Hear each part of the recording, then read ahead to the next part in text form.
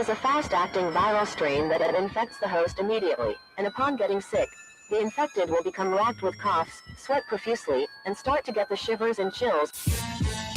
There he is, the legend. The man, the myth, the legend. Yeah. You can't literally run a promotion just for the AEW, what do they call them, sickos? Thank you very much, TikTok and AEW. See you tonight. Tony Khan started telling people there's no such thing as long-term booking anymore. It's week to week. The best guy's Tony Khan. We just secured the bag. It's not like I tried to be a character. It was just sort of happened naturally. But it was never something I intended. It was just something that happened because the wrestlers asked me to do things in matches, and I do them.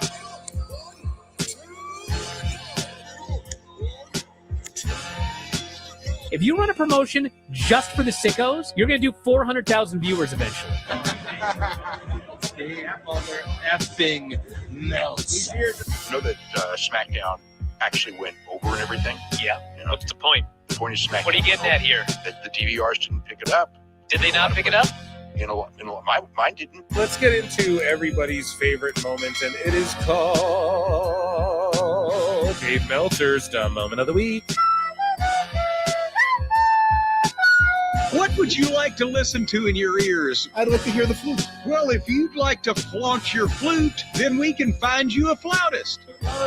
We have just secured the bag. It doesn't help me. Okay, so complain, but I will complain. Let me have my misery. And when I heard that, I was like, what? Thank you, fuck you, bye, boom.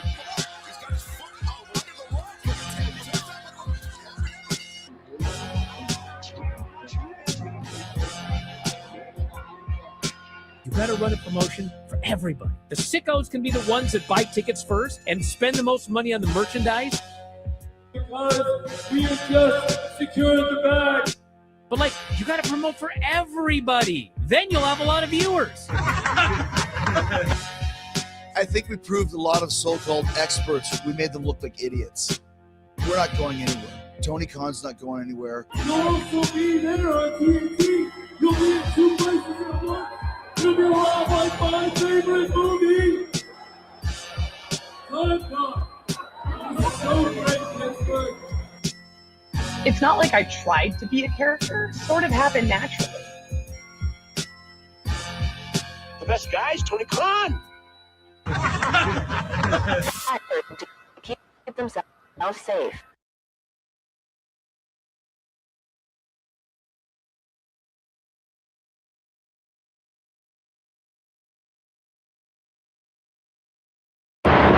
Oh, God.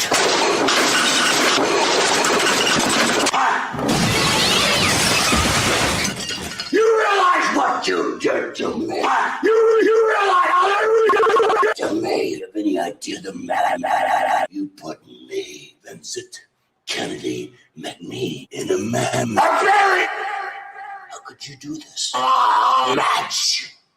Snatch!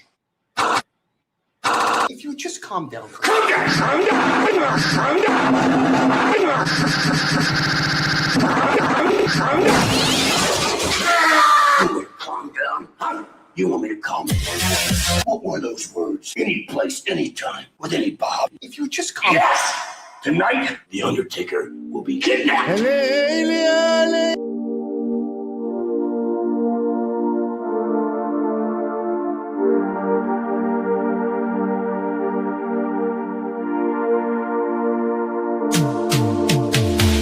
Every booking is golden, you see. Perfect cards crafted for you and me. Yeah, the best guy's Tony Khan, it's true. Triple cup, best damn booker in the land. 3 red cups stacked up, always in command. Triple cup, living legend of the fight. Just a call away from making it right. Never see a back card, no way. Got the whole roster locked in for the day. A Crimson Tower, modern art. Triple cup. Triple cup. Every booking is golden, you see. Perfect cards crafted for you and me. Yeah, the best guy's Tony Khan, it's true. Triple cup. Best damn booker in the land. 3 red cups stacked up, always in command. Triple cup, living legend of the fight, just a call away from making it right. Never see him back hard, no way. Got the whole roster locked in for the day. A Crimson Tower, modern art. Triple cup, triple cup.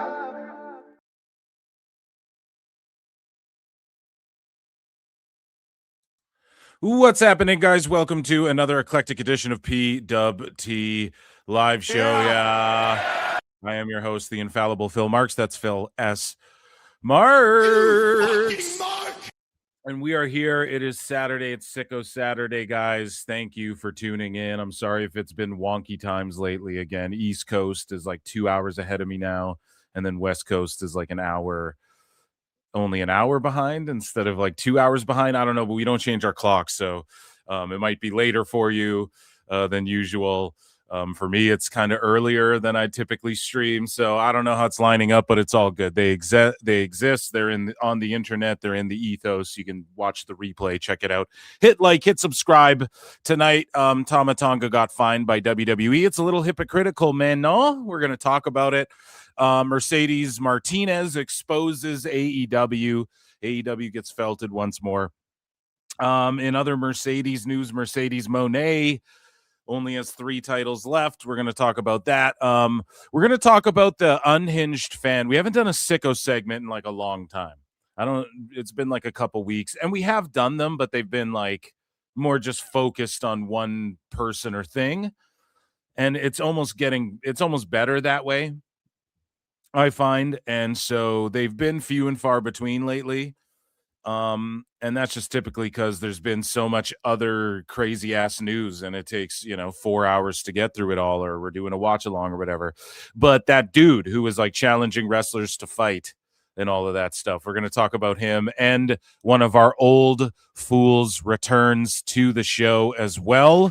So round of applause for that. One of our old fools, one of the original fools that I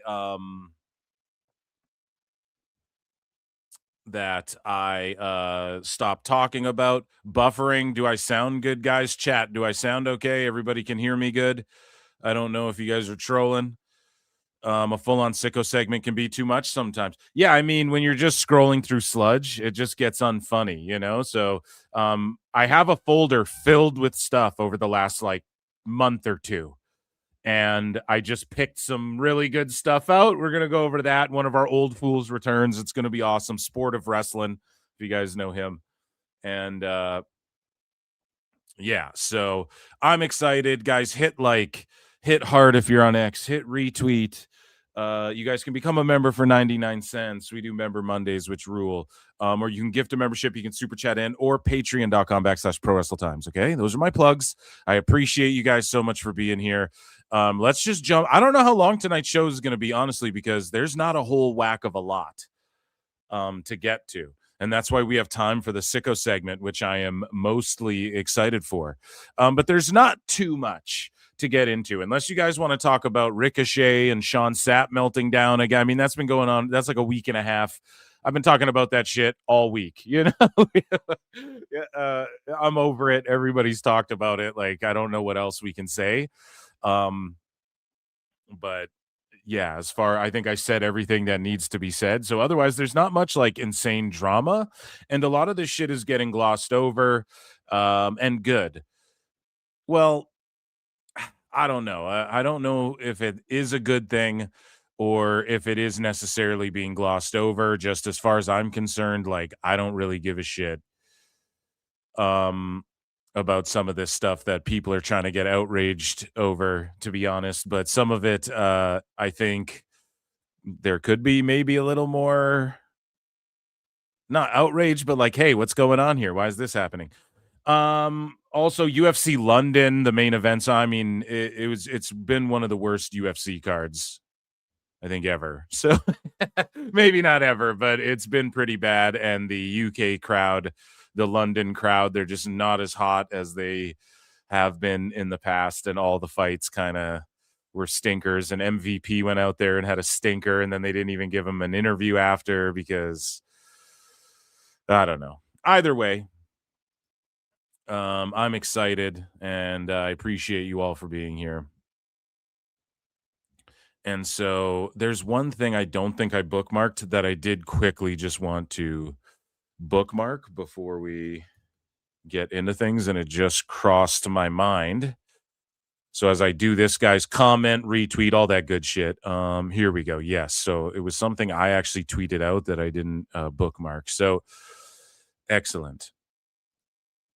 But guys, we're going to start in, speaking of segments that we haven't really done in a little bit. I think the last 2 shows, we skipped over TNA news. So we're going to get into that right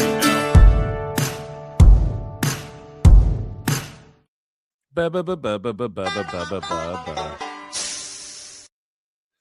To start the show off. So guys, in TNA news, this was a couple weeks ago almost. Here's Blue Thunder Bang. Ricky Sosa wins his debut match against Brad Attitude. As well. Ooh, what an uppercut. Ricky Sosa, he listed the likes of Randy Orton. And he looked really good in his debut. You know, like, look, he can wrestle. The kid can work. He's got the entrance. Look at that shit. Boom, can get to the top rope. You don't even need to be doing that, but he can. He can do that shit. You don't even need to be. There's he's got an element of gracefulness when he flies through the air. To stay alive from the second rope. Hold on. Caught by Sosa. Calls this Blue Thunder Bang. Sosa wins his Impact debut. So he does like the spinning Deep Six Blue Thunder Bomb, right? So as he sizes up as well, he's just going to be hitting that on people. There's an element of power there that I'm not saying he was just tossing that guy around like nothing. You know, it doesn't look like he has that sneaky power like Joe Hendry, but he's got something, right? He uses his size and he can kind of fly around a little bit. You know, it's good shit. He's got a look. He's got the music. He's got the gear. Let's go. Here is your winner, Ricky Sosa. Absolutely. As well. So that is just incredible. I think we might have another appearance of Sosa. No, he just showed up with Monet. I think we covered that in AEW news last show. So in other roster news and updates, Cedric Alexander says he turned down an AEW opportunity because he wanted to do his own thing. He's currently signed with TNA and part of the System faction, so he was offered something confirmed to go and join the Hurt Syndicate. That would have been awesome, but I think Cedric Alexander, it's smarter to just do his own thing. Like, it's the easy route. So he still sees something bigger in his future, clearly, because the easy route would be, okay, just go take the bag and hang out with Tone and fucking, and Lashley and Shelton. And then he would just be benched right now because, like, Lashley and Shelton, I think, are banged up. And so MVP is gone, right? Like, they're all going to be gone at the same time. They're all going to be used at the same time. It would have been cool to see him as a trios champ and have the whole Hurt business / Hurt Syndicate teamed up again. But and it goes to show you, like, for him to say no, but he's going to be in the group, the System.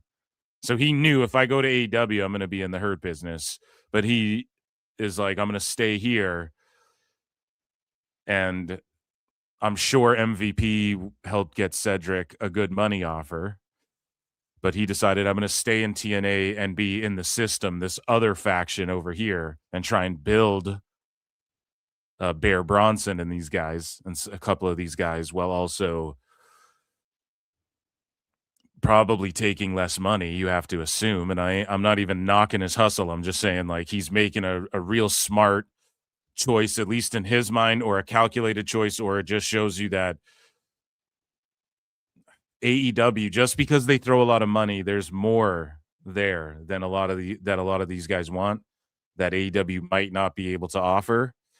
And I just think he wants to wrestle a bunch, and Lashley and Shelton, I mean, when they're in matches in AEW they put on. They're great. They look great. They always show up in shape. They can go.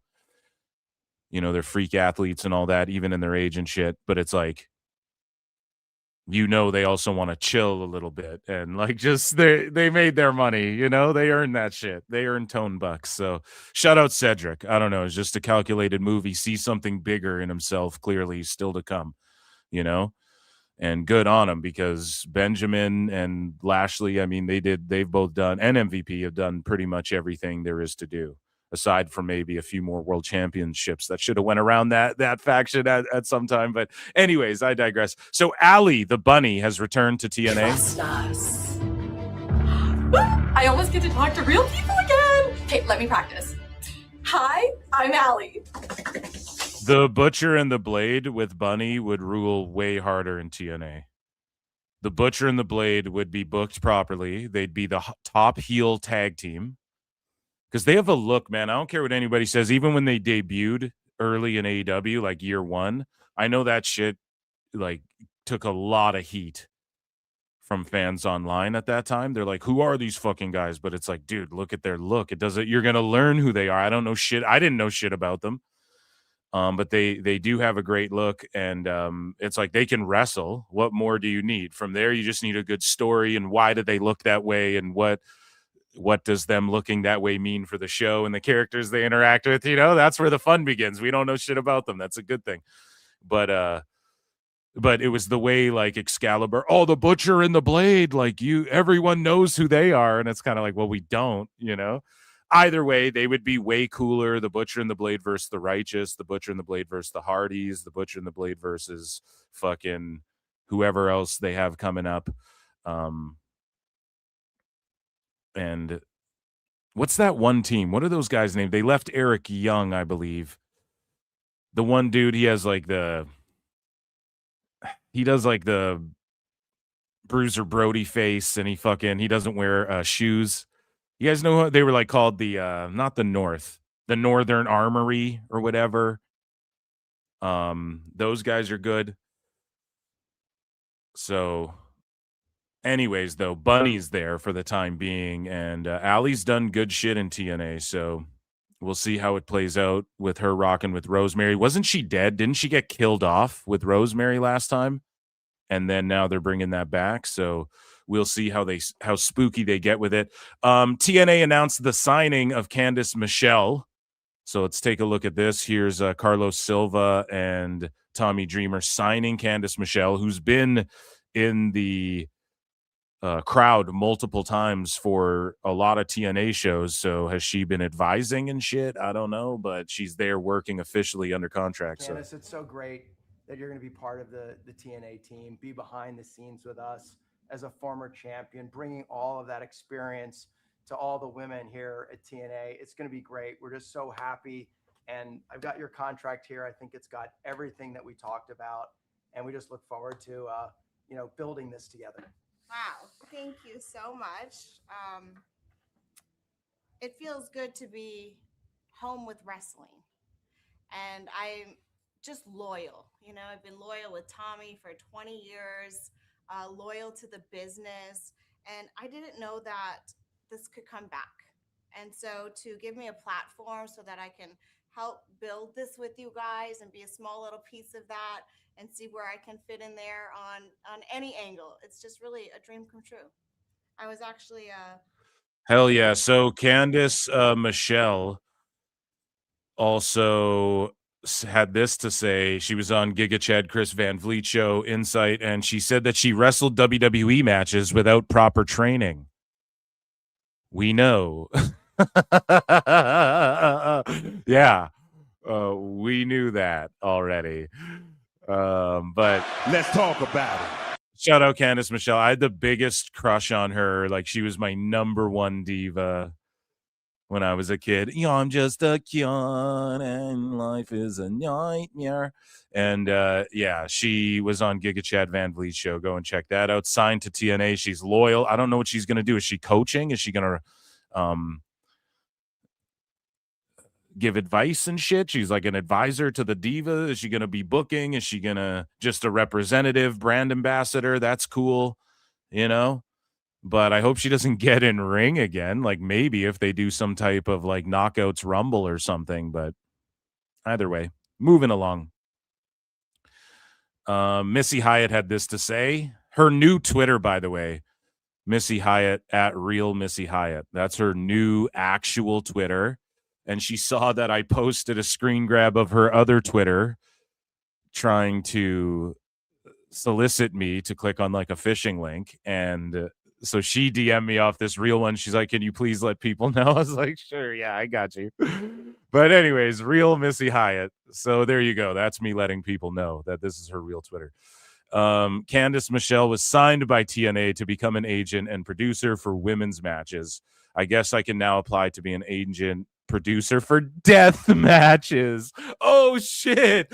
So she just fucking laid the smackdown on Candice Michelle's. Did I say Lorraine by accident? Pardon me. Smackdown's in my brain. I'm all fed Smackdown brained out, guys.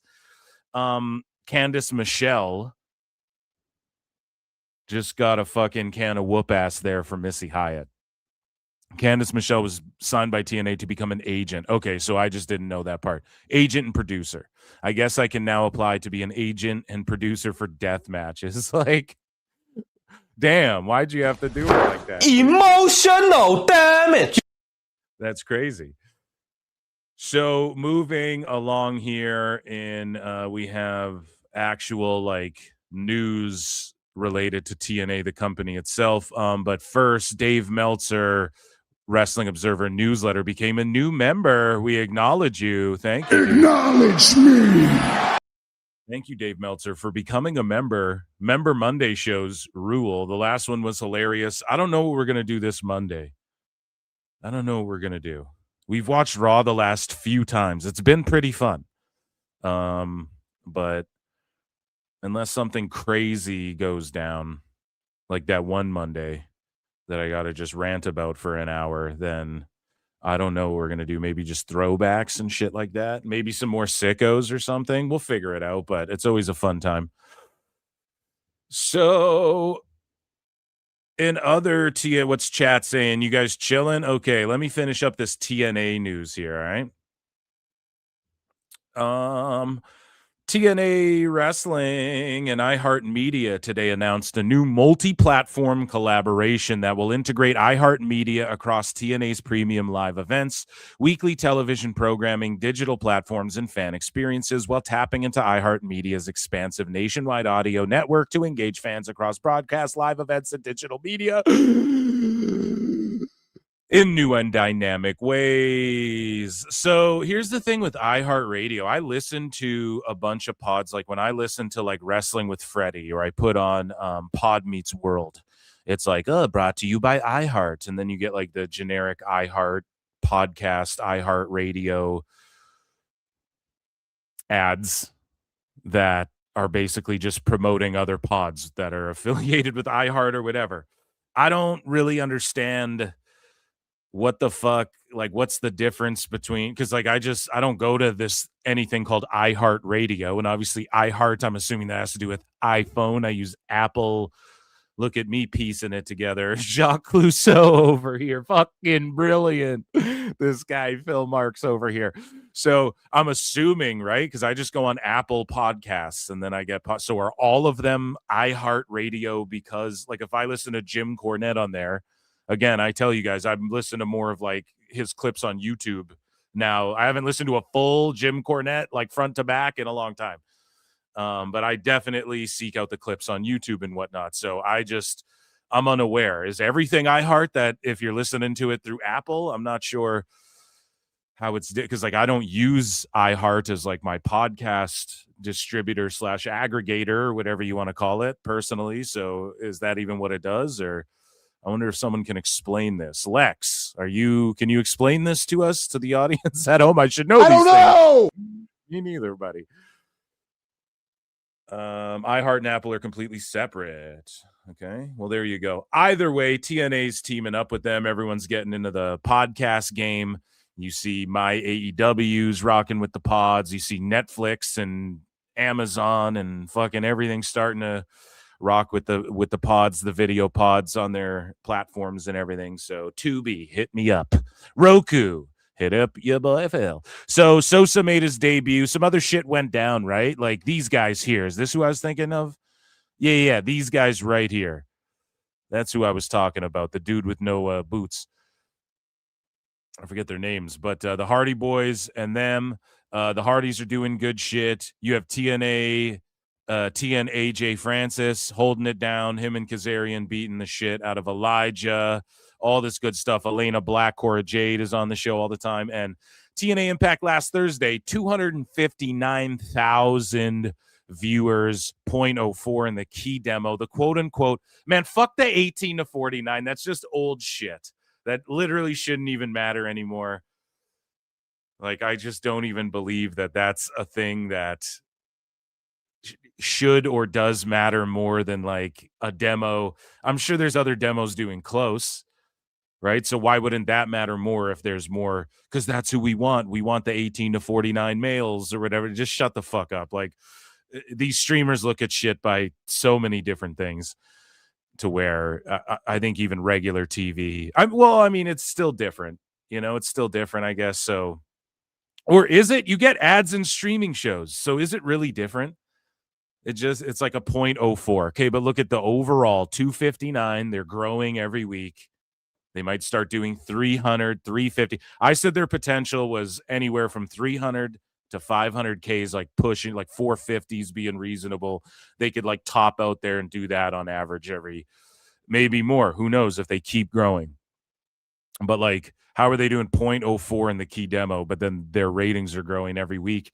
And I'm not shitting on the 0.04. Like, I'm sure Collisions get 0.04, for instance, but it's like, is that the key demo then? There's not a demo higher than 0.04, and why aren't you selling more to them if we're talking key demo, right?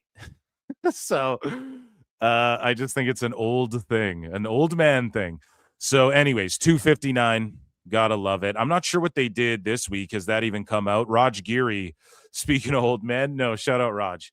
I love his breakdown. So he breaks it down here. Down. Impact averaged 259K viewers, up 4% from the prior week with a 0.04, 18 to 49 rating, unchanged per Programming Insider. The audience was the best yet for the show, while the 18 to 49 rating is what the show has been averaging. So they averaged the same 18 to 49, and then they're up 4%. And the reason why that up 4% matters, and when NXT or AEW goes up or down 4%, I'm like, whatever. So like the same, the reason why that actually matters for TNA is because they keep going up 4%, 10%, whatever the fuck. So good to see them doing that. And of course it'll level out. There will be a week where it goes down a little bit. There will be ebbs and flows eventually, but so far I thought they'd already start happening. But so far it's like what you could have wanted to happen happened. The debut show goes down, like AJ's on it and shit. It does a number and people were like, oh, it's actually pretty good. It's not like holy shit, but it's like, okay. Some people were underwhelmed, I guess, but you just, the hype was too high for it, right? Like, but ever since it's been, and what I mean by the hype was too high, I mean, like, some people were, oh, it's going to do 500,000, 400. That's like, whoa, pump your brain. Don't start. You got to be real modest with this shit. Unlike what Dave does with AEW and shit. That's why they can never get ahead. You got to be modest with it. Otherwise, it's going to, the expectations won't be met. So they're just slowly climbing up and up and up, though. So that's where it's a W. And until that stops, like, I thought the first step was going to do really good, and then like the second one, it was going to drop off, and then people were going to clown it really hard, and then you might see it kind of go up and up, but it's just kind of been on a steady climb. So shout out TNA. They've done it without having to be like, we signed fucking Pete Dunne, or like, who's one of these guys, Andrade. We got just name one of we fucking stole 3 guys from the Callis family to be, TNA signs Hitchacero and name 2 guys in the Callis family. Like, they didn't have to do anything like that. Like AEW pulled on them, like AEW does to get pops, Tone recently admitted that he fucking signed more people this last year than any other year or whatever. And it doesn't seem like they have the TV time or the space for all these people. And there's like a bunch of people missing who are like begging to get on TV. There's none of that really in TNA. The only controversy was medical clearance. And the TNA's like, we're not going to clear Steph DeLander. And if Steph DeLander got cleared by WWE doctors, good for her. And I'm glad that she got released or asked for her release and was granted it. And I'm glad that she can go make money elsewhere on the indies and hopefully everything's good. And I hope it doesn't cause her too much trouble and everything like that. But I'm all for companies like protecting these athletes. Like, look at Ospreay, like rushed his return. They don't even need him until All In Wembley. It's not like it's going to matter. They just rushed his return. And we know it's not going to matter because All In apparently distributed like almost 20,000 tickets right off rip. So they didn't need Ospreay to do that. And they didn't need him to come back to do that. They could have just waited, gave him his time. So when TNA is like, look, we're not going to wrestle you again. Like, we're not going to use you again.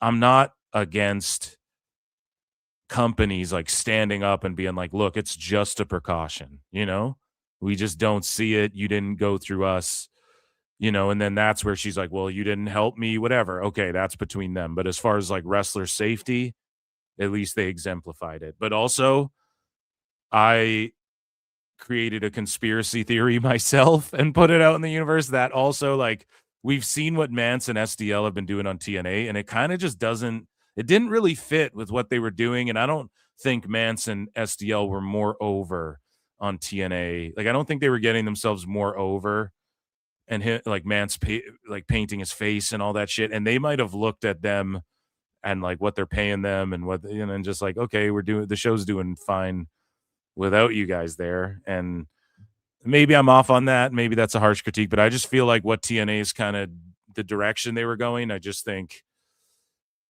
they kind of fit better in GCW and GCW and HOG and shit are hot right now. ACW and everything's hot right now. So fucking go get it done over there. Anyways, TNA breaking. Anthem Sports and Entertainment Inc. announced today that TNA Wrestling and Warner Bros. Discovery premium sports channel Eurosport India have entered into a new multi-year exclusive programming agreement.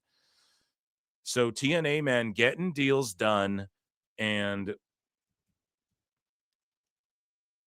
they're getting deals done here, and Warner Bros. WBD Eurosport India. So that doesn't affect America or anything like that. The Americas at whole. And also, or the UK, or maybe, I don't know, Eurosport India. It seems like it's obviously focused on India. And it's just like how TNT or TBS, what was it? TNT Sports, I think, worked with WWE in the UK for a while. Or maybe they still do. So when it's international like that, this isn't a huge like, oh my God, this is proof that, the Fed is going to take over and get AEW kicked off of TBS or TNT and all of this shit, blah, blah, blah. I don't think it's an indicator of that, but good for TNA. Like, they're just expanding and they're hopefully being viewed by more people internationally. And the AMC deal has clearly helped them. And they're clearly helping AMC out with these ratings growing each week. I mean, that's a huge positive for them. What more can we say? There's not much else to say about TNA right now other than good job. Good job. And that, ladies and gentlemen, was TNA. Woo woo. So guys, if you were watching UFC London, by the way, which it just wasn't a good card overall. And I'm not one of these guys that's like, oh, I need to see KOs every single fucking fight. I'm not one of these guys. I can appreciate a good scrap, but I don't know. Movsar Evloev beat Lerone Murphy by decision. They were combined. It was like 19-0 versus 17-0. Right. And then someone's O has to go. Evloev, he was the number 1 ranked featherweight, and he got it done via decision. and he's 20-0. He improved to 20-0 at UFC London. And I don't know, the vibe wasn't that good. The card just wasn't that great overall. But I'm glad there were fights on. I'm never going to hate on fights being on. You know what I'm saying? Just in general. But it was boring as fuck, as Chad is pointing out as well. Ray J's World 6852 for 5 says, I get the feeling. I got a feeling. That TNA is going to be the one to be in 2028. Damn, so that's a while. Tony better make better shows. Yeah, I mean, listen, if they continue down this path and then let's say Tone ends up where on Amazon, like let's say he ends up on Prime, it's just not a fucking good look at all. And it'll just be Dave lying about pay-per-view numbers, lying about streaming numbers. A bunch of people are going to stop watching it, period. Like, I didn't catch every fucking TNA. I was down with TNA the whole time, like even in their worst eras and like the pop impact on pop with Josh Matthews doing the commentary and Destination America. Like I followed it all when they became Global Force Wrestling. I kept my finger on the pulse as a fan, but I didn't tune in every fucking week. Like you don't go out of your way, but you keep up with it. Like I kept up with it. But you don't go out of your way to follow that shit every single week. It's tough. When EC3 was cooking, sure. When the Broken Universe was a thing, sure, I was tuning in more frequently. I remember Rhodes came in. He took on Mike Bennett. Like, that fucking ruled. Moose was doing some good shit for a while. I know a lot of people hate on him. The point I'm getting at is them going to Prime or ending up on, like, just my AEW or Destination America, whatever. They just become an indie fed. I'm sorry. Like, it is not going to bode well for them. And the attendances already reflect what the pay-per-view buys would be like if Dave had any sense and what why the ratings are the way they are. AEW, we're going to talk about it. They popped a good rating again recently this last Wednesday, and good for them. And the shows have been formatted. Like, we've been pointing out the positives that hopefully this is the reason why. And hopefully AEW is going to start turning things around and whatnot. But in 2028, it's going to be way closer. If by some Hail Mary, like imagine some fucking Hail Mary miracle for Tone, where it stays on TNT, TBS, and Paramount's like, yeah, we'll work with AEW and we'll renew them and the best guys, Tony Khan. Tony Khan. I mean, if that happens, Tone should be counting his fucking blessings, you know? And, good, then everybody's wrong. Everybody's fucking wrong. But if he ends up on like Amazon, I mean, that's where it kind of goes into an era of, okay, now you're really rebuilding, like Dave was saying, and you're TNA now, and no one really cares. And then the attendances will reflect that, and more than they have been. Because again, even with All In, we're going to talk about it, even though they distributed like 19,000 tickets off rip, like first day, okay, Tone's a billionaire. Like we see this all the time. They're going to fluff this house big time again. And if you compare it to the last 2 times they've been to Wembley, the numbers are still not going to match up. I already know. And it's going to be a travesty when Thurston comes out months later with the numbers. I'm already sensing it, but that's fine. Like, I'm not hating on it. It'll do better, I think, naturally than All in Texas, because I just think them taking a break from London was like the right move. And then if it's a cheaper show, London, because they want a fucking WrestleMania in the UK. Like, if they do WrestleMania in the UK, that shit will break records. That shit will go fucking crazy. Like that, you know, you might get like a lot of I don't know if you could do it 2 nights. Would you get a lot of repeat buyers? You might do that and be like, could you imagine an event that does 80,000 2 nights in a row? I'm not saying like maybe, but could you imagine? I bet if they did a WrestleMania 1 night only in the UK, they would easily break the All In record or whatever. But if they spread it out across 2 nights, they might not break any single night record, but just overall attendance. Like, you get a lot of people there 2 nights in a row, just because they're hungry for it. So, and we'll talk about this more in AEW news, but just to touch on it now, like, even with those tickets being distributed, it's like, all right, that's good for them. But where's like these insane fucking queues you see for WWE shows where everybody wants to doom and gloom mania, but the queue was still, you couldn't get in, and the blackouts aren't happening. The tickets balance out. It's the same song and dance.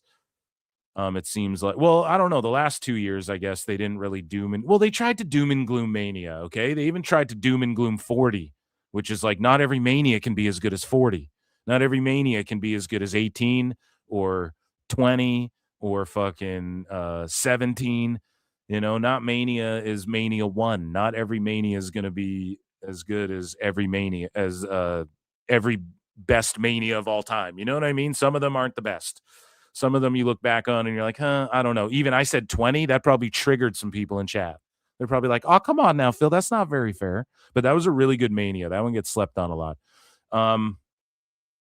Other than like the Eddie Benoit moment, but that's why it gets slept on. It gets buried a bit because Benoit, right? That's probably what it is.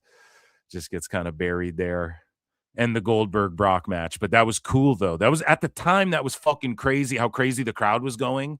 Because that was one of the first times where internet fans really were like, we're hijacking a match because fuck these guys. You know, they're both leaving type shit. Because the internet found out they were both leaving. So they were like, boo. And then Brock and Goldberg were like, all right, we're not doing shit. We're not doing shit. So that was a good mania, though. Undertaker was the dead man again. He was haunting Kane. So, yeah, let's get into some more news. We got some more news to get into. But thank you for the super chat. I forget who super chat. It was Ray J's World or whatever. And yeah, shout out chat for hanging out and bringing up good shit to talk about. So, okay, so here's a breaking news, a developing WWE news we just got right here.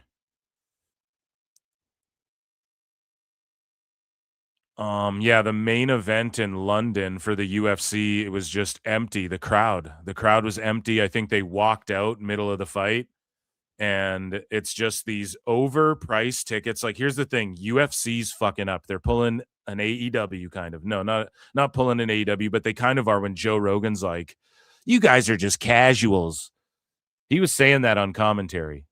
Not tonight, but like on the last card when people were booing like the BMF title match, because it was basically just Oliveira putting on a fucking jiu-jitsu clinic on Max Holloway, and then Max Holloway being so resilient, like you couldn't tap him out. Joe Rogan was like, oh, you guys are just casuals and shit. And it's like, well, okay. The BMF title, the whole point of it, like, that's like for the casuals belt. Right? It's two guys. The BMF is like, if you don't watch UFC because you don't care about the bantamweight champion or whatever, you're going to tune in for the BMF because The Rock might put the belt on someone, and it's going to be two guys who throw bones, essentially. So I'm all for it. I like Oliveira putting on a fucking jiu-jitsu clinic. I enjoy grappling as much as the next guy and everything. But it's like, Joe, why are you calling people casuals, man? You know, like you're fucking up. And then the crowd, like, here, I'll just show you guys quickly. This is a crowd like in London, some of the most rabid fucking fans, typically, and it was empty during the main event because Evloev just fucking just paced Murphy, and it's just boring. The whole card was boring, and the prices the tickets cost so much to go to these shows, and they're just TKOing, pardon me, the fuck out of UFC. And Ronda Rousey's been calling it out. You know, now I agree with Ronda Rousey's assessment. Some of it, you know, UFC's still like the elite of the elite. It's not like Evloev doesn't beat all the featherweights everywhere in the world. You know, like if he wasn't in UFC, he's the champ of every fed he's in. So fuck you if you think he's boring. He'll beat your ass for 5 rounds. So I'm not like shitting on the skill level in UFC, but it's just crazy. Like WNBA players starting next year get paid more than your average UFC fighter. And it's all subsidized by the NBA, but like UFC brought in almost $2 billion last year, or whatever, 1.7 billion. WNBA brought in zero. It brought in negative money, right? So we got to fix this. Like they're just TKOing the shit out of UFC, and it's not so good. And luckily in WWE, I mean, yes, could the stages and shit be nicer? Absolutely. Like they could go, we harp about the aesthetic and the pay-per-view stages we used to get back in the Attitude Era. But again, like people got to understand when the building is not full, then it paid off to have those bigger sets and whatnot, right? But when the building's full, you got to have these smaller like tunnels and shit. That being said, though, at least in WWE, we have Brock Lesnar there. We get to see Roman versus Punk. We get to see Orton versus fucking Rhodes. We get to see like the biggest names. Like really think about AEW. Who's anyone there where you're like, oh, we'd love to see him in a Mania match. To me, like I think Kenny could get over. I still maintain that with the WWE audience in this day and age. I think just as a mark, like Okada would be cool to see at WrestleMania come out with his fucking, that'd be cool. Otherwise, like, I don't know. Either they've wrestled at WrestleMania or there's no one like, oh, it would be like maybe Jericho versus Dom. That's a match I want to see for sure. But Dana White even left his cage side seat during MVP versus Sam Patterson, and he did not return. He didn't even return for the main event. Dana White got up and left. That's how shite UFC's been, guys. So we have to, I know that we love WWE, and I know that I'm fence sitting Phil, and I try to, I bury some shit in WWE, and people fucking are like, what are you talking about? You're wrong. But we have to hold their feet to the fire when they fuck up in WWE, or else it's going to turn into this. Okay. It's going to turn into this shit if we aren't careful. All right. And we got to be honest about things like, yeah, this WrestleMania build hasn't been the greatest. It hasn't been WrestleMania 40. Creatively has this year 26 even been hitting as hard as 25 was with Cena, and then like even the year before that you had the Bloodline and all that shit. Fuck no. Am I pumped for Mania? I fucking am, dude. I really am. It's shaping up. I want to see Ober Brock real bad because it's either going to be like a quick squasher or like Brock's going to go through tables and he's going to let Oba just devastate him. I'm curious to see. I'm not really pumped for whatever Jelly Roll's doing, although him and Wilson had a good little segment. I don't know, man. We'll get into WWE and WrestleMania news, but I am pumped for Mania. I want to see Rhodes versus Orton. I want to see Punk versus Roman. I want to find out who Orton's been on the phone with, and WWE.com wrote something like, who do you think he's on the phone with? Is it Ric Flair, Batista, The Rock? So I think we're going to get a reveal of who he's talking about, possibly at Mania, and that could be awesome. I am pumped for all those things. Drew and Fatu, they're just going to have a Haas match. That's going to be good. What else is going down at Mania? I'm sure the 3-way for the women's tag, I'm pretty sure is going to be a thing if it hasn't been made official already. And that'll be okay. I don't know. The Bellas were, they're kind of And the Bliss Charlotte stuff is kind of I like the Irresistible Forces. They're really good. I like them as a pairing. I wasn't totally into it. Oh, dude, I got it. Ray J's World for 20. Man, huge support. Holy shit. Let's play this guy some fucking music, shall we? Thank you so much. Ray J's World, you are the man.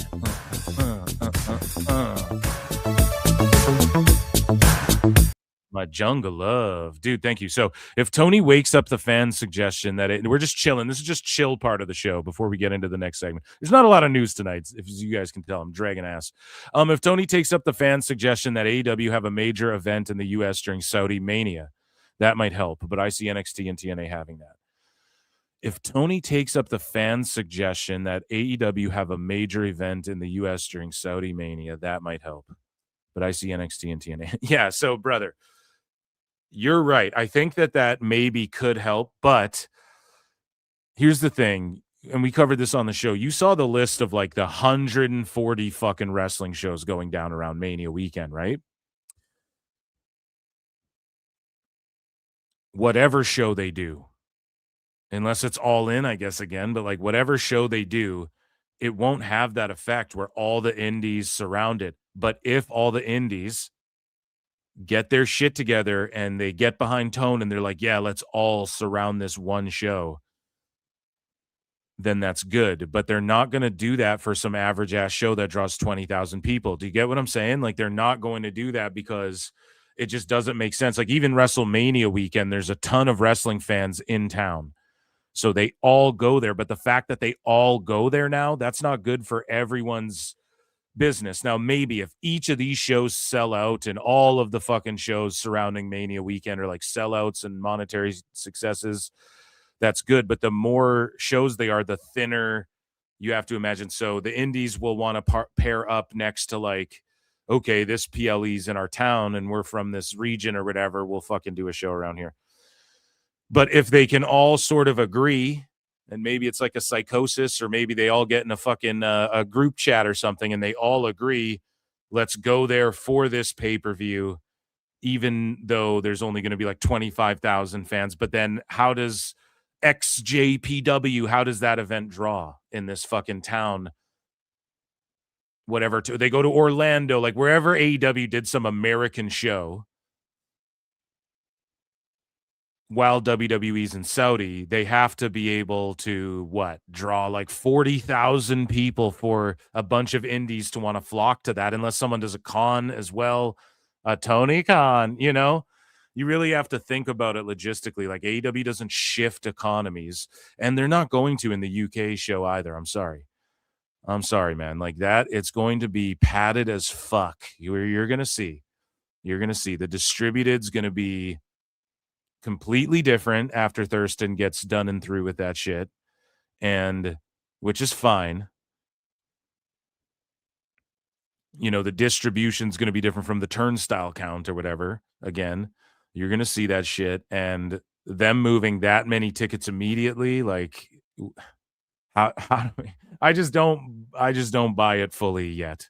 Maybe because they're hungry in the UK, but yeah, I don't know. We've been harping on this for a long time. Oh yeah, but the other point that I was going to make is that NXT, Evolve, TNA, AAA, even they could just do a Worlds Collide show in some town and generate as much buzz and get a building with 20,000 people in it for the AAA show if it's in the right city and it's at the same time that WWE's in Saudi. And they do some fucking show that goes on YouTube and all of that. And you're right. Like, they could all team up and just do something that sort of takes away from whatever AEW and the indies were going to do if they wanted to. I just don't think that WWE going to another country, because here's the thing. Nobody says this when they're like, oh, do WrestleMania in London.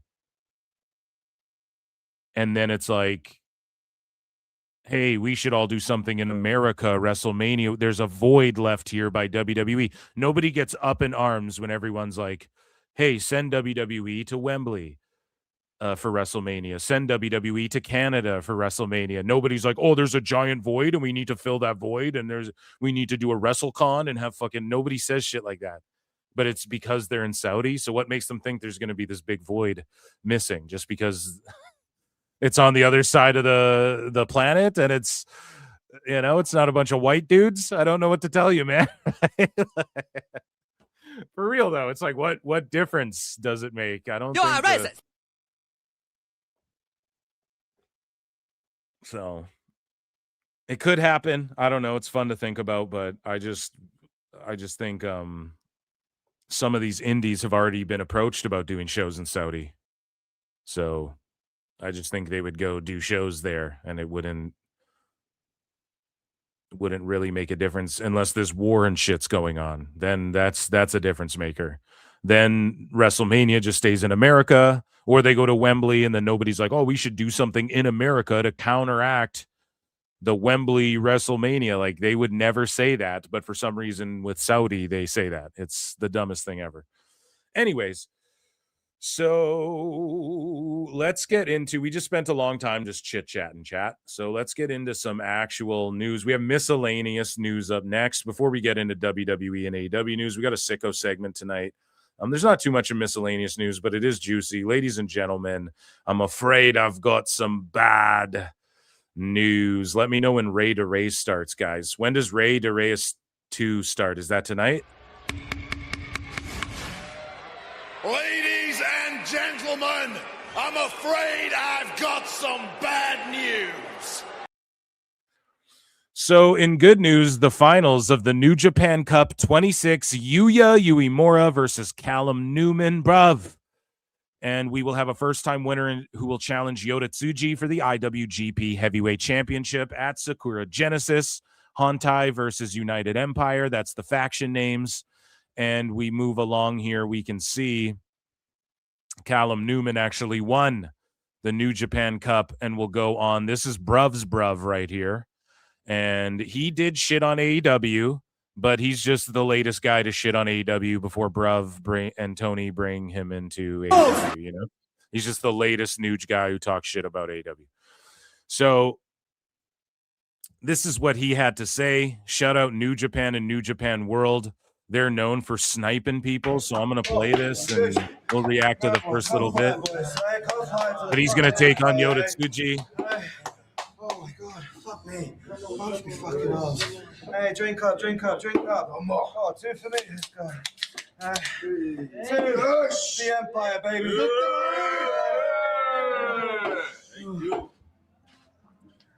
Chugging back some Sapporos. You know that's got to feel good. Tsuji, I'll be seeing you at Ryogoku. Huh? And it's not going to be long until everyone in this group has got gold on their waist. And they take hits. This is a new empire. It's a new Japan. And guess what? We're taking over fucking everything. You know what, boys? So he's the latest guy to be like, I drink beer and smoke cigarettes, bruv, and fuck you and fuck AEW, bruv.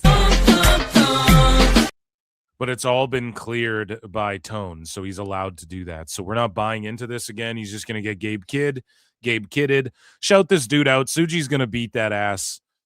And they really need it, dude. New Japan really needs a kick in their ass, a fire lit under their ass, a spark on their bum. And they need to start doing shit with WWE. They really need to. They just need to start trying to get fucking top WWE guys out there for Wrestle Kingdom or like a crossover show or however they partner up. Now, WWE 100% would be like, you can't work with AEW people if you work with us on the same show. And I don't know if Nuge will do that because Tanahashi-san loves Tone McCon, but we will see. Shout out Callum Newman, I guess. In indie wrestling news, just a couple quick updates. Masha Slamovich will be making her first indie match return. I think this is her first match, and she's taking on Rio. Not Rio like Rhea Ripley and Io Sky, not Riho like Riho in AEW, but Riho, R-H-I-O, who's another wrestler, and she is the Fourth Rope. West Side Gun presents Heels Have Eyes 11, and Masha Slamovich will be there in a championship match. I expect to put over Rio. Good for them for booking her. Like, I get it. Some people don't like her, I guess, and there's personal issues. You know, some people accuse her of being like an abusive piece of shit and all of these sorts of things. I'm not in these people's bedrooms and lives. If she was in a relationship where people got physical with each other, that's fucked up. And apparently that's what the situation was. And so that's fucked if she's not like throwing puppies in rivers or fucking with children or something or murdered somebody. I mean, what? It's not like, again, that's between them. And I hope they figured it out and people can change. And perhaps that was a toxic situation mutually both ways. And hopefully she's a better person and has grown from that situation. Her spot was blown up in NXT and all of that. I am a fan of her. She's making her first, I believe this is her first appearance. On Fourth Rope, Heels Have Eyes. Shout out West Side Gun, setting up a good match for Rio. I imagine she's going to put Rio over. And so he's just putting her over, though. She's one of my favorite wrestlers. I love her too, man. She reminded me so much of the same style, just straight fucking raw. And there you go. In other news, in OVW news, so post a referee having a seizure, and Dallas Edwards is his name, and he's doing all good, and he's like, hey, I live a comfy life, so I'm going to donate everything that was donated to me. I'm going to send it forward or whatever. After that, okay, on OVW Rise, or maybe this wasn't Rise, but this was OVW Fan Appreciation Night, and TW3 is frustrated for being stuck in a turkey suit, and he takes it out on the Road Dog. Oh, you didn't know? Yo ass better call Al Snow. And so Road Dog's making the rounds. He's in OVW right now, doing a segment, and possibly, who knows, maybe he picks up some work behind the scenes there. I'm not sure, but he's hitting cons and all of these things. And maybe he'll try and work Tony Khan into giving him a big bag. Billy Gunn's over there. The Gun Club's over there. So who knows? But yeah, let's take a look at this, and OVW bouncing back with Fan Appreciation Night. Cut the music now! Enough is enough. You know, I come out here week after week, 121 days of this crap. Enough is enough. I'm a man of my word, though. I said I'm going to get out of this turkey suit tonight. And you know what? Since you're in the ring right now, you're going to fight me. I am? You're going to fight me. I'm going to fight the guy in the turkey suit? You're going to fight me right now. Help me out, turkey suit. No. What you're going to hear is the same thing he heard. I got 2 words. Oh, TW3 tried to cheap shot Road Dog. Look out here. Road Dog, little shake, rattle, and roll. Shake, rattle, and roll. That's the other show is like, what do you call that? Juke and jive? What does he call that move again? Oh, my God. I'll take it. Road Dog just... T-Dub just got hit by Road Dog. He is having a rough night at the office. I didn't think I had it in me.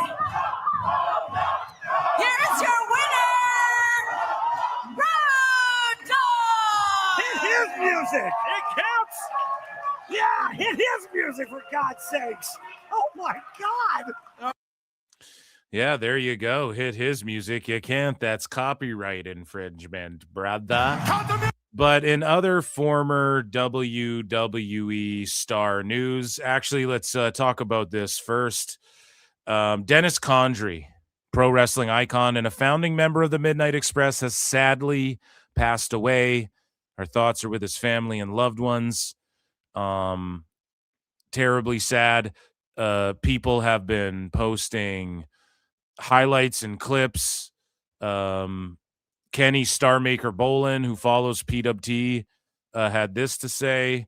Dennis was a long time. I don't have a Kenny Bolin impression, guys.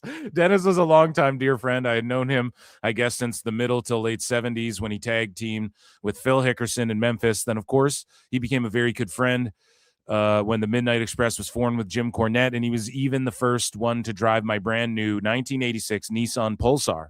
But what I did not know, there's 0 punctuation in this, guys, by the way. What I did not know is that Dennis was a race car driver. He scared the shit out of me, Bobby, and Jimmy driving back from Cincinnati to Louisville at some NWA show we did, the Cincinnati Gardens. We always got along very well. He nicknamed me Ball Hog because when Bobby Dennis and myself would play 3-on-3 basketball before wrestling shows, he said that I would never let him and Bobby shoot. And I said, well, that's because I like to win. There you go. Lex Luger giving it up. Just tons of wrestlers. The wrestling community shook by this. And I'm sure, Jim Cornette will have a beautiful and long, I hope it's long. I hope it's an hour or 2 long recounting of history, stories, and just his accomplishments in wrestling, what he meant to him. Jim Cornette's going to lay it all out. And I guess that is yeah, I guess that's something to look forward to in that regard. But otherwise, I mean, this is just tragic. And I know a lot of the old timers out there are like, God damn, this one hits home. This one hits hard. And yeah, a lot of people are sharing clips and whatnot. I mean, goddamn, man, just the way these motherfuckers would hit the ropes and stuff back then, it was just so different. Like, even though, because here's the thing, right? Nowadays, you think people would tighten it up and like really give it their all, knowing like shit goes on the internet. So even like, oh, this SmackDown was low rated. Yeah, but once the clips and you add up YouTube and the people who see it in passing on Twitter, we're talking like millions of people are seeing this shit globally because of the internet, and like they're seeing you in places you wouldn't even know, you wouldn't even think before. But back in the day, like let's say you do a show and yeah, there might be some cameras, but you're like, okay, this is going on regional television. Like you don't believe that it'll have this tape library, this extra life or two in like the purchase of all the tape libraries like everybody did. And then they started networks like ESPN Classic and shit where you could watch old stuff. And then all of a sudden streaming becomes a thing. And then there's the internet where everything's archived. Like they never thought that would be a thing back then. So they would wrestle so hard for, and not hard as in like drop me on my neck and fucking, sometimes, but that's like an angle. Then someone would be in a fucking neck brace and it would be a storyline that you'd make a bunch of money off of. Whereas now you would think people would be safer and more conservative, just knowing how accessible it all is, so that the payoffs would mean even more. But back then they were like hitting the ropes hard. Those canvases were fucking rock hard.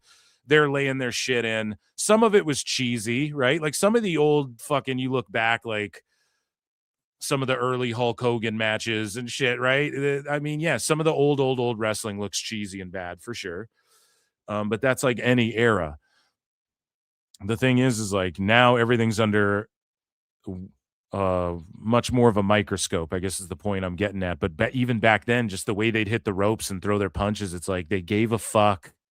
They gave a fuck about like, here's when you do this. You have the crowd fucking 1, 2, 3, like just those little things. And like, maybe it's because I'm getting older. I don't know. Times they are a changing, but like you think about the things Jim Cornette, the people like Jim Cornette have said, maybe Dutch Mantel, some of these guys, what they talk about, and you're like, God, it makes so much more sense when you just look back.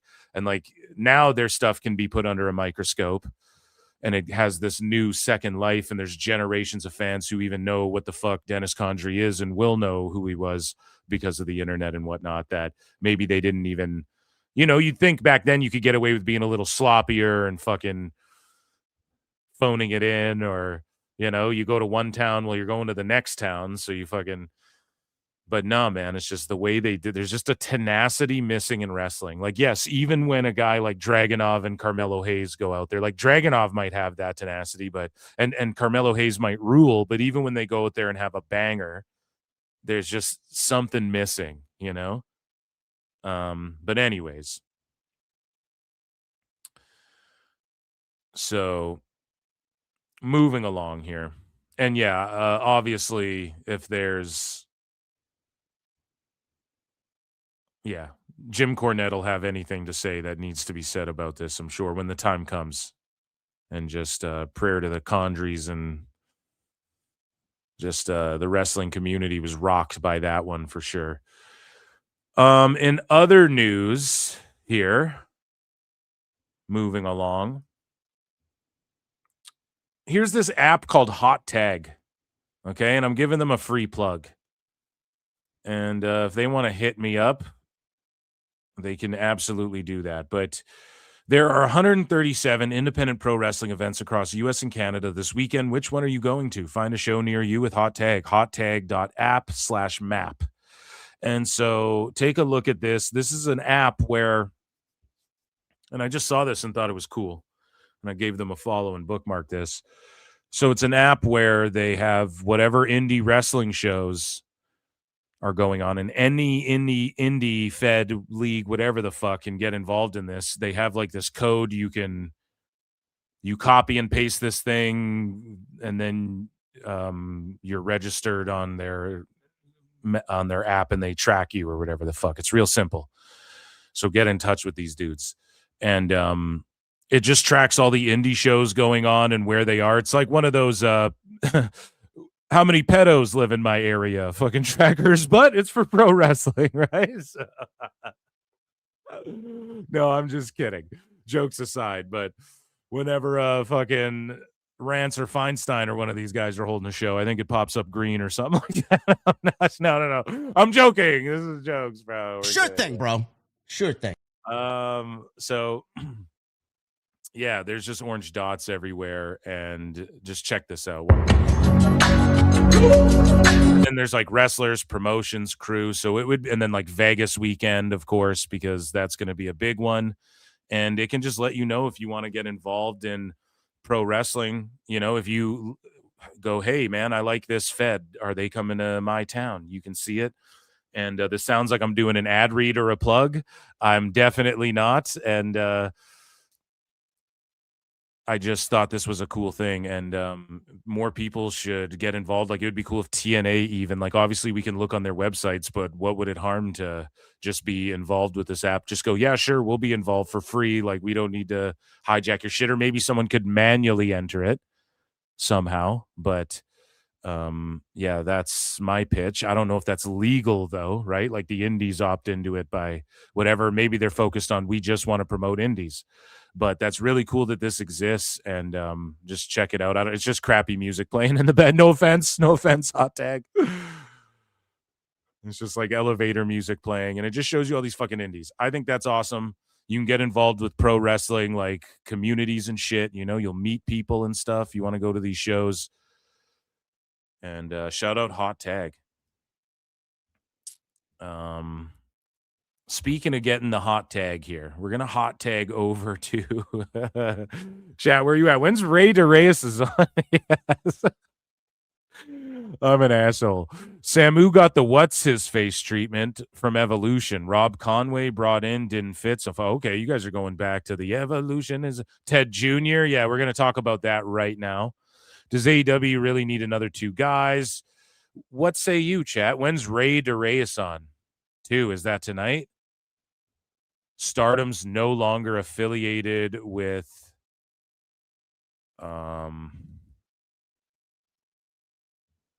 AEW. That fucking rules if that's the case. I didn't think they were, because anybody who came over from Stardom, it became like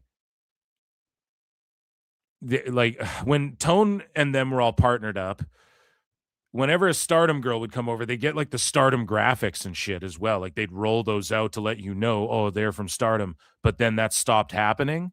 But they were still putting over like, oh, Suri and all this shit. But that stopped happening. And then it just became like Tony signing people from Stardom. You know what I'm saying? Like flat out, they had to make the jump. Like Mina Shirakawa had to make the jump. She wasn't working in both. 2 hours. Okay. Oh, geez. All right, guys. So in the last bit of news here, Ted DiBiase Jr., ex-WWE star Ted DiBiase Jr. purchased a $1 million home, a boat, with stolen welfare funds in Mississippi's largest fraud case ever, according to prosecutors. Jesus Christ. I mean, that's crazy. How do you just steal other people's welfare? Or was he on like welfare, but $1 million of welfare? I don't know. His father is the $1 million man. If anybody knows a fucking tax scheme, it would be the $1 million man in IRS. And of course, the son of the $1 million man. Like, you couldn't write this. This is like South Park. This is what I mean. You couldn't even make this up. That the $1 million man's son, who used to team up with IRS, the $1 million man's son, is stealing welfare. Oh my God. Over here is Ted DiBiase Jr. His father's the $1 million man. He says everybody's got a price. Right? And so he was accused of this, but he was found not guilty on all counts in Mississippi's welfare fraud scandal. Look at this motherfucker right here. Okay? And so he posted a video. But before we get to that, could you guys imagine a world where he shows up at WrestleMania? Does the crowd pop for that, or are they like, what the fuck? Do we boo welfare scam? Alleged, not guilty of welfare scam, but like, how the fuck do you even get? How do you get caught? Like, I don't understand. So he did buy a house and a boat and everything, and he was accused of stealing welfare, but it wasn't the welfare. I don't know how this shit works. Right. And I mean, hey, if he's not guilty, he's not guilty. But either way, his hands are clean. Could he show up? Is this the royal family that Orton's talking about and Ted DiBiase Jr. shows up at Mania? And is that something people are even interested in? It would make sense. I mean, that's legacy, right? So wasn't there another guy in Legacy and then he got cut? Yeah, the Samoan. Who is that? I forget. But yeah, it is Legacy. It would make sense. I just don't know if he's interested in it or if WWE's interested in it. And then if they do it, the IWC is just going to melt down about like, oh, he's a tax fraud and all this shit, even though he's found not guilty. Master, need to obliterate. I don't know. It's an unfortunate situation, but like I would kind of pop for it. I wouldn't care that much. Like I don't sit here and reminisce about the old legacy days. You know what I'm saying? Like they're okay. I would say that era is a bit of a low point for WWE. No? But either way, here's a video that Ted DiBiase Jr. dropped himself here, and it's just 25 seconds long. And he talks about how good God is as he mows his lawn and drinks a fucking beer, I'm assuming. I don't. He's got a red cup, 2-cup toning over there.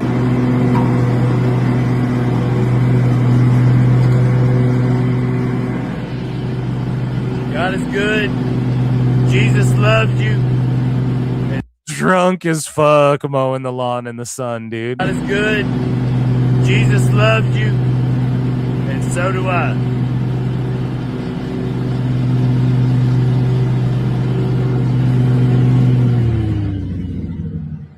Let freedom ring.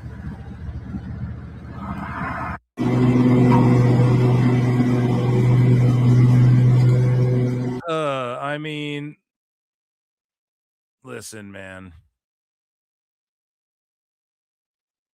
All I can say is this. Everybody's got a price. So does Ted DiBiase and his fucking lawyers. And I'm sure if he's not guilty, you want to tell his story, legacy was a thing, I'm sure he'll take a check. You know what I mean? I'm sure he could use a check right now, WWE. That's all I'm saying. He's got a nice mower here. So shout out Ted DiBiase Jr. And that, ladies and germs, was miscellaneous news. And it's not really bad news. He avoided getting locked up, but it was some good news. I'm afraid I've got good news for Ted DiBiase Jr. Cole. Ladies and gentlemen, I'm afraid I've got some bad news. My, oh my.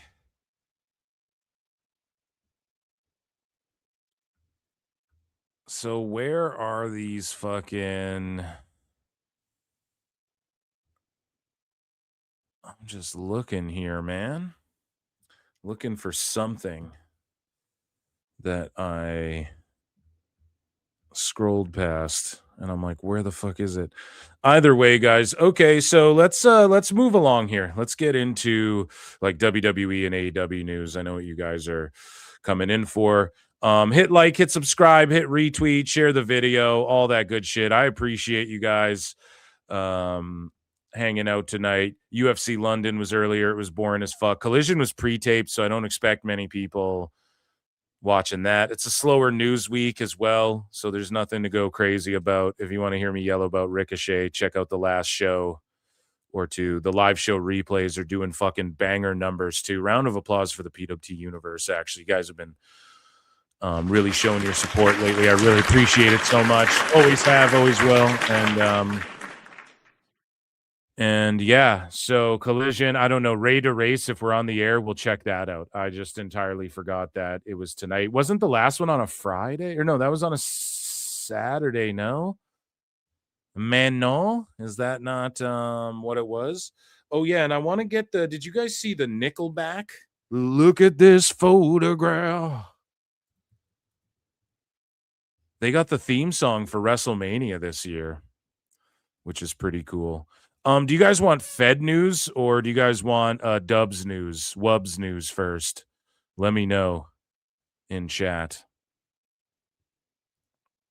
Let me know before we jump around and fill marks, book my arcs.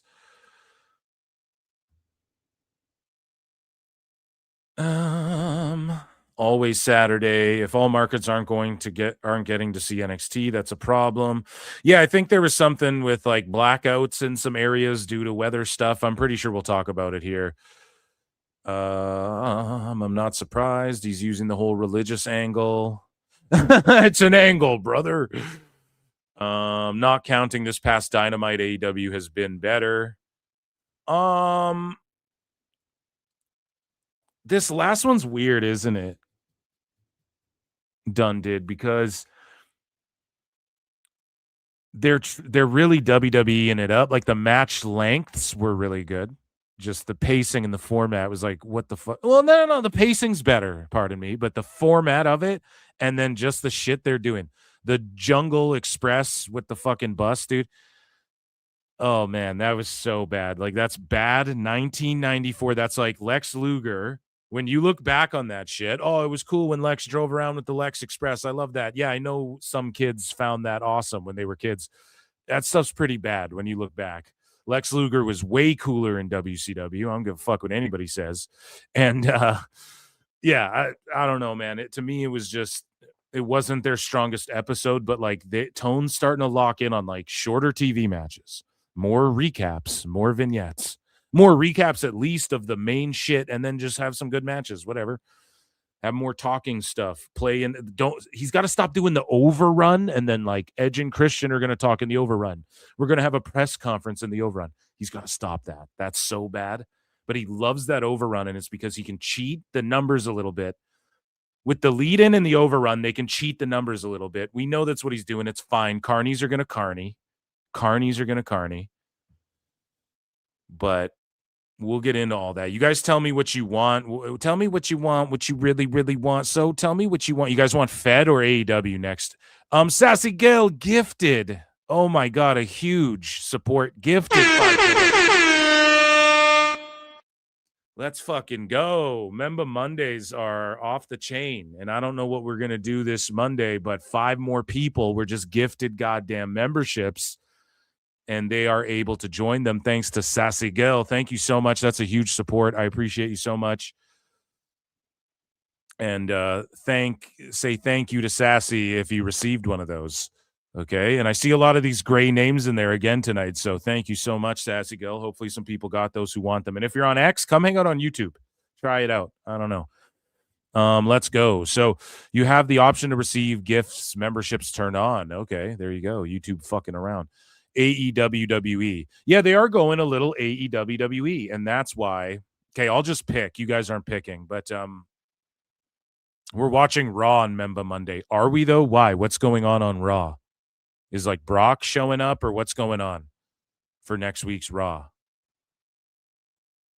Because if that's what you guys want to do, we can do that. I feel like we did that the last couple weeks, but I'm down. If that's what we got to do, I'm down with the sickness. Just like some Fed news and then Raw. We could do that. Anyways, guys, we're talking about the Fed. We're talking about Fed news. Let's get into WWF news. And we will get into it here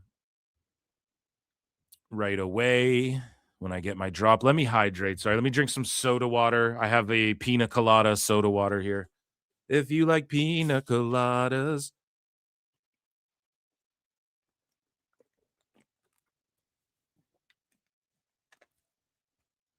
If you like staying out on late nights. So we're trolling Fingershay on Monday. I doubt he'll be on that stream. He's doing indies again. I doubt he'll be on that game stream next week, guys. I think he got in shit.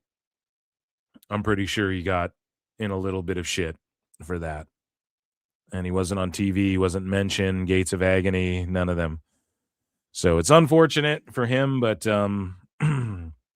yeah, it's what happens when you're a stupid idiot and people go, dude, you're not like a funny troll. You're just a dumbass. That's what happens. I'm so tired of talking about that Ricochet shit. Oh my God.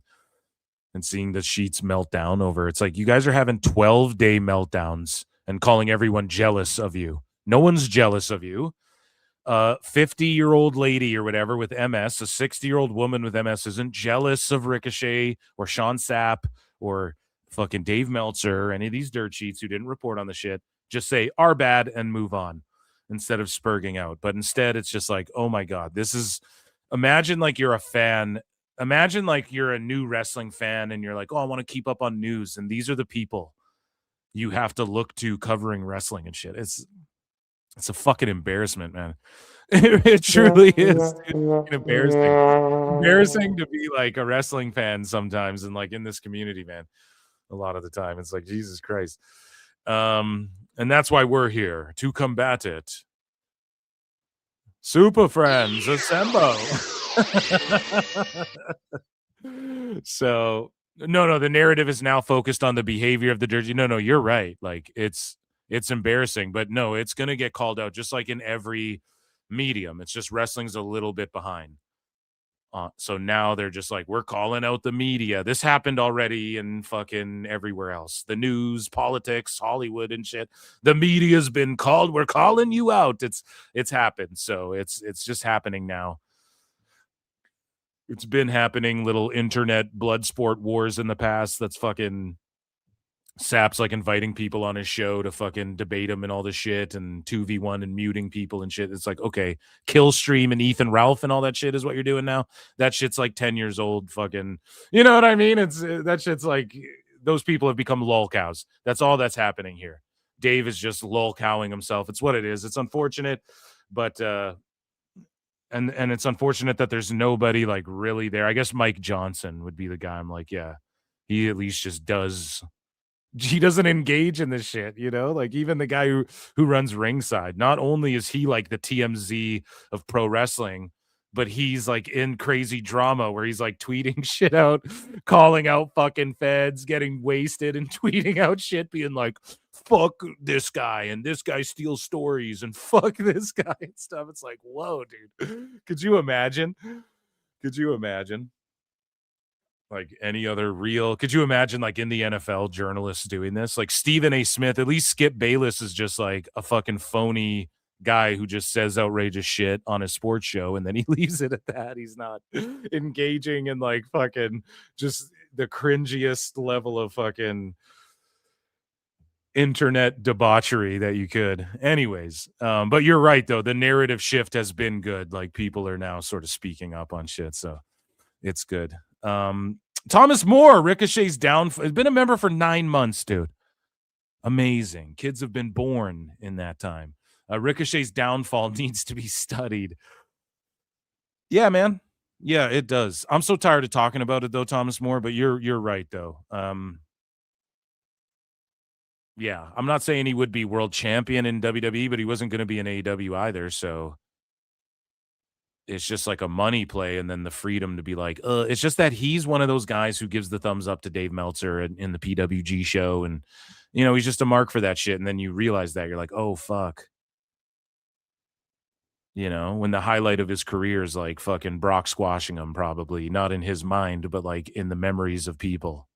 They'll probably mostly remember him for that. And then like how he was written off WWE. Here's the thing too, man. Look how WWE wrote that guy off of TV. What an amazing write-off to just get super destroyed and like left with an inkling in people's minds that well, he might come back for vengeance. They left the door open kind of, and they had him get murked by like the future of the company. Like, I don't know, man. That's a comeback story if I ever heard one, if he was ever to come back. But then he just burnt the bridge, and then now he's like in trouble in AEW, and it's like, what the fuck is going on here, Speaking of trouble, ladies and germs, Chris Jericho's joining us on the show, and then WWE news. I look and see it's not just me. So many others have stood where I stand. We are the young, so raise your hand. They call us problem child. We spent our lives on trial. We walk an endless mile. We are the youth gone wild. We stand and we won't fall. We're one and one for all. The writing's on the wall. We are the youth gone wild. Let me get wild. Yay!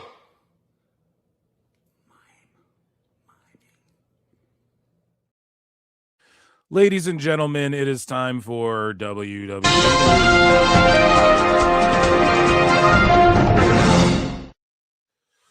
So, ladies and gentlemen, we are going to start with NXT / Evolve, whatever type of news I have that surrounds WWE ID and all of that. And then we'll get into more of the main roster stuff. WWE has filed to trademark the following names: Max Abrams, Anya Rune, Veronica Haven, Jakari Ball, and Gianna Capri. Sounds like names from a bad comic book or something. But yeah, so some of these names have been actually attributed to some talent here, which we're going to take a look at. One of which I just bookmarked here, is Anya Rune will be Erica Demia. So Demia took part in recent WWE tryouts in February in Orlando, and she has a great look. Her gimmick on the indies, I think she's like what's her name? She's like a waifu or whatever. I'm probably getting that wrong. She's like a VTuber. Remember when you guys were trolling me about VTubers? I'm like, what the fuck's a VTuber? So that's like her gimmick. She's like an anime character, essentially. And I don't know if she's going to do that in WWE. I think I got that right. I forget her fucking... Let me look it up. Let me look up her Twitter. I know I've seen it, right? Because she's got presence on the indies. But yeah, I guess that's going to be her name. I don't know how someone figured that out unless she went and told Body Slam, right? Which isn't outside the realm of possibilities. But what is it? How do you spell her name? Erica Demia. Yeah, right here. So the main character, notice me, anime girl, Uwu. That's what's at the Uwu, that thing, like the waifu thing. I don't know. Maybe am I the only one? No. Either way, that's her gimmick. So moving along here in other like recent signee news, young signee news, and all of that. Marie Malenko, who we've been tracking here at PWT, the daughter of Dean Malenko, she is officially signed with WWE, according to Body Slam. So they have the scoop, and she's pretty good. We've watched a couple of her clips, like a finish to a couple of her matches.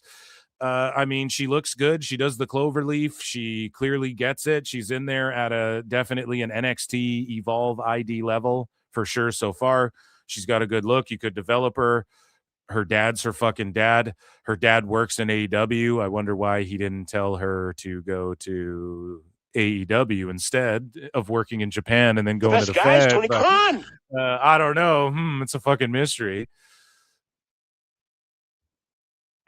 And so, yeah, moving along here. I think we have more of those signees here. NXT ratings, the viewership was up from last week. However, the 18 to 49 was the lowest of the year so far.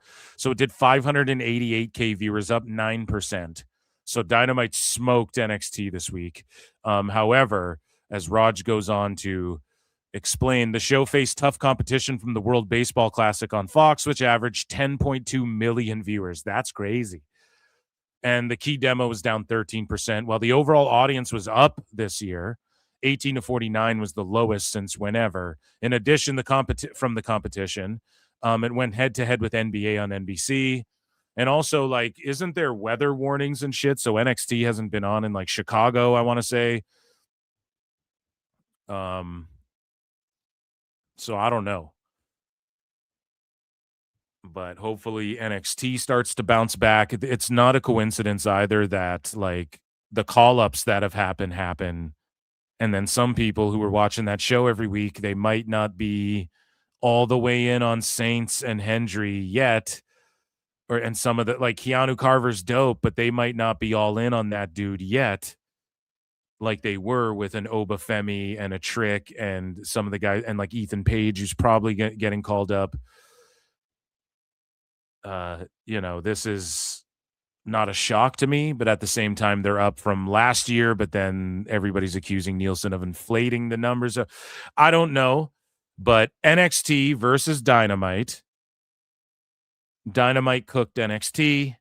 TNA's working its way up versus Collision. It's working its way up to where Collision might pop a bit of a number. AEW has been putting on better shows. Has that resulted in higher ratings and shit? I think you can safely say, yeah, like after that pay-per-view, that pay-per-view wasn't the worst pay-per-view ever. I know a lot of people are shitting on the main event. The main event was ass cheeks, and the last like hour or two was, how long did that shit go for? 5 hours? The first 2 hours were like hitting. They could have went 3, and then okay, yeah. I mean, it was a B plus, like it was an A- show, a B plus. If they had to save some of those returns and shit for Dynamite, I think it would have been a little bit better. This last Dynamite wasn't so good, just being honest. But they've had better shows, but they're hit or miss. So is that why they're starting to get better ratings? And has NXT had worse shows, and that's why they're starting? I don't know. NXT hasn't been as good. I'll admit, since like Javon and Trick and Oba and some of these guys left, it hasn't been as good. Ethan Page isn't hitting as hot as he was like 6 months ago, a few months ago, even.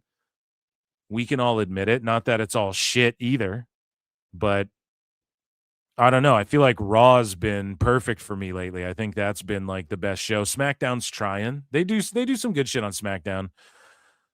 It's just not as exciting of a show as Raw, I feel like, for whatever reason. Maybe because they have to fill that 3-hour chunk.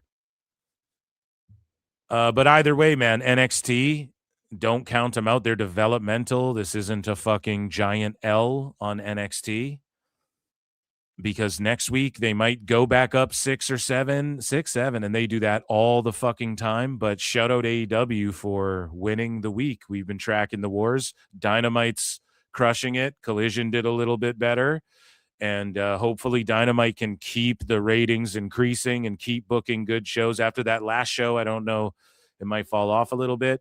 But Tone is benefiting from doing the recaps and doing the packages and having matches people want to see, not having them drag out too long either. He's got to quit overbooking the pay-per-views now. Just refine those a little bit. Some of those matches, Tone can build up to Bandito versus Andrade on a Dynamite. That doesn't need to go on the pay-per-view. It was good on the pay-per-view. Okay, then have Mystico's moment with Jet Speed on Dynamite then. Have that moment on Dynamite. Don't have it on, you got to just pick and choose. Some of those returns, Edge and Christian were at Dynamite, were they not? Fucking have them return at Dynamite maybe. But they're trying to set up the 3-way, so that one actually was good for the pay-per-view. But I'm just throwing it out there, like you didn't need each. Kenny Omega missed Revolution. He could do a run out. Well, why, man? Just have him miss Revolution. He didn't wrestle. Just have him show up on Dynamite and be like, Swerve, you beat what's his face? Now you're fighting me in a fucking rematch. I want my win. I had to miss this match. You cheated. I was out. I'm back now, and we're gonna fucking rematch this shit, and winner gets the title shot. Like they could have saved all of that for the Dynamite show. Anyways, though, that's nitpicking, I guess. The rating popped a big one for AEW, and we're talking about NXT right now. What could NXT do better? You might be asking, Phil. Well, let me tell you, Phil, in my mind, NXT could just stay the course and give it time, because Javon and Trick and Oba and Ethan Page weren't doing good numbers right off rip the whole fucking time either. You got to build them up. So Carver, Joe Hendry, some of these folks, they'll start drawing fucking numbers. As much as I love Hendry, you know, main roster him, dude, too. Like, just have him and Ethan go and just sort of do the quote-unquote rebuilding phase of NXT. And it's not like a rebuild like shits and shambles. It's a rebuild of we need to establish guys who can get us numbers. Now, will Joe Hendry get numbers? I don't know. Like, here's the thing with Joe Hendry. He fucking rules and he goes viral and shit. And obviously TNA's ratings went up a bit while he was there, enough to get them a fucking $30 million TV deal. That clearly helped them. But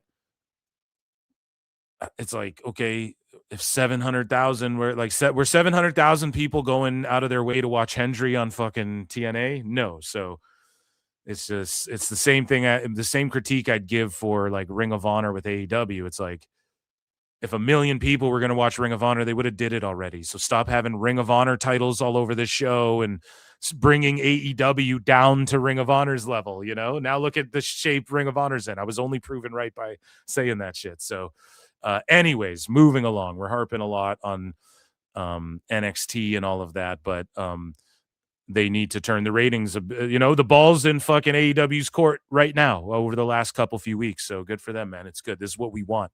This is good in the wrestling war. Moving along here. So now let's talk about more main roster stuff. We're going to talk about SmackDown a little bit. And so in random thises and that's, I guess let's just talk about the roster and all that shit. Should we review SmackDown and do SmackDown stuff right now? Let's fucking do it. So the main takeaways from SmackDown essentially were what I have here is I doom scroll. Pardon the doom scrolling. So Truth and Priest won the men's tag team titles. The match was whatever. I popped at Truth, like getting the finish on JC Mateo, like hitting him with an attitude adjustment, pinning him. Mateo is in his, I'm signed to WWE and I'm 40 and I don't really give a fuck. Like, I can still go and I'm naturally a freak athlete, but I'm just here in WWE and making money. And you know what I mean? Like, Mateo don't really give a fuck. And I don't know if he's past his prime, to say the least. He's not bad by any means, but he's just like, all right, I'm making the bag and I'm here and I'll eat the pin and everything's all good.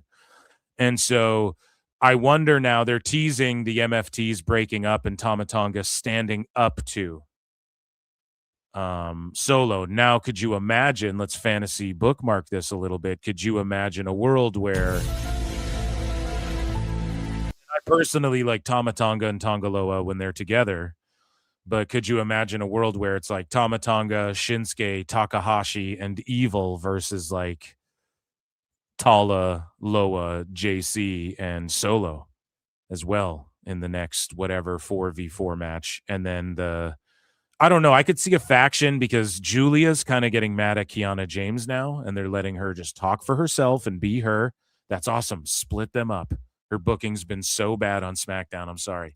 And so Julia, Shinsuke, Evil, and Takahashi in like a I don't know, Japanese style, and then they can fucking do run-ins at Noah and shit like that and really get that. I want to see WWE start Nuge Maxing.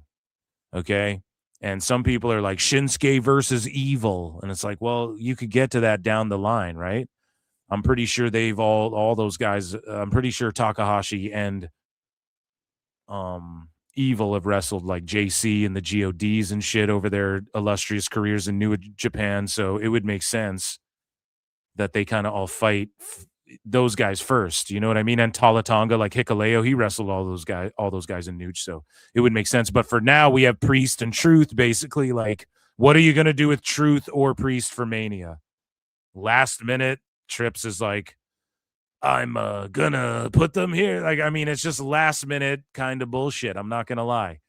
I don't like how these titles have been hot potatoed. Now the MFTs are fighting with the Wyatts more over this fucking lantern.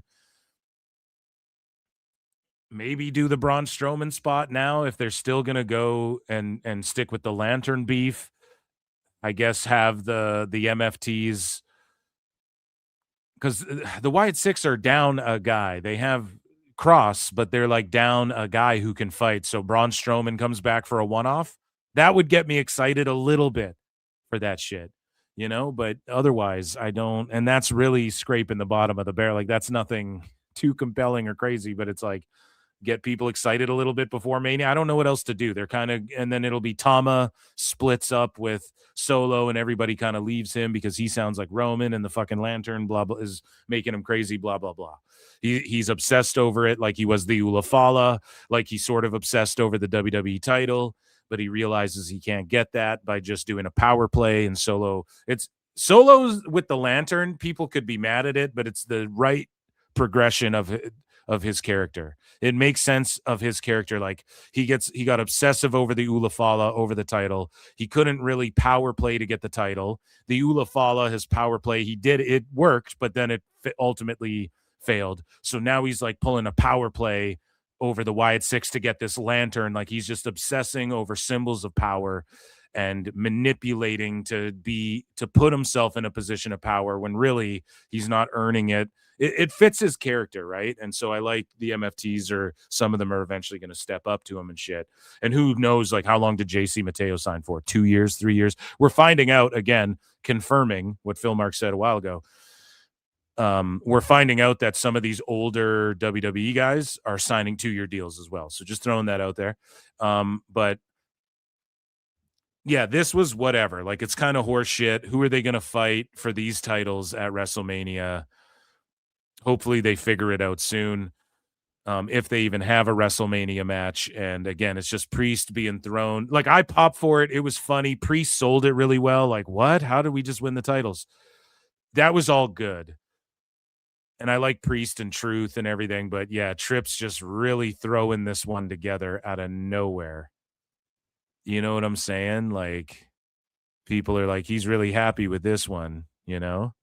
Like, he's stoked that he pulled this one off. And I had a feeling for some reason, I was like, are the women's tag titles going to switch tonight too to the Bellas? And then at Mania, they drop them to someone.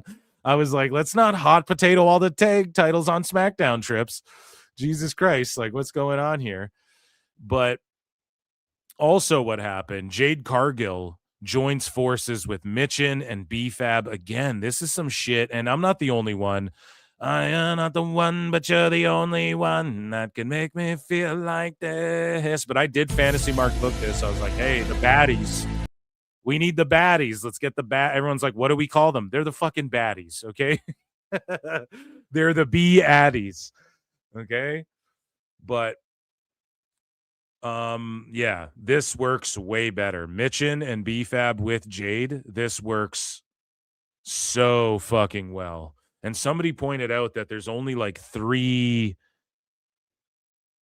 baby faces in the women's division on SmackDown right now. So you have to think that Bianca Belair will be back sooner or later again. You have to imagine, like, she's going to get monster pops. And I could actually see Jade beating Rhea Ripley at Mania. And we're all like, what the fuck? And then Bianca comes back. Boom, boom, dun, dun, dun, dun, dun, dun. I'm on my own against the wild, right? I think that's what's going to go down at Mania. Big return of Bianca, because, again, who needs this win, Jade or Rhea? Rhea's super over. Does she need like I'm overcoming the 2 fucking bad guys, the new heel faction and Jade to win the title? I don't know if Rhea needs that. Jade, it will help propel her, and then Bianca comes back, and then Bianca eventually beats Jade, and then you have that. That's been long in the making. That's why they were paired together in the beginning. We knew that inevitably it'd come down to that. And then you get a situation where it's like Bianca, Rhea, and Io fight these 3, or whatever the fuck happens after Mania, shit like that. And then it'll elevate B-Fab and Mitchin, hopefully, too. So I'm for it. I like the new baddies group. And it makes sense, too, that B-Fab and Mitchin were like, okay, we can't beat her. She's been beating us, injuring us. It's time to join her. And now it makes me wonder, were the injuries on the house shows where Jade injured B-Fab and Mitchin, were those works or shoots? Were they just working again the whole time? Oh, well, she injured them on the house shows and just like a beat to the story.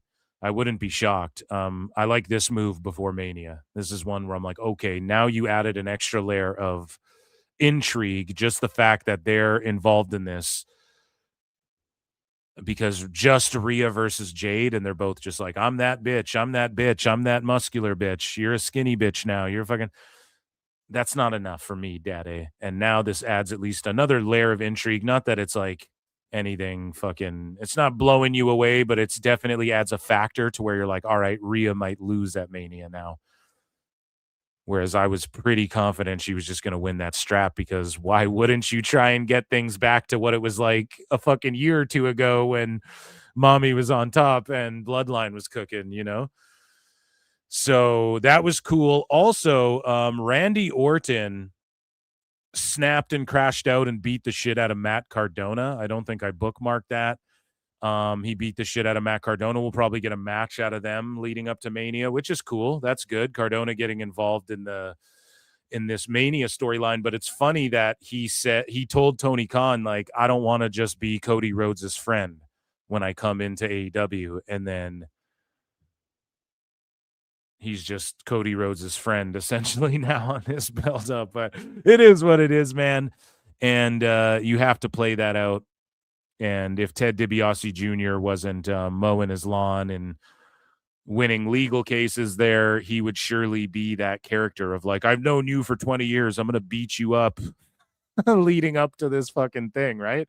Because Matt Cardona, like, yeah, they're all buds, but I don't know. The whole Matt Cardona, like, I have history with you, that works better if like Edge is involved and stuff like that, I would say. But anyways, I'm nitpicking here.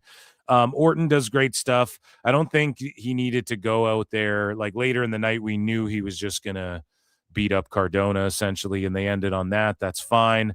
And then like all the goons fucking surround, all the security surround Orton's, and then he just fucking like breaks free, or he's like, no, I'm calm. And then he just kills him. And it's like, dude, we know that this is what he's going to do.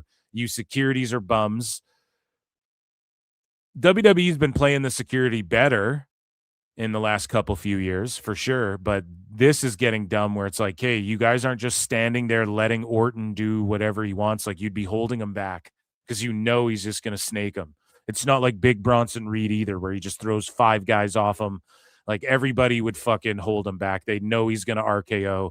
You don't believe he's psychotic. He's hearing voices in his head, which that's who could be on the phone. Hey, who's on the phone, bitch? Go. That's who could be on the phone, too. It could just be like a voice in his head, and he's just like schizophrenic and fucking making shit up. Ted DiBiase Jr. could work now that he's been found not guilty of welfare fraud. He could definitely be the one to show up, and I mean, you might get a pop. Cowboy Bob Orton, I don't know. Some people are saying Shane O'Mac. Some people are saying Vince McMahon. Some people are saying the best guy is Tony Khan. Some people are saying Ric Flair and Batista and The Rock, and there's all these different fucking names being thrown around. I could see it being The Rock, or who cares? I don't even want to speculate. I just want it to fucking go down, because clearly if we can't just pinpoint one person, then that means it's going to at least be good enough to where we don't see it coming yet. And then if they can execute properly, boom, we're all good. You know, everyone's all good. And if it's The Rock again, okay, that might be the one that pops the best rating, but that I'm a little, I might be a little weary on that one personally. But at the same time, it will pop a rating. And when you hear The Rock's music, I fucking pop when the final boss shows up. Everybody does. So, it is what it is. And yeah, that's my SmackDown review. I don't think I really missed anything there. Other than, Fraxium lost to the Motor City Machine Guns, who Candice LeRae helped them, and it seems like we're gonna get a faction of like Candice LeRae and Johnny Gargano and the Motor City, which is kind of fucking lame. DIY 2, which is pretty lame. And then, but Fraxium lost to them because Candice LeRae got involved. And then Matt Cardona and Apollo Crews also beat them in their tag team debut on Main Event. Royce Keys had a main event match, I believe. And Grayson Waller was sporting new ring gear for his match with Shiloh Hill on Main Event. And Shiloh Hill is going to be on the main roster sooner than later. Absolutely. I think they're following him on the NXT season of LFG. I think they're following him as well. So the new season, they follow NXT guys. It's no longer like ID people trying to get a job in the Fed. It's like, or PC people. It's like you're on the NXT roster and then you're trying to get a job on the main roster. So it's following like Kendall Gray and shit like that. And Grayson Waller's dressed like old school New Day, kind of. His new gear's okay. I'm down with it.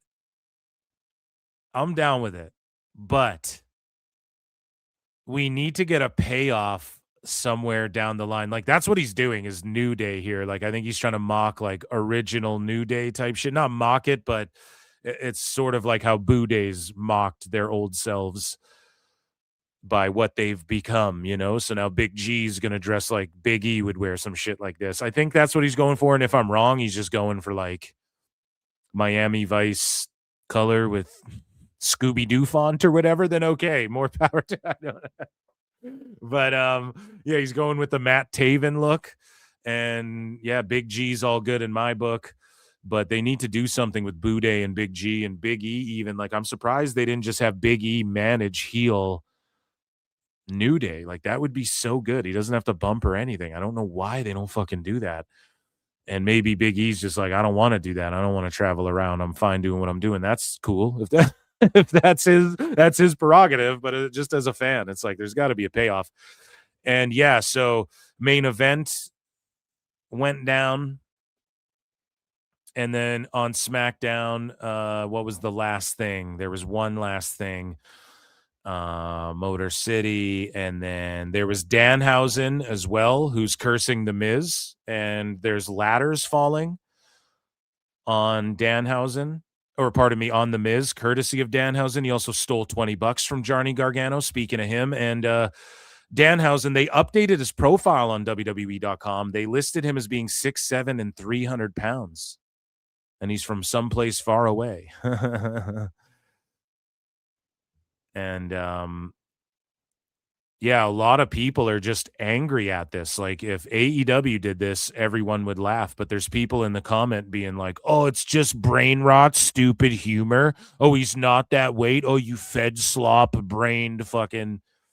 And it's just like, you're all fucking clowns. Like, you're the miserable, shitty, you're the retards. Like, I know you guys think that fucking shows where characters get payoffs and there's some gags. Meanwhile, you guys will watch Orange Cassidy. Oh, get it? The joke, he's not really hitting them, and he's done it 7,000 times. You know, it's like, that's the TikTok brain shit, having to see pile driver flip pile driver to stay entertained. Like, and it's just crazy. It's just the Dunning-Kruger. That's what it is. So anyways, I pop for that. It's funny. It's what it would be in like a video game. And so you'd kind of laugh at it. And it's not video game wrestling because it's not real, but they've been booking Danhausen so well. And another way they've been doing so is Danhausen, which this is 100% to pop people. Like, this is funny. I don't care what anyone has to say. This is objectively funny when you look at this image and you go, Danhausen was added to WWE's roster page in the free agent section, which he is. And it's like Brock, Oba, Omos, Danhausen. Like, that's fucking funny, dude. It's like a memeable thing. And it's just getting him over without him even having to touch anyone. Now, I've given AEW. This is how you know you guys are all fucking redact sickos. Period, point blank. I'm going to prove it because I was critical of Danhausen's debut, and I liked Danhausen, how he was originally presented in AEW as well. They did well at the beginning, and then they just fucked it up and forgot about him like Tone does to everybody. No payoff to anything.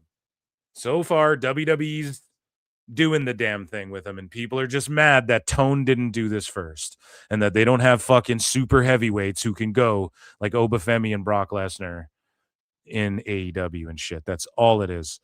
So moving along here, we have other main roster news and whatnot. We'll get into it in a second here. And we have, what else? We have WrestleMania build stuff going on. Of course, it's the road to WrestleMania.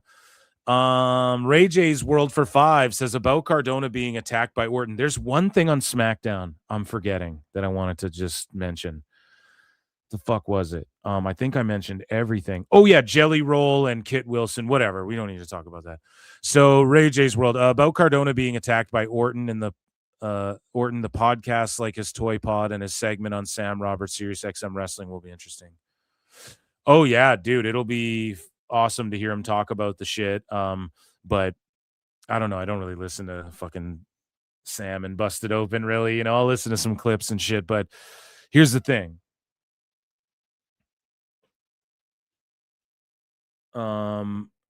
Randy called him a mark ass, whatever the fuck, and an indie guy or whatever the fuck he said to him. That popped me. So here's the thing. That is good business there. When he says that, it pops the IWC. It was good. I didn't mean to shit all over it. I like Cardona, but it's like, I don't know. Now he's just Rhodes' buddy. I thought he didn't just want to be Rhodes' buddy. So I'm excited, though, to see a Cardona-Orton match, even if it's just on SmackDown, even if it's a quick television, 8-minute, whatever. You know, these two guys get it, and this is like a throwback. You'd get this match 10 years ago, 13 years ago, something like that, right? So it's cool. It's cool to see Cardona back and in the mix a little bit, but he's like teaming with Apollo Crews on main event. Okay, that's exactly kind of what you had to assume was going to happen, though, with them bringing him in, and I can't imagine he signed for more than 2 years. Just being honest, so... moving along here, though, okay? Let's get into just this and that. We talked about Obafemi a little bit, and he caught some heat online. People are like, oh, he's a MAGA Republican and shit. And it's just so cringe, man. And Obafemi said on Stephanie McMahon's pod that he looks up and admires people like Elon Musk. He listens to Joe Rogan. He listens to David Goggins and shit like this, right? And David Goggins, is he the good guy? Good. Or is he the guy? I think Goggins is the guy who like runs, and every day he's like, don't be a bitch, man. Get up and run. You got to run every single day. He's that guy. So Obafemi, you know, he listens to people for inspiration, and people are melting down. Like, how could you listen to Joe Rogan? And these how fucking dumb these people are on the internet. It's like the biggest podcast in the world. I tweeted this out. Obafemi listens to the biggest podcast ever in the world that tens of millions of people also listen to. Y'all are bored and tiresome. You know, like, who gives a fuck? Everyone listens to Joe Rogan, even if you don't listen to it every single week. You know it. You're aware of it. You've listened to clips. You've listened to some episodes where you're like, oh shit, Adam Sandler. I want to hear what he has to say for 3 hours. You know, like everybody's tuned into Joe. It's the biggest podcast in the world. Oh my God, Oba listens to it. That must mean I just seen people tweeting the dumbest shit. Oba feels comfortable in conservative spaces, and I understand why. Being a man, it's just like, shut the fuck up, bro. He likes a podcast that everyone listens to. So, speaking of more main roster action, we just got tons of news here. Let's just fly through it. So, Chicos Toxicos surprised Dominic Mysterio with a bus loaded full of girls, and bro immediately stopped what he was doing and ripped his father's mask. So let's check out Dom. Ladies, and make sure those okay. Vengo escuchando otra noche en Miami en el Rolls Royce. I hope this was a real, because I just ripped it. Look, me rompiste la máscara, ahora estoy preñada. And I'm gonna keep it. Papi, te voy a conseguir un dedo, no pasa nada. Te voy a conseguir un gancho. Por si tal vez no. There you go, dude. Ladies man, Dirty Dom himself out in these streets. So the Bella Twins share that they signed a new 2-year deal with WWE, which began at Royal Rumble this year. So again, they signed a 2-year deal. We know Rusev's on a fucking 2-year deal. Couple of these just confirming what I threw out there before. Just saying. Where's the dirt sheets on that? But yeah, they signed a 2-year deal, so don't expect. So Nikki was on whatever she was on, and then they re-upped it for the same time. Their deals will be up together in 2 years. We'll see if Tone's around to try and poach them. We know he's down with the inspiration, so why not try and bring the Bellas in to win your tag titles one day? If you're Tone, might as well in 2 years' time, if you're still around, buddy. But good for them. And we'll see a couple WrestleMania moments out of them. I don't know what's going on. It's the 3-way at WrestleMania. The Bellas, Flair, and Bliss, who are going to split up. And then the Irresistible Forces, who, again, I maintain it. They're going to hit their finish. Flair's going to, something's going to happen between Flair and Bliss where they split up, and then the Forces hit their finish, but then the Bellas sneak the win somehow. And then everyone kind of stays strong, and then Bliss and Flair go off and do their own thing. And then the Bellas get those belts for a little bit. They'll probably hot potato them not long after. Brandy Rhodes has been announced for WWE World in Las Vegas. She will appear on April 16th, I think, replacing Road Dogg's set up there. And interesting because Brandy Rhodes, it's not like she's featured in WWE ever as a talent or anything yet, which I think was a good call by them to sort of distance. And also, when you have babies, you know, mom wants to be at home and shit. And, you know, she's a little older and not like, oh, you're an old broad, you can't go. I'm not saying that, although we are ageist here at PWT, but she's never been the best wrestler or anything like that. She cut a few good promos in her day. She's a great valet. I always liked her just as a classic valet with Rhodes. Maybe she'll valet him to the ring. Maybe she will get involved because it's Orton and families will get involved in shit. That could be cool. But her being at World is, I'm sure she's got some fans. I'm sure Rhodes pulled some strings and she'll be in town anyways. And, that's good. You know, she's associated with WWE in some way. They should add her in the 2K games as a manager, Brandy Rhodes and shit. I don't know why they don't do that. I'm not saying I need to see her on TV every week. Is she on one of those Legends deals like Lana is, a nostalgia deal or whatever? Possibly. We'll see. Time will tell. So moving along here, Liv Morgan and Stone Cold are coming to Fortnite. And I might just drive my ATV into Liv Morgan and her family. No, that'll be cool. It's cool when WWE guys are in Fortnite.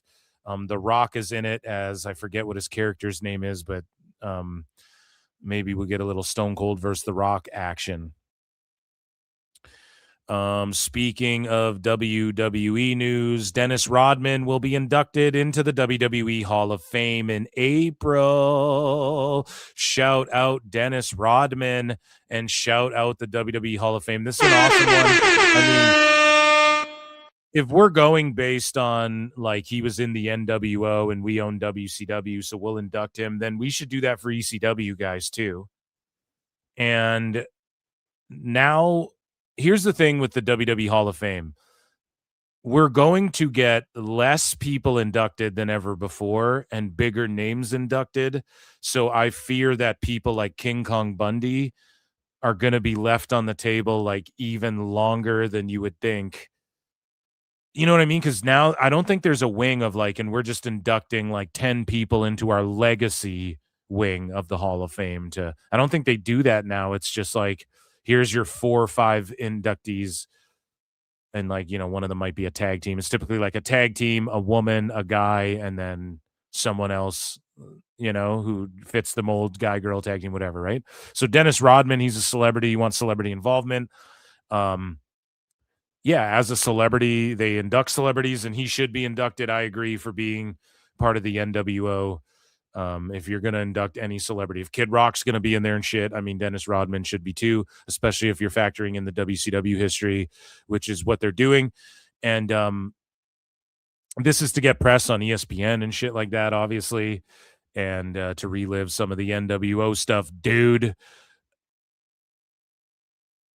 my only thing is like there's going to be a lot of people who get looked over in these Hall of Fames moving forward now because, again, like when Randy retires, they'll probably just induct him right away. Is Goldberg in the Hall of Fame? I want to say he isn't he? Either way, when Rey Mysterio retires, he's going to go right into the Hall of Fame. Like, people are going to go right in there, and then you're going to have fucking,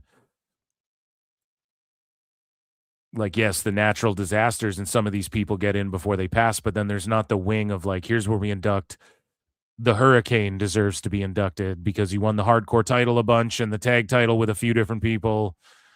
And here's what he did in WCW type shit, but will that ever happen because he's not like a big name draw? And they don't do like the legacy wing or whatever the fuck. I'm kind of worried about that being the case.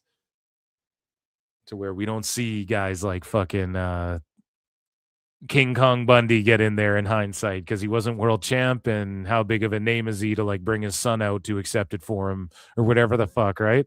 So shout out Dennis Rodman and shout out the Hall of Fame. I'm excited for it either way, but it's on so fucking late. WrestleMania week, dude. It's on so late.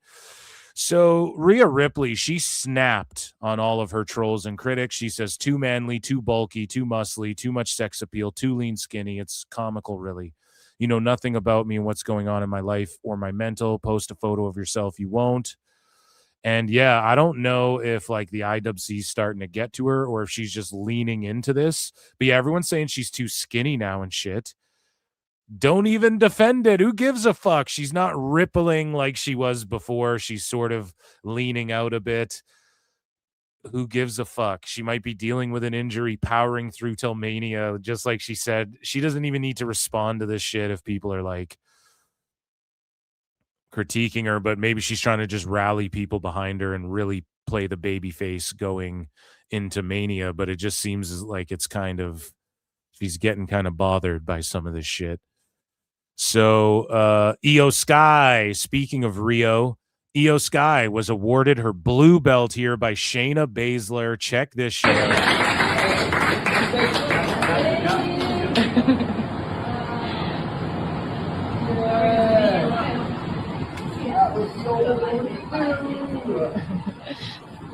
That's an amazing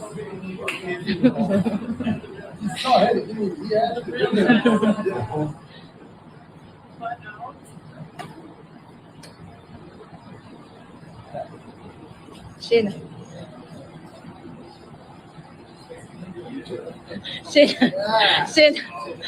So getting her blue belt, working towards her purple.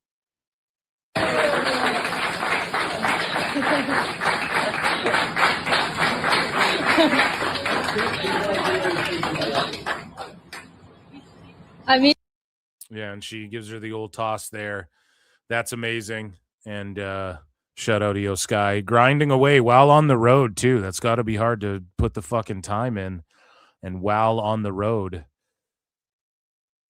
getting your blue belt there. And so we're all over the place today. Where are we at, chat?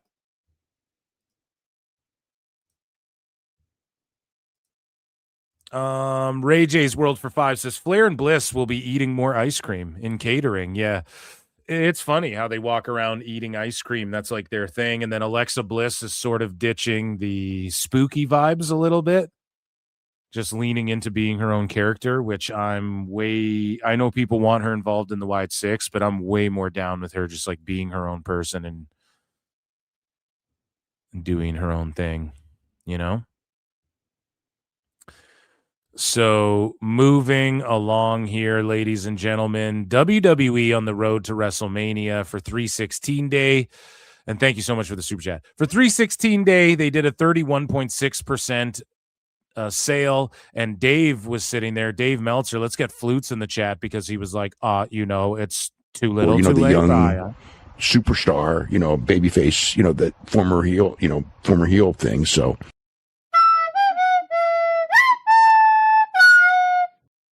So he's like, it's too little, too late. And then they didn't do it just for Mania. They did it for all the events surrounding Mania too, which Dave conveniently leaves out when he reports this shit. But it was a success.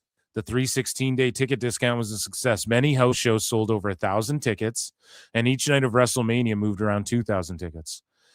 WrestleMania 42 night 1 is now at 39,400. It's at 40,000, okay? And then night 2 has surpassed 40,000, almost 41,000. Compared to this time last year, ticket sales are down 11.2%.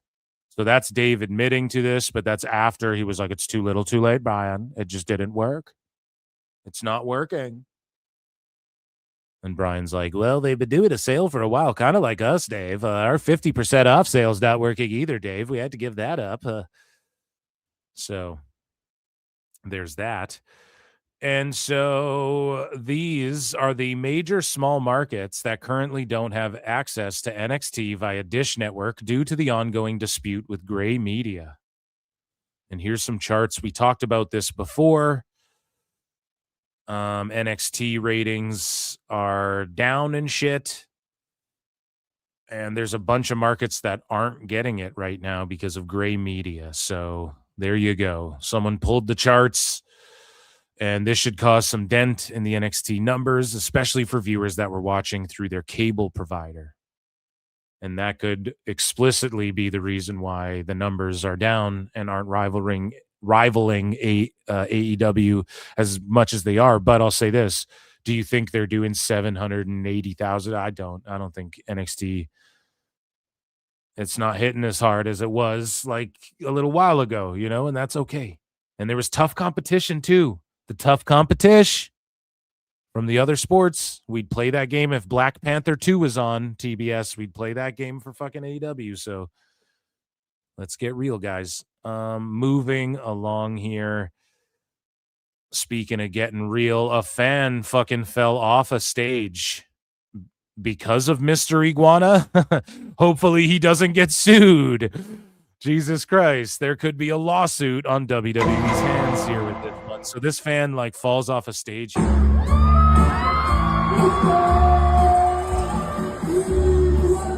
He'll be all right. Just rub some dirt on it. That's crazy. And Mr. Iguana sees the guy fall and is like, oh my God, go and get him. Like he totally can't even play it like, oh, I didn't even see. Now that's crazy. Let's look at that one more time.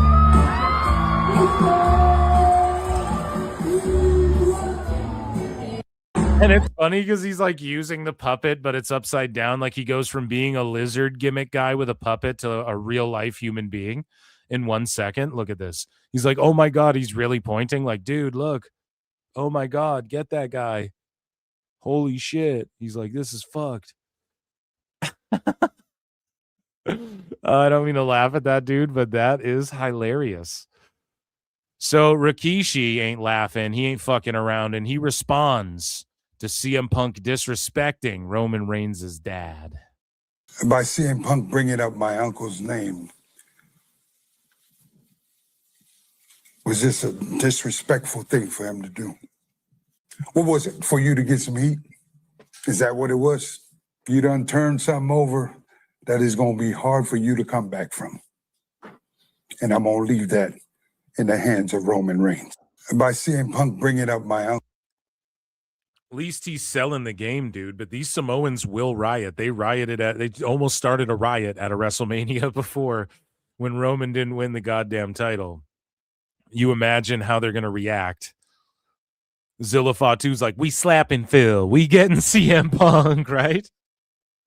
So can you imagine how shit's going to go down if he doesn't pull off the win at WrestleMania against CM Punk. So WWE has officially announced that Nickelback's look at this photograph.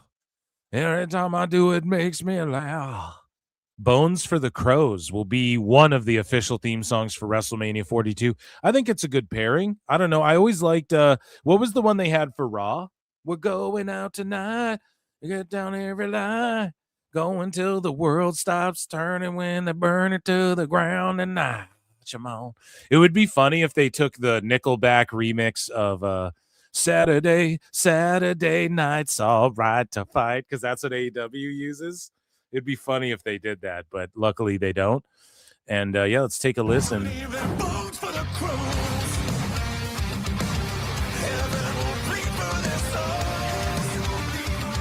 It's a bop. Some good Canadian tunes there, buddies. Oh, yeah. So we lost Dennis Condrey. We lost Chuck Norris, who's 86 years old. What a life. Him and Bruce Lee. And I'm assuming that cat are having a fight in a coliseum somewhere in heaven. And Chuck Norris passed away. Here he is as the special guest enforcer for the casket match between Undertaker and Yokozuna. Now, Chuck Norris was a real motherfucker, a real kickboxing champion. Let's look up his shoot record. Chuck Norris kickboxing record. I think he had like over 100 wins, 183 wins, 10 losses, 2 draws. What a fucking stud. Full contact karate. So now Karate Combat in the pit is making like a comeback, and a lot of strikers who don't fare too well in UFC, they're making their way over to Karate Combat, and they're having amazing fights. And he would have ruled there, dude. He was the undefeated world professional middleweight karate champion between 1968 and 1974. Dude, and he was like Walker, Texas Ranger or whatever the fuck. He was that dude. He was a bad mamma jamma. And, of course, the Chuck Norris jokes. Right here, I'm going to just type in top 10 Chuck Norris jokes. So for a long time, and in the early days of the internet, it was fucking Chuck Norris joke city, dude. That's the internet was consisted of just Chuck Norris jokes. And so they were like, Chuck Norris once shattered the space-time continuum. He felt so bad he put it back together. Mission Impossible was originally set in Chuck Norris's house.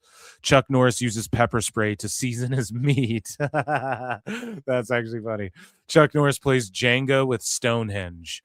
Chuck Norris is able to slam a revolving door, right? So it's just these jokes that he's the man.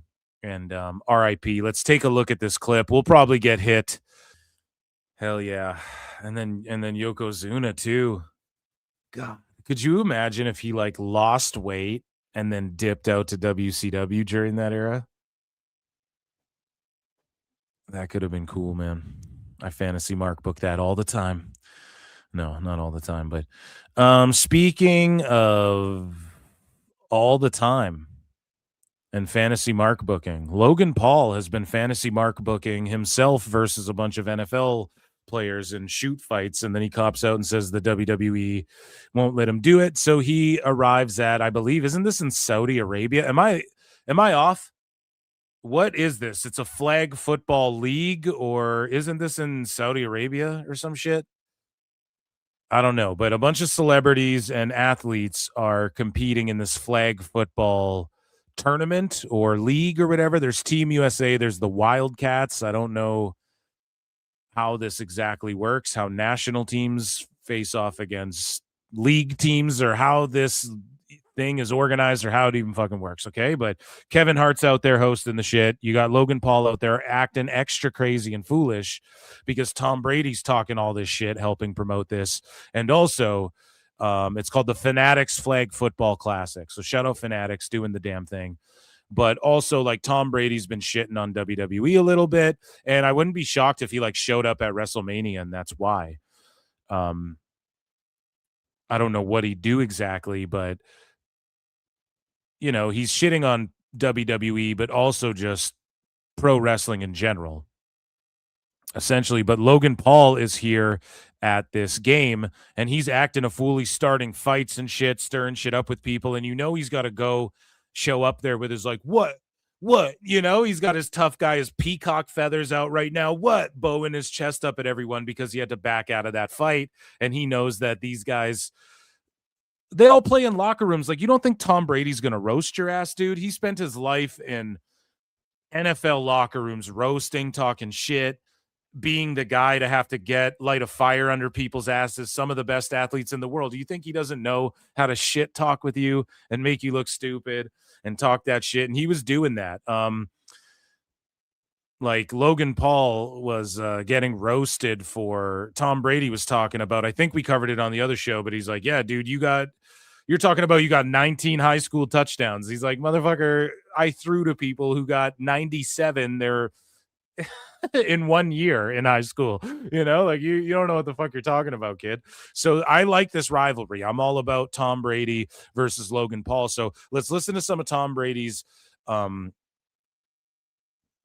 of his comments, and then let's take a look at Logan Paul starting fights on the field. Whether he's working or shooting, it's all good, but he had to do a little bit of this because he's going to get roasted, and he knew he was going to get roasted because he did back out of that fight. Like, what are the odds too? He was streaming,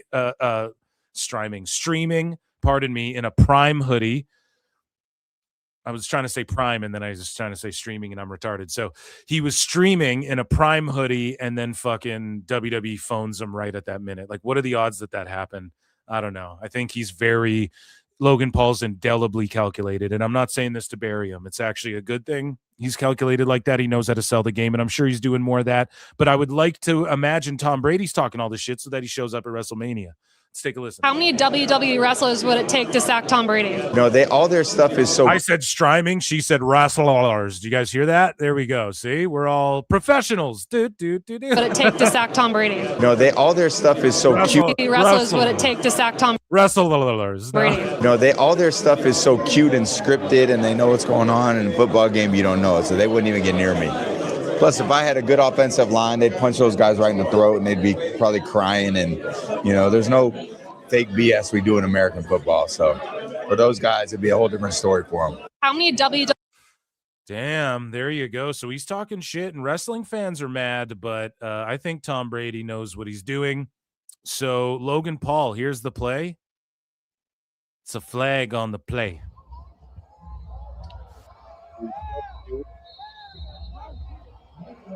And then dude's barking at him. I don't know who that is. Doucette the third. Okay, let's go back. So a little shoving. So Paul's not even on Team USA. He's on the Wildcats. Yes.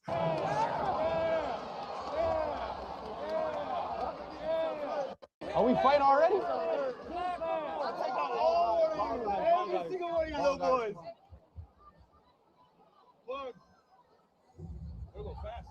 Plug. What's plug again?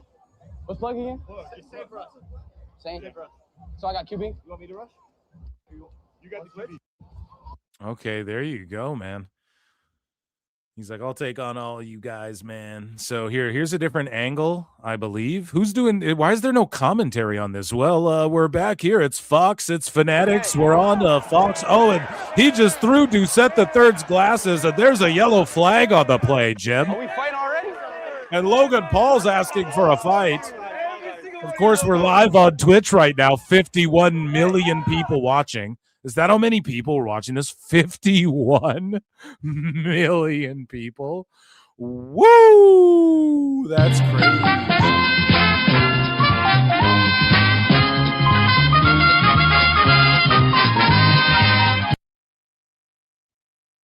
Okay. I mean, I'm for it. I'm for the flag football. So I think that's the same angle. But yeah, there's no commentary on that. So guys, lastly here in WWE news, Tama Tonga posted this video on his TikTok, and people were upset, I suppose, and WWE fined him, unfortunately. So Tama Tonga.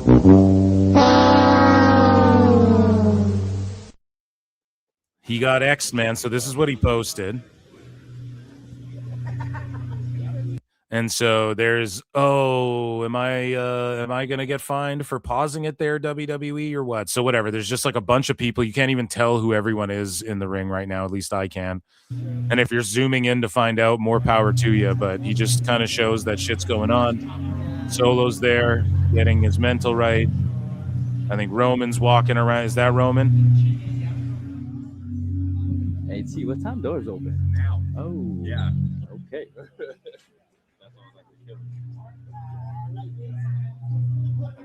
And the doors open and they haven't even, there's still people in the ring. So here's the thing, right? The doors open and these people are still in the ring. How the fuck is Tama Tonga getting fined when he's making a video of, hey, everybody's still in the ring or whatever? How the fuck would he know? Now, some people have pointed out that, or not pointed out, I guess it's been made known. Well, let's just read this. So the word, according to Andrew Zarian, the word going around at SmackDown is that Tama Tonga was fined by WWE after posting a rehearsal video last week. WWE has an unwritten rule against recording or posting during rehearsals. Now, some people pointed out, they're like, well, Tiffany Stratton posted her rehearsal of the ladder spot she did of her flipping off the ropes or whatever. But that was like long after the fact, right? Like SmackDown is live that fucking night, and then you filmed it and posted it before it went down. I mean, that's a dumbass move on his end. Okay. And I love Tama Tonga. Some people were saying that they were filming for, and I saw this online too, that they were filming the reality show. That they were filming for season 3 of Unreal and shit like this, right? Like this is what some people were speculating on, and they were like doing stuff that can't be seen or whatever. Here's the thing with that. Season 3, the next season is them following John Cena. You all know that, right? So I don't know if that's season 2, part 2. I don't know if that's how they split it up. I think they split season 2 into 2 parts. And so it will be like season 2, part 2, and it'll mostly follow John Cena's last little while in WWE there. It'll mostly chronicle that and the wrestlers surrounding that because it's such a huge hit on Netflix that they're just milking the fuck out of Unreal. Like they love it so much. So if it's technically season 3, then whatever. And were they filming it? I don't know. Like, how do you differentiate what they're filming when for WWE? They just film everything constantly. Everything's being filmed. So one guy there goes, this is the Unreal camera, do this and that, right? Okay, but was that going on? I don't think that matters at all. Either way, I just think what happened was he filmed right before a SmackDown and put it up. So they're well within their right to fine him. He's balling right now in WWE. He's like, whatever the fuck. People are saying it's a substantial amount. That's fine. This is how you police that or policy that. You have to not make example of any one person, but just be stringent with everybody, right?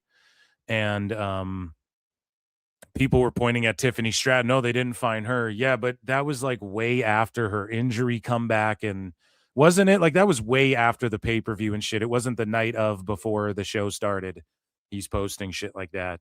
But at the same time, hey, dickheads, get out of the fucking ring if the doors are open now. And you have a guy running around going, the doors are open now. You know what I'm saying? How about you guys get out of the ring too? Because what's to stop fucking fans from not seeing you all standing in the ring if it's that last minute as well? But yeah, it's unfortunate that happened to Tama. And we move along here. Tama Tonga was reportedly fined a significant amount of money for posting a video. Yeah, we read that. And so that's the video, man. Does he deserve it? I mean, yeah, if that's the policy, that's the fucking policy. I don't think anybody should be leaking before. They got pissed when some fucking Mark leaked it on the internet and he was standing up in the rafters or whatever. They don't like when wrestlers are stooging shit. They do stooge tests.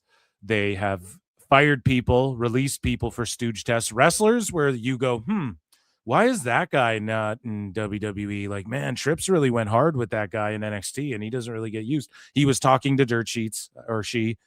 I guarantee you, if that's ever crossed your mind, why don't they use this fucking guy? He's probably yapping to the fucking sheets. And yeah, they have designated stooges for the most part.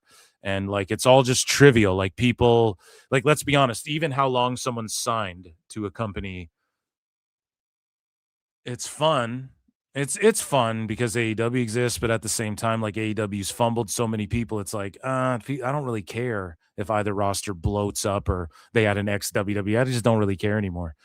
And some of these AEW guys, like people don't care if a guy, if it's Moxley, they'll care because that's Dean Ambrose. But I don't think people really Like, look at Hobbs. He got a reaction, but do people really give a fuck too much? Like, no, they're making that people give a fuck by the way they're booking him. And he's under the microscope online, and they know that. And so they have him on main event because they don't do as many house shows and shit. He'll probably be doing all these house show loops and stuff. Apparently he's not teaming with Jelly Roll. But one thing's for sure, Tama Tonga, don't get any more fucking heat on you, buddy. Because WWE's made people care about you, and you don't need fucking heat. Pay the fine, take it on the chin, because you're about to get it into an angle where you beat Shinsuke. Like, I'm willing to bet you beat Shinsuke. You might even beat Solo, and you might be up there teaming with Jacob Fatu against like the, JC and Tala or some shit, like Tama's about to be in a position. They wanted to run him versus Roman before, when they tried to sign him like years ago. And that was when I think the bloodline stuff was just getting kicked off. So, Tama, don't get any heat on you, because this is like his time, and people have wanted to see this for a while, especially like Nuge fans from a decade ago and shit. You've been wanting to see Tama and what they can do with him. And he's a good wrestler. He's bulked up too, man. He's juicy. He's juicy in the Fed. And, he's decent on the stick, and people get behind. They like the yeah. The face paint's cool and all that shit. And he's about to break off from Solo, so you don't want to get heat and then have it be Solo beats you at Mania, and then we just don't we don't see you again or whatever because you're fucking pissing people off. So good shit. And is this a finable offense? Like, I mean, I think it's kind of whack that they fine people for shit like this. If I was a wrestler, I just wouldn't take this video personally either. And at the same time, I understand why they did it, why you would just fine just to let everybody know, like, dude, you're just don't fucking do this, anyone. We're not trying to not leak shit, especially around WrestleMania season. And that's the part I left out so far. It's this close to WrestleMania season. You do not want to be fucking around like that. And that, ladies and gentlemen, was WWE news. Hell yeah.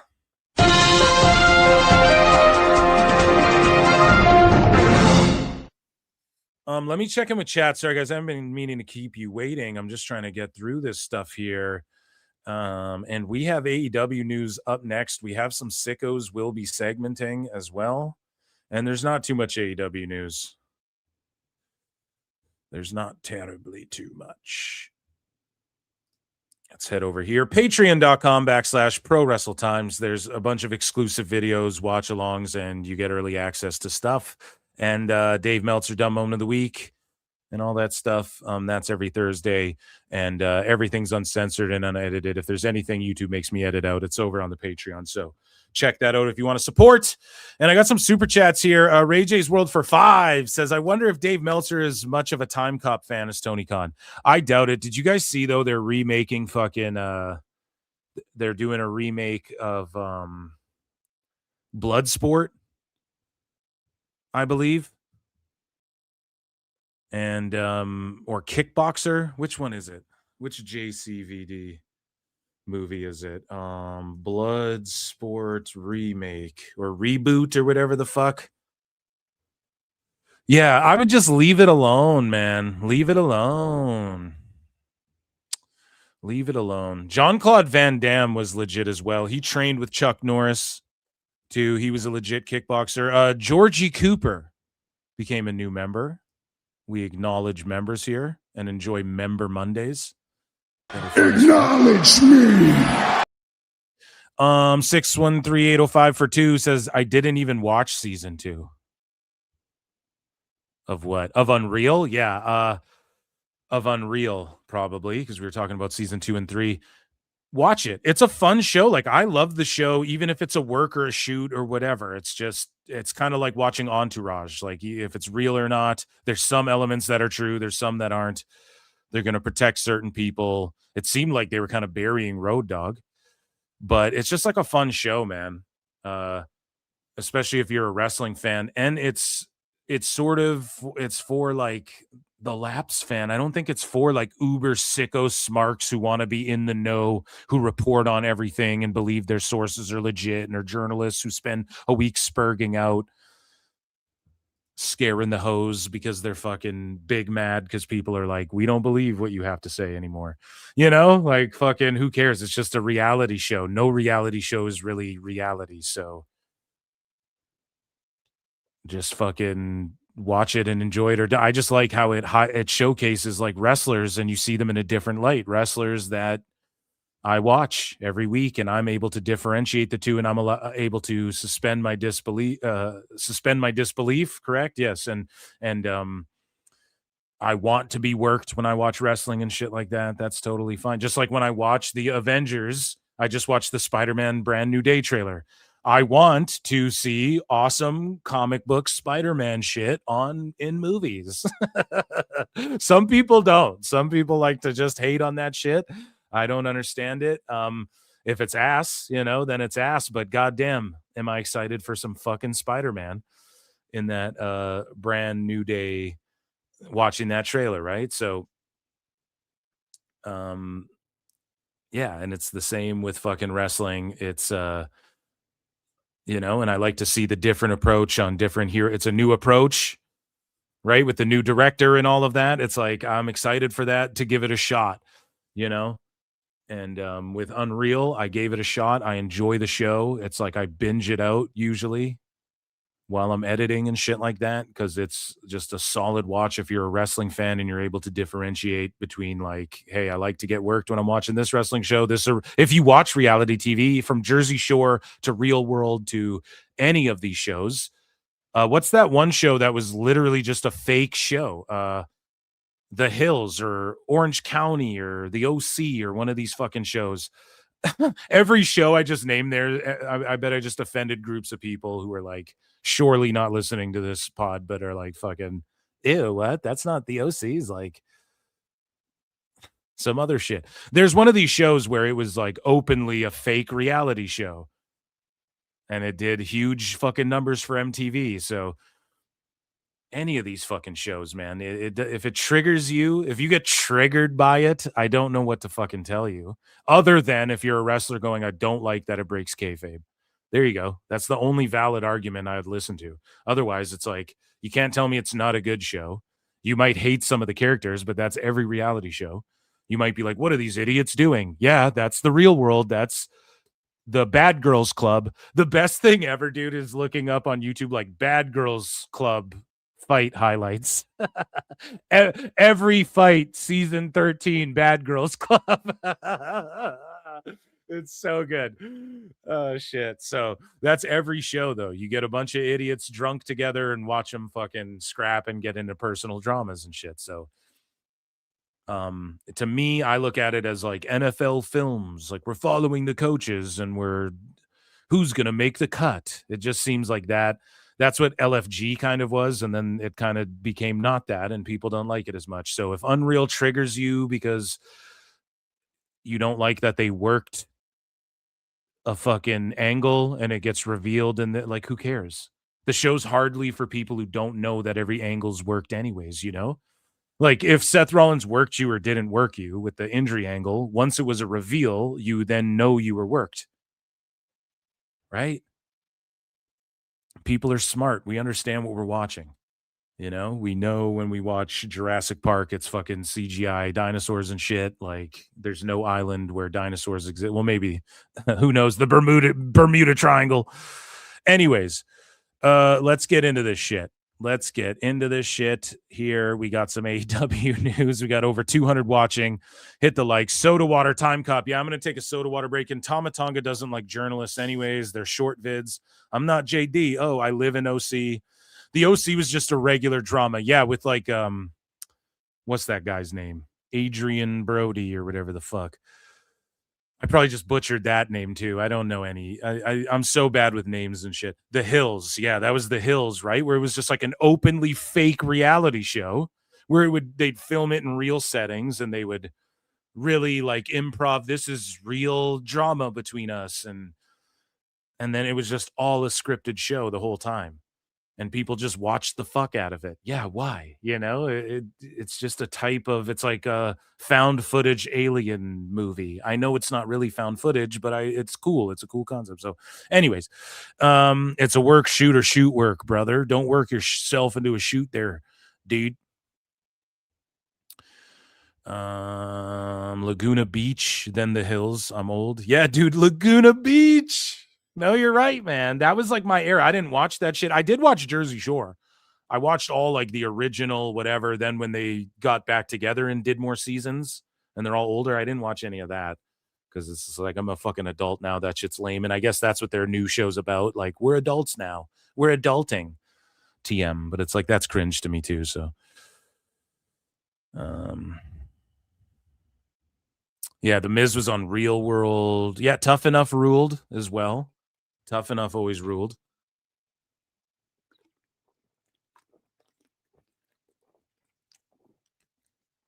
California. What's that one from? What show is that from, chat? California.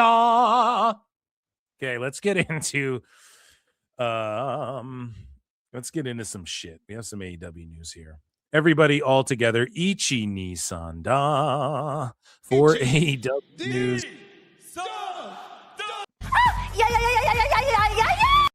And the best guys. Tony Khan.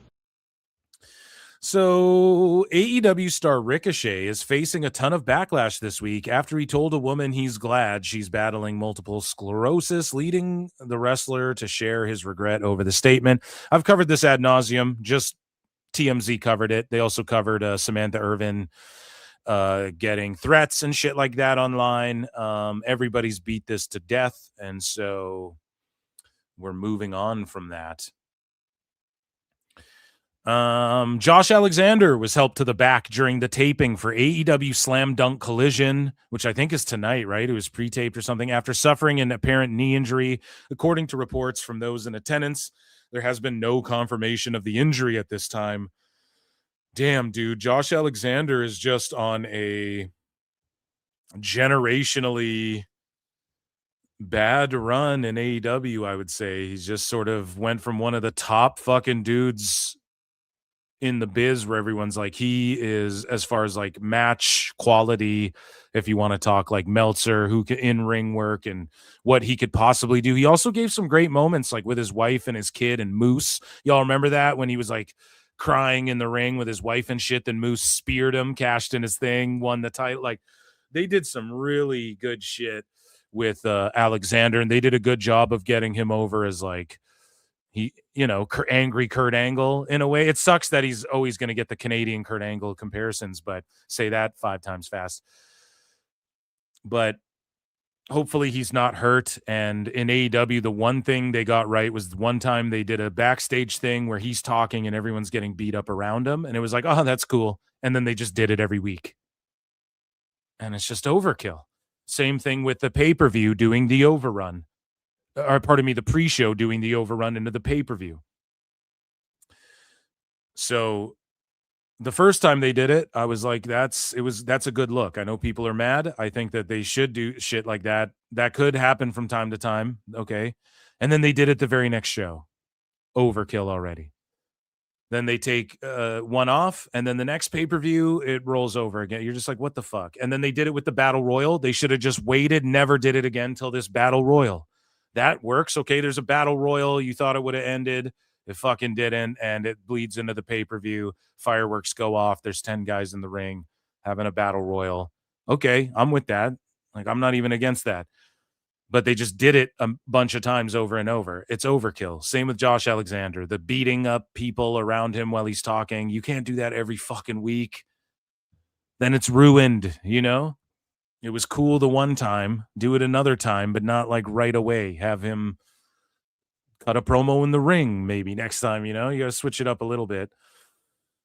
So in other news, recovery is underway. Layla Gray undergoes ACL surgery. She confirmed she successfully underwent knee surgery after tearing her ACL during her TBS title match against Mercedes Moné and has begun recovery and rehab. So again, she's been out for a while. She'll be out for a while longer.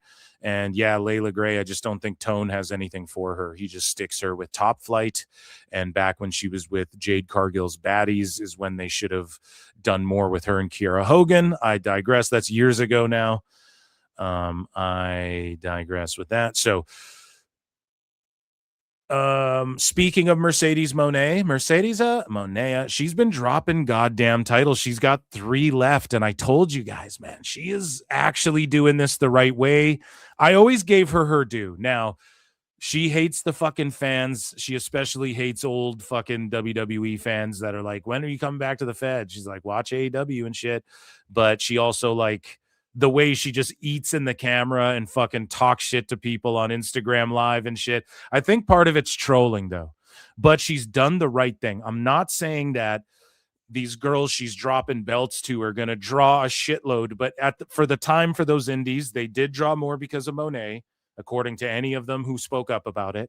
And she went back and dropped fucking titles to people who are in those feds, okay? She dropped belts to people that are going to be there carrying the torch for a little while longer. So you got to give her props for that, okay?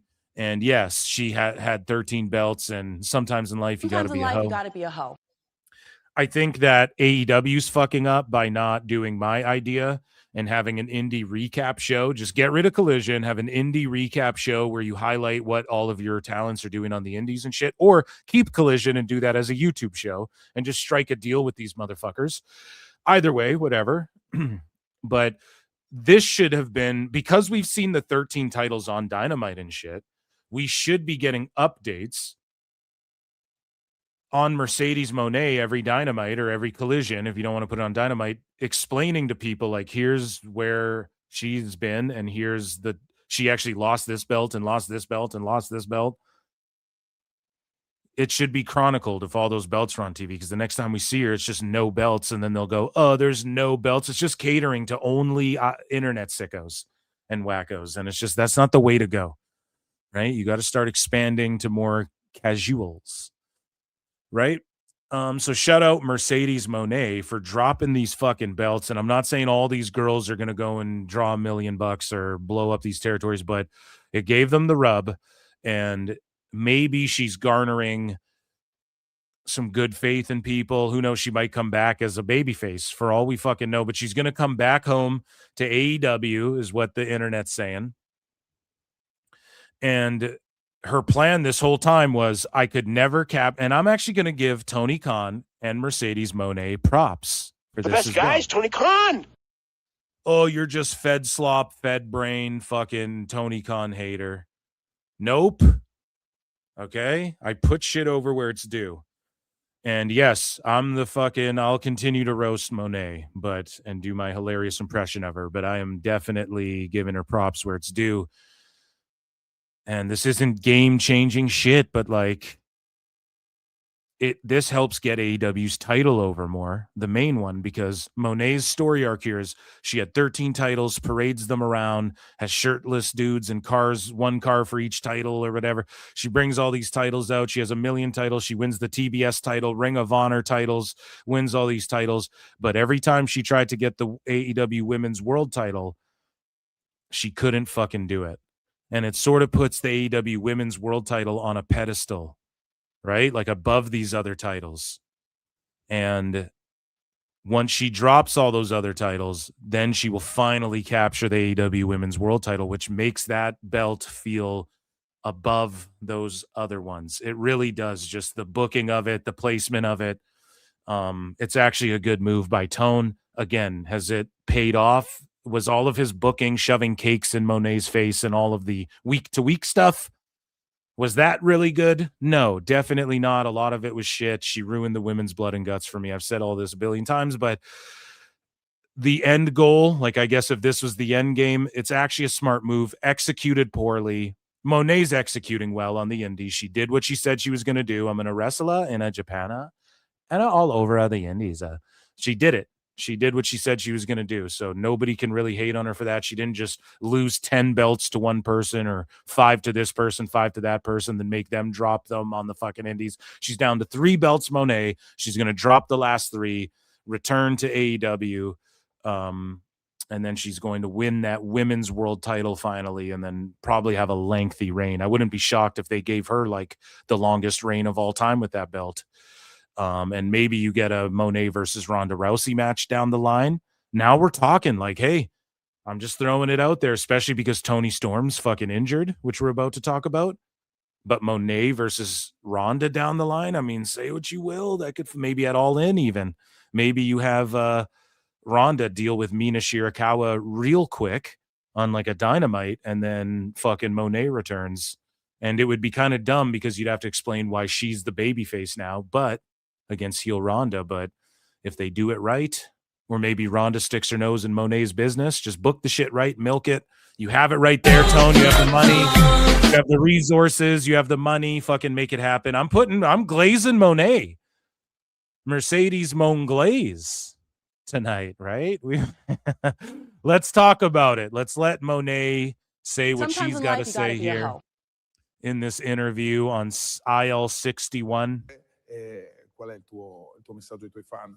Fans are waiting for your return in All Elite Wrestling. What message you want to give to the fans? Message do I want to give to my fans? I'm returning really, really soon. But right now, I'm on my money. I'm on my money mega. Listen to this. Tour all over Europe. Tour all over Europe.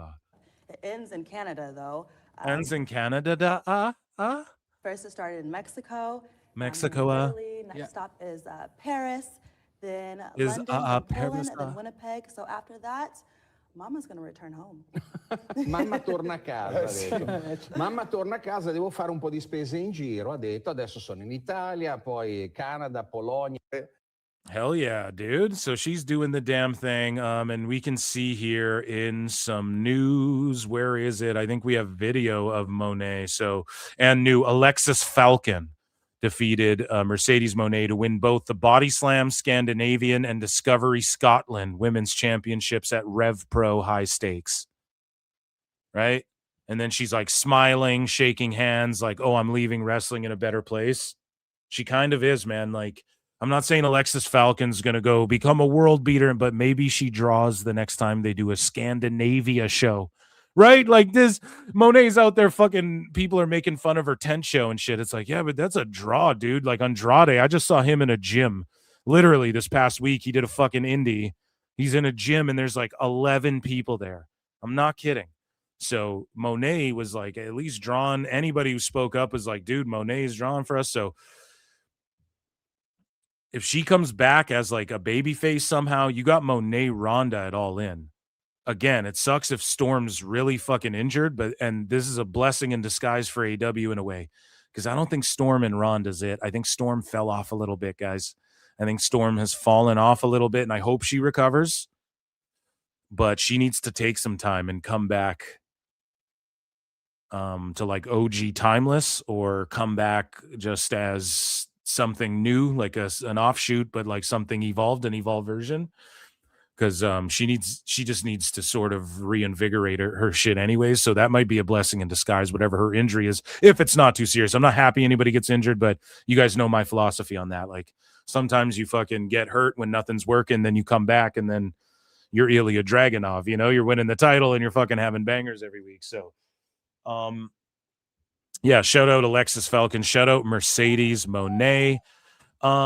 Speaking of shout outs, or wrestlers on the indies rather, Tommaso Ciampa returned to AEW Pro tonight, helping Rich Swann. So again, he just copied his shit with Gargano, but with Mark Briscoe, you know, like in NXT Gold or whatever that was. I think it was, yeah, it was on when did he turn on him? No, the Cruiserweight Classic. They like embraced each other because they fought each other there, but they like embraced. And then when Ciampa finally turned on Gargano, they did that same sort of like, we're sitting here, we embrace spot, we walk to the ramp together, and then he fucking turned on him. So they set it up nicely. He, of course, copies that in AEW. Then the next thing you know, he's on the indies at AEW Pro. So. Helping TNA's Rich Swann for some reason.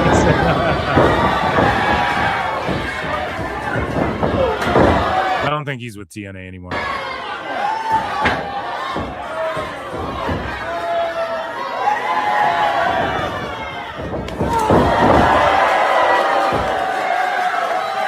And who's that? Is that a Max Caster lookalike? This is Max Caster Jr. here, or is that just Max Caster? I'm not sure. Looks like skinny Max Caster.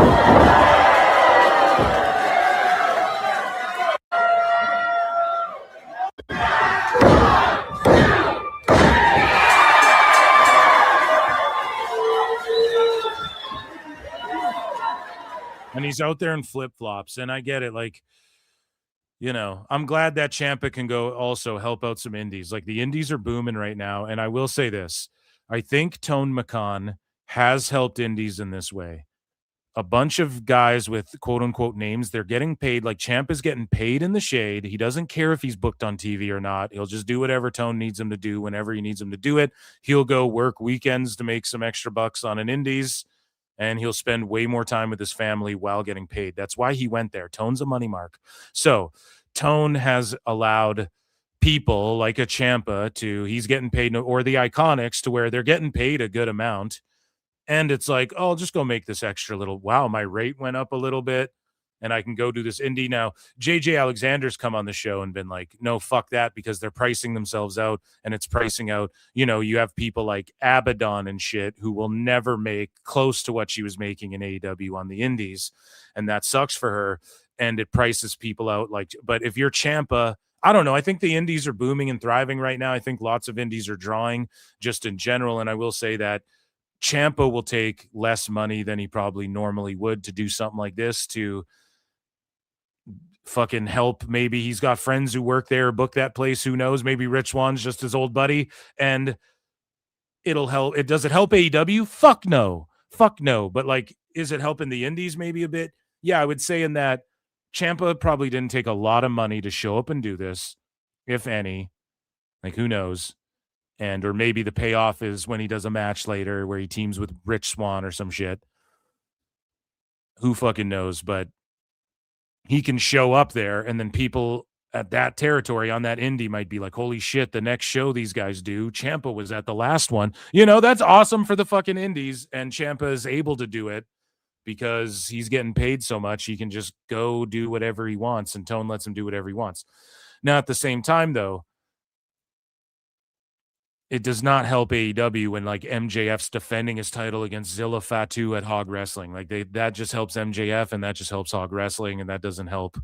And that doesn't help JD either, because then he gets banished from doing fucking commentary and whatnot. Just saying. Sure thing, bro. Sure thing.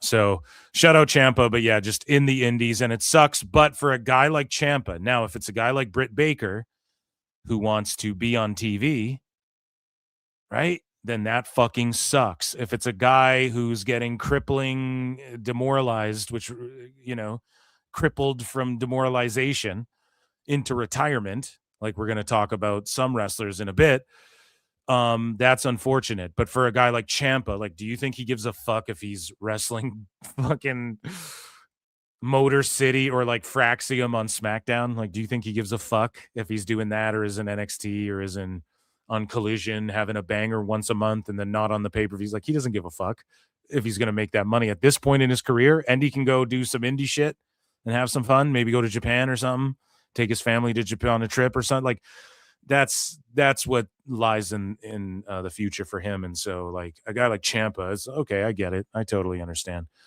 If you're like yearning to be on TV and then you go there and then you just get shoved to the indies, or you're just in ROH, Sammy Guevara, you're being called the pillar, and then you're just in ROH wasting away. Like, that's crazy. That's a fuck up blatantly. So moving along here.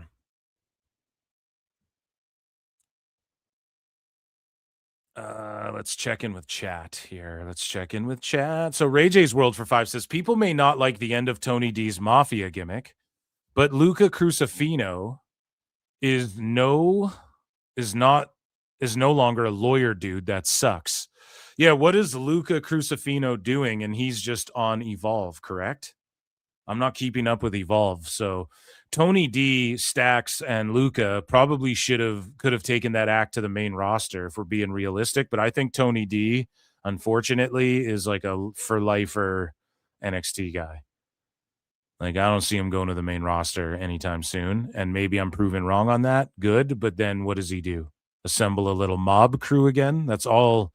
Like, I just don't think that gimmick. And he is going to get over on the main roster unless he's got, like, the mob crew. The FBI, you know? Ugabagoo.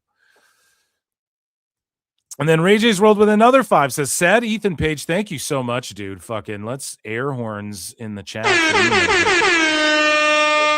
So Ethan Page is super over and got a cool thing going with Ricky Saints while Josh Alexander gets injured and flubs. Sad. Yeah, I mean, has he been a flub? No, I think he's played his role well. He's had some decent matches, but then he's just been surrounded with, like, he's in the match where Buddy falls and fucking injures himself and they keep it on the show and they don't edit it out. Not that I'm like mad that they did, like Ibushi comes back and then he gets injured wrestling Alexander. And then they have the overkill on the backstage. Everyone's getting beat up while he's talking. And then he's just in the Callis family when he could be more than that. And he's sort of just plugged. I'm not even against the Callis family, but Josh Alexander was really a guy that, if it was really about just the bangers and the best, if you wrestle really good, because I don't believe that either when Dave's like, if you just do all the flips, Tone treat like you're his favorite.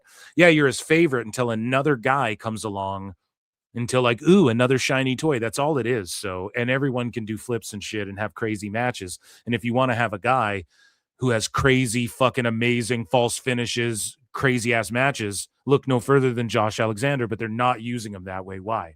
He's just a Callis family guy.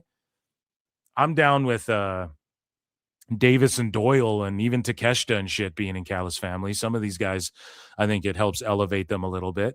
Hitchasero, I mean, that's cool. They got a guy from CMLL and shit. But like, what's his face? I don't know if Josh Alexander needs to be in that crew really. And then, but if he wasn't, you wouldn't have got that one moment in that backstage talking promo thing, but then they overkilled it. So I don't know. It is what it is, man. He's on Evolve. Ray de Reyes time. Oh yeah. Hey, I should put Ray de Reyes on. Akeem, the best guys. Tony Khan, how you doing? Okay. So let's move along here with some more news. So we talked about Hitchasero. And so here's Claudio Castagnoli wrestling in a mask or doing an interview in a mask. And he says, I'm very proud and happy to represent Lucha Libre. And he's signed with CMLL. So Claudio's on a dual contract. So Tone's doing more of these dual contracts. Why? Because AEW's a super indie. That's all it is. It's a super indie. And I'm fine with that. I'm okay with TNA doing shit like this, but that's just it. They're at TNA level as far as that's concerned. Selling tickets, yeah, to some of their bigger events. They're number 2. They are number 2 as far as like ticket sales and ratings and all this shit. But they're not competing. They're nowhere near competing. WWE wouldn't do shit like this. They do partner with Noah, but it's all under their terms. And that's how it should be. It shouldn't be big boy, we're going to swing our dick around and be fuckheads and fuck with your business like John Laurinaitis and Vince and them would do, but that's not what WWE's been doing. And clearly, like with their relationship with TNA and Noah and all this stuff, and people can sit there and be like, you can't tell me WWE didn't say like, oh, NXT's got to go over. And it's like, well, of course.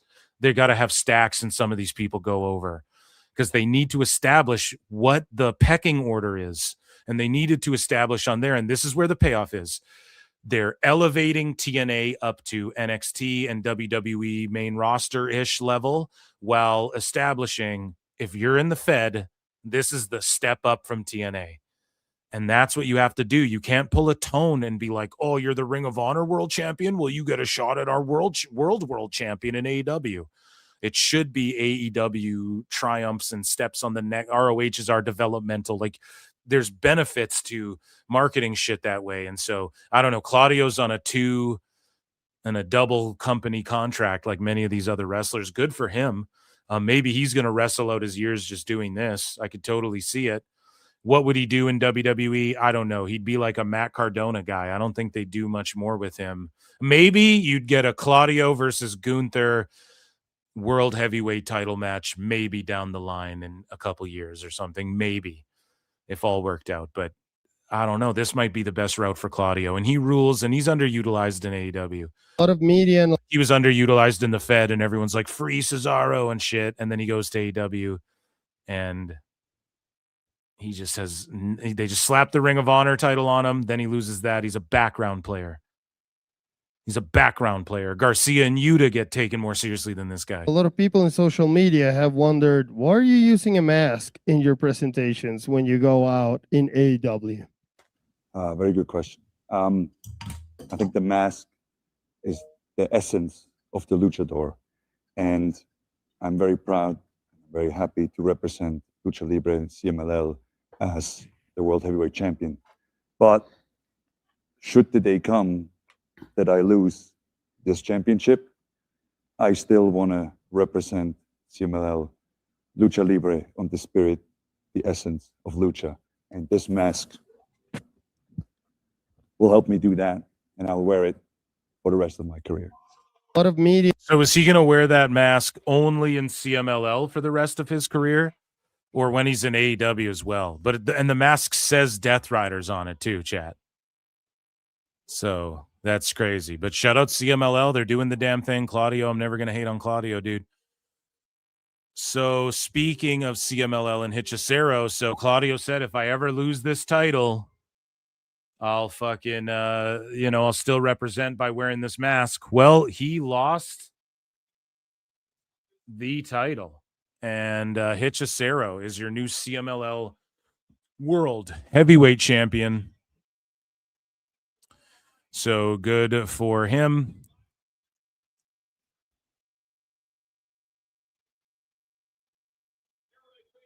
Let's talk ratings and attendance and all of this shit. So right here, Austin Karp had this to say. Beyond cuts, actually, let's go further, right? Rich Greenfield said, making the hard, unpopular decision must be made. Paying for the NFL means a lot of existing money. Losing programming needs to be shuttered. And after nearly 100 years, CBS News Radio is being dissolved, per a note from Barry Weiss and Tom Chabrowski to CBS staff today. Now look at this dude here. Partner and TMT analyst, Lightshed Partners, GP, Lightshed Ventures, media futurist, and co-host the Lightshed podcast, Rich Greenfield, 56K followers. Like he seems like he knows somewhat what he's talking about in this field, right? So and this is what Niccolo Piccolo has known and knows and has been trying to tell people, and this is what other people know and have known, that NFL getting cut from Paramount CBS is something that is being considered. And for the first time after nearly 100 years, CBS News Radio is being dissolved. Like, really think about that. And people are saying NFL is going to be next. Like, NFL should be. The predictions are, people are predicting. And I know Dave Meltzer and these dumb fucks don't know about this stuff.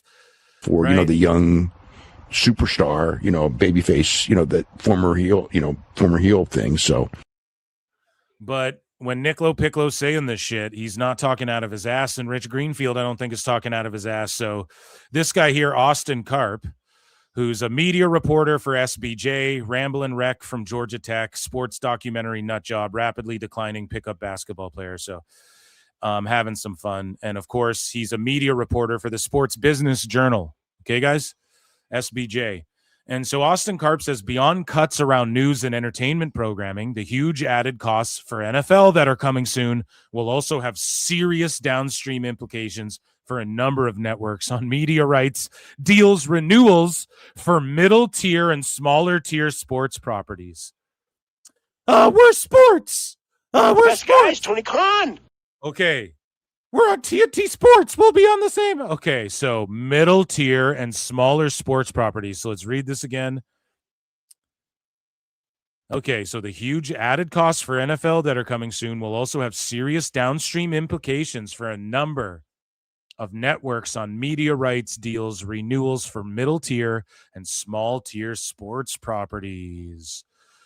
I wonder what would qualify as middle tier and small tier sports properties. And then Front Row Brian goes, AEW equals canceled.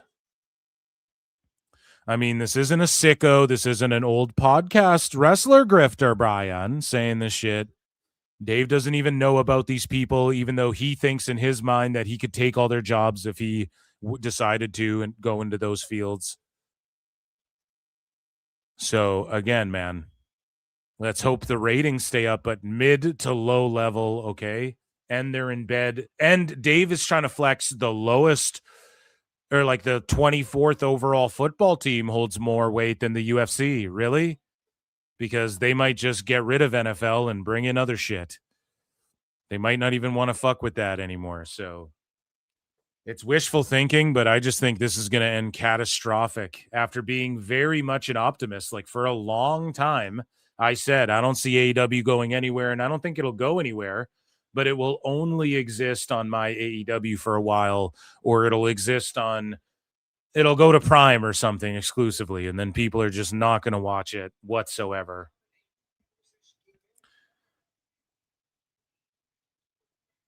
Okay, so moving along here in other business, tickets, TV ratings, all that good shit. AEW All in London has distributed 19,000 tickets. They're set up for 37,000. Their setup is like the lowest of any All In, actually, other than the Texas one. But in Wembley, they did 53,000. So if they do this setup, which, yeah, if they do 40,000, good for them. I think they might do 40,000 on paper, but they're going to paper this house. The fact that they distributed 20,000 already off rip, I mean, returning to London, I believe it's possible, but that's distributed, man. Like, we know that everything's private. There's ways to get a bunch of tickets and get them out and hand them out. And they did last time. They did this, they were there. They did the first time they were there. Everybody reported on it. The turnstile numbers. Thurston's going to figure out what really the number is months later. And there'll be a bunch of tarped off sections. People are going to have the tarp pictures. People are going to try and jump all over this.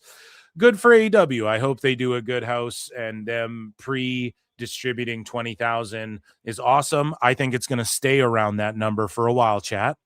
And then it will have another significant jump as it gets closer. It'll kind of steadily build. And then last minute, it'll have a big last minute jump like it typically does. And I think I think that them just pre-selling this many is, I think if it stays at this level for a while, if the next update we don't get, it's still around 19,000, I think that's kind of telling what happened there. But hey, good for them. Let's hope they do 40,000. I don't know why you go to Wembley or whatever for 40,000 people. Papered too. Like, why don't you just go to a smaller place, not paper it, and have it be rabid, and then film TV shows out there for like 2 months, tour around, you know? He's dead set on trying to like one up WWE or something, and it's just never going to happen that way, unfortunately. So Collision, Slam Dunk Saturday. We have the Death Riders, so Mascara Dorada and Commander take on Cesaro and Garcia. The LFI are in trios action.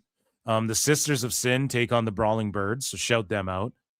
And Fletcher takes on Robbie Eagles for the title. So Robbie Eagles just comes in and skips the line and gets a TNT title match just because they need Wrestling's something. not fake!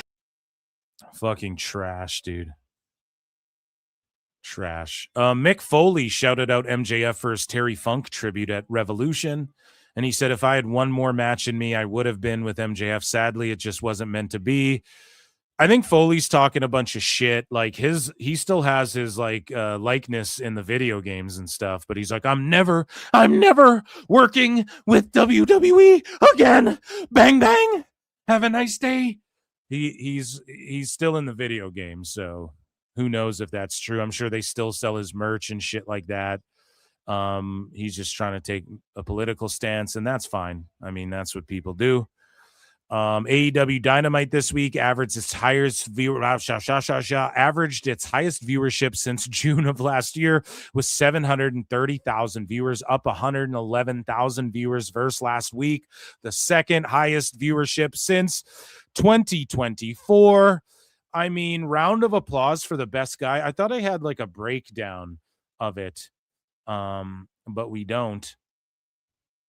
But yeah, man. 111,000 viewers, up 730,000. Highest viewership since then. I think they did like 770,000 or some shit like that. Maybe I'm giving them too much, but either way, good for them. I think they've had a string of good shows. I think this show might have turned some people off, this last Dynamite. I don't know if people are like clamoring to watch the next what was it, 730 plus or whatever the fuck? Yeah, I don't know if people are going to be clamoring to see the next one. The crowd was kind of dead. I wonder what it was that made people tune in to the show. Maybe hoping to see Edge and Christian back, and then Bruv back. They booked Bruv's thing really bad. So compared to other Dynamites, it wasn't that great of an episode in recent months, but they've been doing the damn thing. And the Bucks, like being the baby faces they are, is a net positive too. I think they should just stick to being like, we're the smiling Bucks, and even if people boo them, like they just got to John Cena their way through it. They're already ripping his shit off with the little kids and everything, because AEW, they just see shit and then parrot it. But yeah, good for AEW, man. Let's hope next week they do more than that, and then the week after they do more than that, and the week after that, and then the houses reflect that. And it's not just people saying, oh, Nielsen's inflated for WWE, and then not when it applies to AEW, like Dave will do.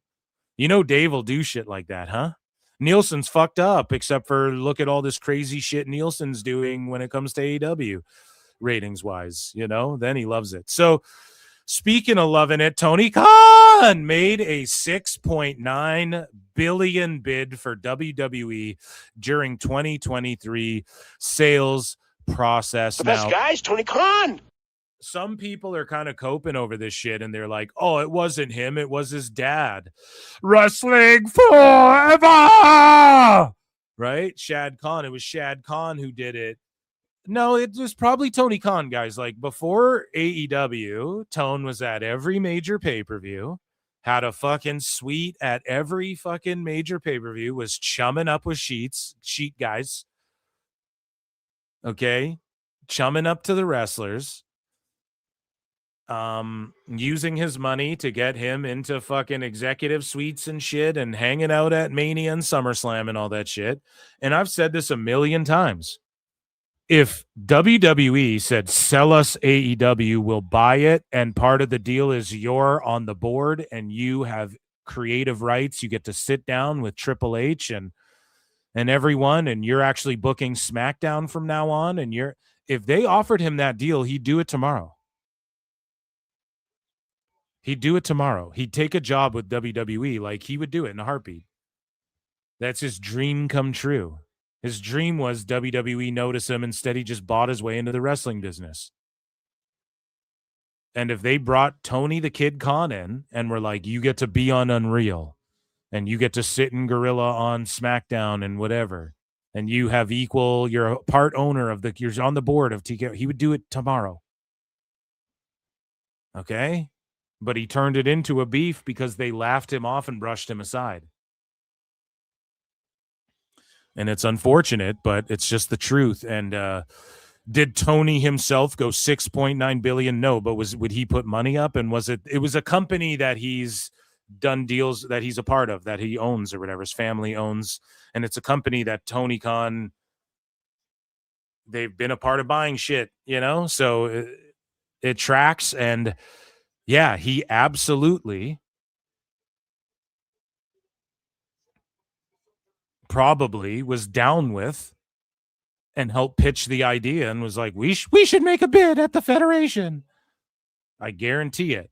Now, a lot of people were like, oh, Tone would have saved wrestling. Another example of where monopolies are okay as long as it's Tone. Nobody cares if it's Steamboat Tone. Nobody cares if it's monopolization or him fucking running things. Monopolization, is that even a word or just a monopoly?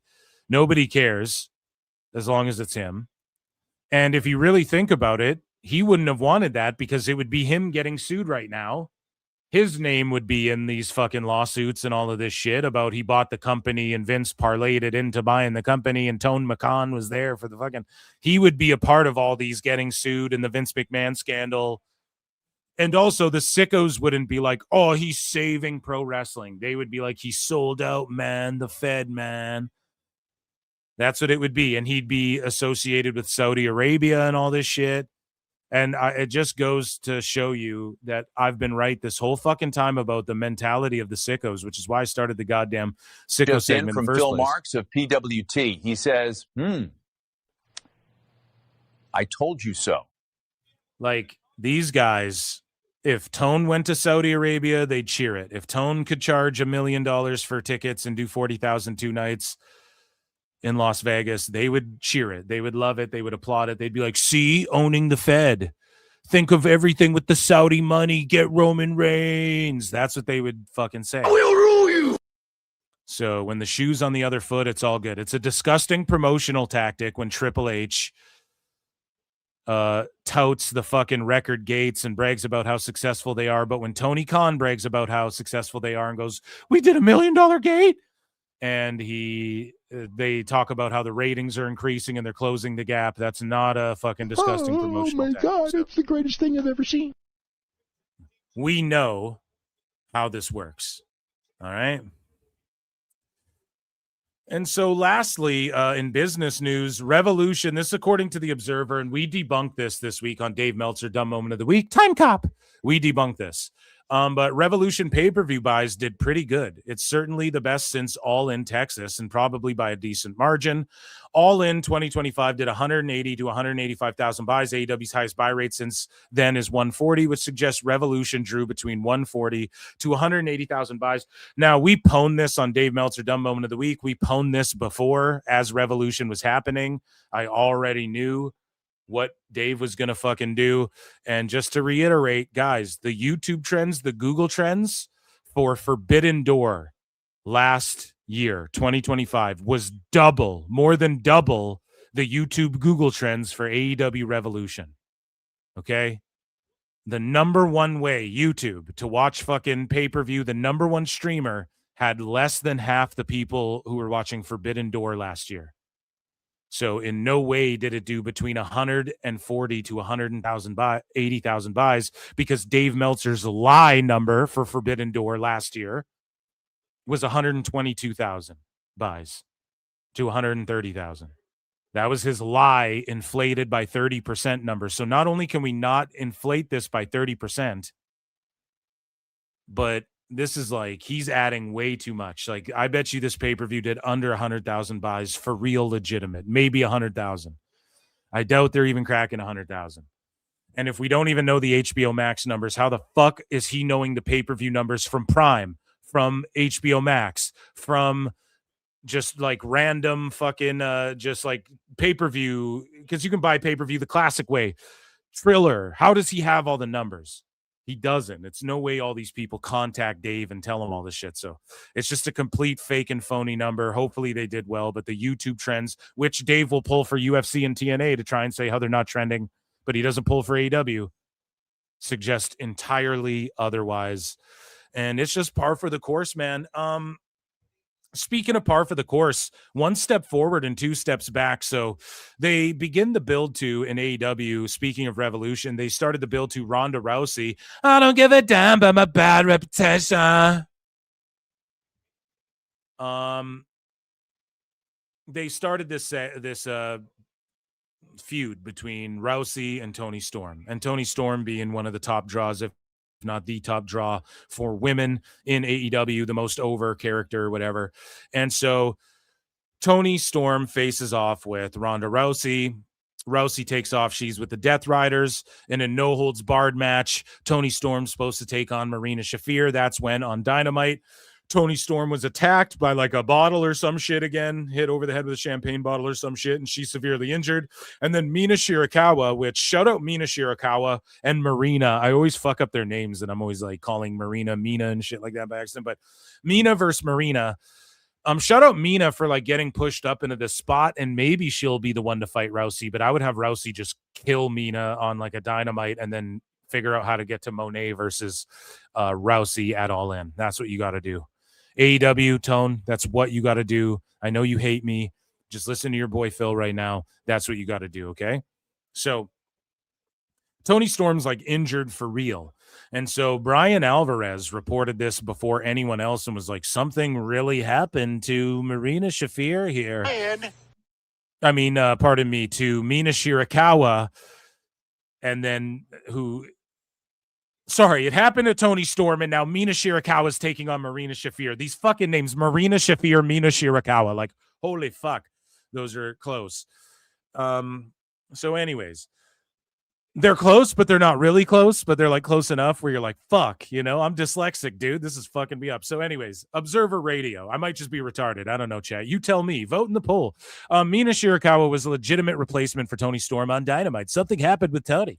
All I know is this was a legitimate replacement, meaning something actually happened to Toni. She clearly seems to have got hurt because she wasn't cleared for the show, but it wasn't until the last minute. They advertised this all the way until today. It wasn't until 10 minutes before the show that I guess they were waiting and hoping that, and then the very last second, they were like, not going to happen.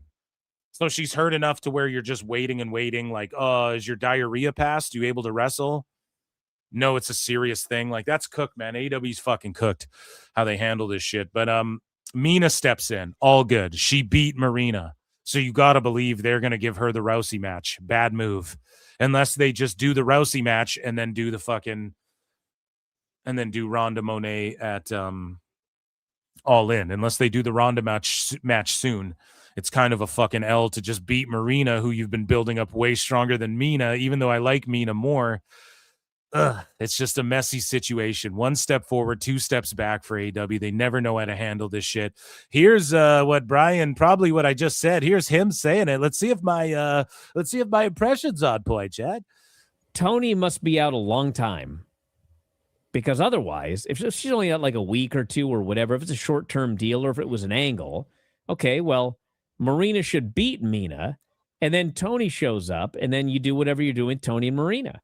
So I figured the only possible explanation for Mina winning this match, because this makes no sense, is that Toni must be out for a long time, and presumably Mina is just going to take her place. So Alvarez doesn't know. He's just saying shit. He doesn't actually know. He's just guessing. Ryan. Okay. All right. And whatever storyline they're doing with Marina and Ronda Rousey and whatever they're doing here. And as it turns out, I can at least confirm that at least part of that for sure is correct. Toni is out for a long time. Okay, well then the only thing I can assume, but then I can confirm that the thing that I said I can only assume is confirmed. Brian, what the fuck is wrong with you? These dirt sheet guys are all fucking dumb as fuck, dude. I can't. Like, what? What are you talking about? So you can confirm it. So you're not assuming it. You can confirm that part. Okay. How? Did she call you? So this was not an angle. I believe someone told him this, but it's like, then why did you fucking start? Why did you start with the preamble there where you can only assume something's true and then you can go on to confirm it? Just say, I can confirm she's really hurt. It's not like a short-term thing or whatever. She is going to be out for a long time. And so Mina, it appears, is now taking this Toni Storm role. And I don't know what they're doing with Ronda Rousey, but Ronda clearly showed up at the pay-per-view for a reason, and that is she's trying to get over this fight, this Netflix fight with Gina Carano, which is coming up in May. Oh, my God, buddy. Oh, my God. Brian, she didn't go on this fucking low-tier... it's this thing where she's calling out TKO and all this shit, and Toni has a vendetta against TKO. Ronda's working, trying to whatever the fuck. She has a relationship with Tone. Tone probably hit her up after he heard her talking about the TKO shit at the Netflix thing, and then they worked out a deal. She's probably going to wrestle on All In. That's all good. Good for them. And yes, she is trying to get over this fight, but she's not going on AEW to like, we're going to promote this, or like, yes, there's obviously an element of that, right? But at the same time, the sickos are anti-Netflix and shit like this, and this is just to help two things: Ronda's bank account, and she's trying to make money right now. Like, the media asked her, are you going to get 1 or 2 more fights in? There was rumors that Ronda's going broke, like in the MMA sphere, in the MMA community. There's conspiracy theories that she was going broke. I don't know about that. I think she owns a lot of land and things of this nature. I think she has no problem making money, but she did like crowdfund a graphic novel or a comic book not too long ago. So she's doing money fights. They asked her, are you going to have more than one Netflix fight? Nope. She's like, nope, this is probably just the last one. So she's just coming out to get a huge bag. Jake Paul worked out a deal with Netflix where him and MVP Promotions, like, they need to put on these big fights. And unfortunately, this is like every other big MMA promotion. They try and use old people who don't have many fights left, or old names that aren't going to, that can't deliver as good. And then they kind of fizzle out after a while. They pay them ridiculous money, and then it kind of fizzles out. So hopefully they can maintain it. But Ronda's doing like a one-off and shit. So this is Ronda just getting a bunch of money, and Tone being like, oh, you hate TKO? I do too. And he doesn't realize how this is going to back him into a corner come the end of this fucking TV deal with the Ellisons and all of that shit in Paramount. So I know that Dave is skeptical that Ronda's going to be doing more or a lot on television leading up to it, but I don't think she'll do a lot, but I think right before All In, she'll come and talk some shit. When is AEW All In? When is AEW All In London? 2026, right? Because that's when it is. So August 30. So when is Rousey versus Carano date? Forget what day it is. It's in May. It's April, May, June, July, August. Yeah, I don't know, man. Maybe Tone locked her in for All In. If he didn't, he's just a dumb fuck. Right? Because this fight is happening way before. Did they have a pay-per-view? What's AEW's? What's AEW next pay-per-view? Dynasty, April, January, February, March, April, May, June, July, August 30. Okay, so yes, I'm counting it out like a fucking infant, like a 6th grader. So, damn. So does she show up at Dynasty and then that's the end of this shit? And then because May 16, unless they get her for Double or Nothing, May 24, and then that's sort of to cap off whatever she's doing. You got to think Tone locked her in for one of these pay-per-views, no? Or is he just that big of a fucking mark? He's just doing this to try and be featured on Netflix because he thinks WWE fans are all watching the Ronda fight and they're going to say, oh, Tony Khan, AEW owner. And they're all going to go, oh, let's check out AEW. Is that what he thinks is going to happen? I don't know, man. It's kooky. It's absolutely kooky. So Double or Nothing's May 24th. So May 16th is her fight. She's going to want to rest after and go home. She's not going to show up to that shit. She's going to be all beat up and shit. Like, man. So Dynasty in Canada. So she's going to go to Vancouver, bud. I don't know, man. I don't know. Ronda, whatever it is, it'll wrap up before, but she's not going to get hurt before the Gina fight either.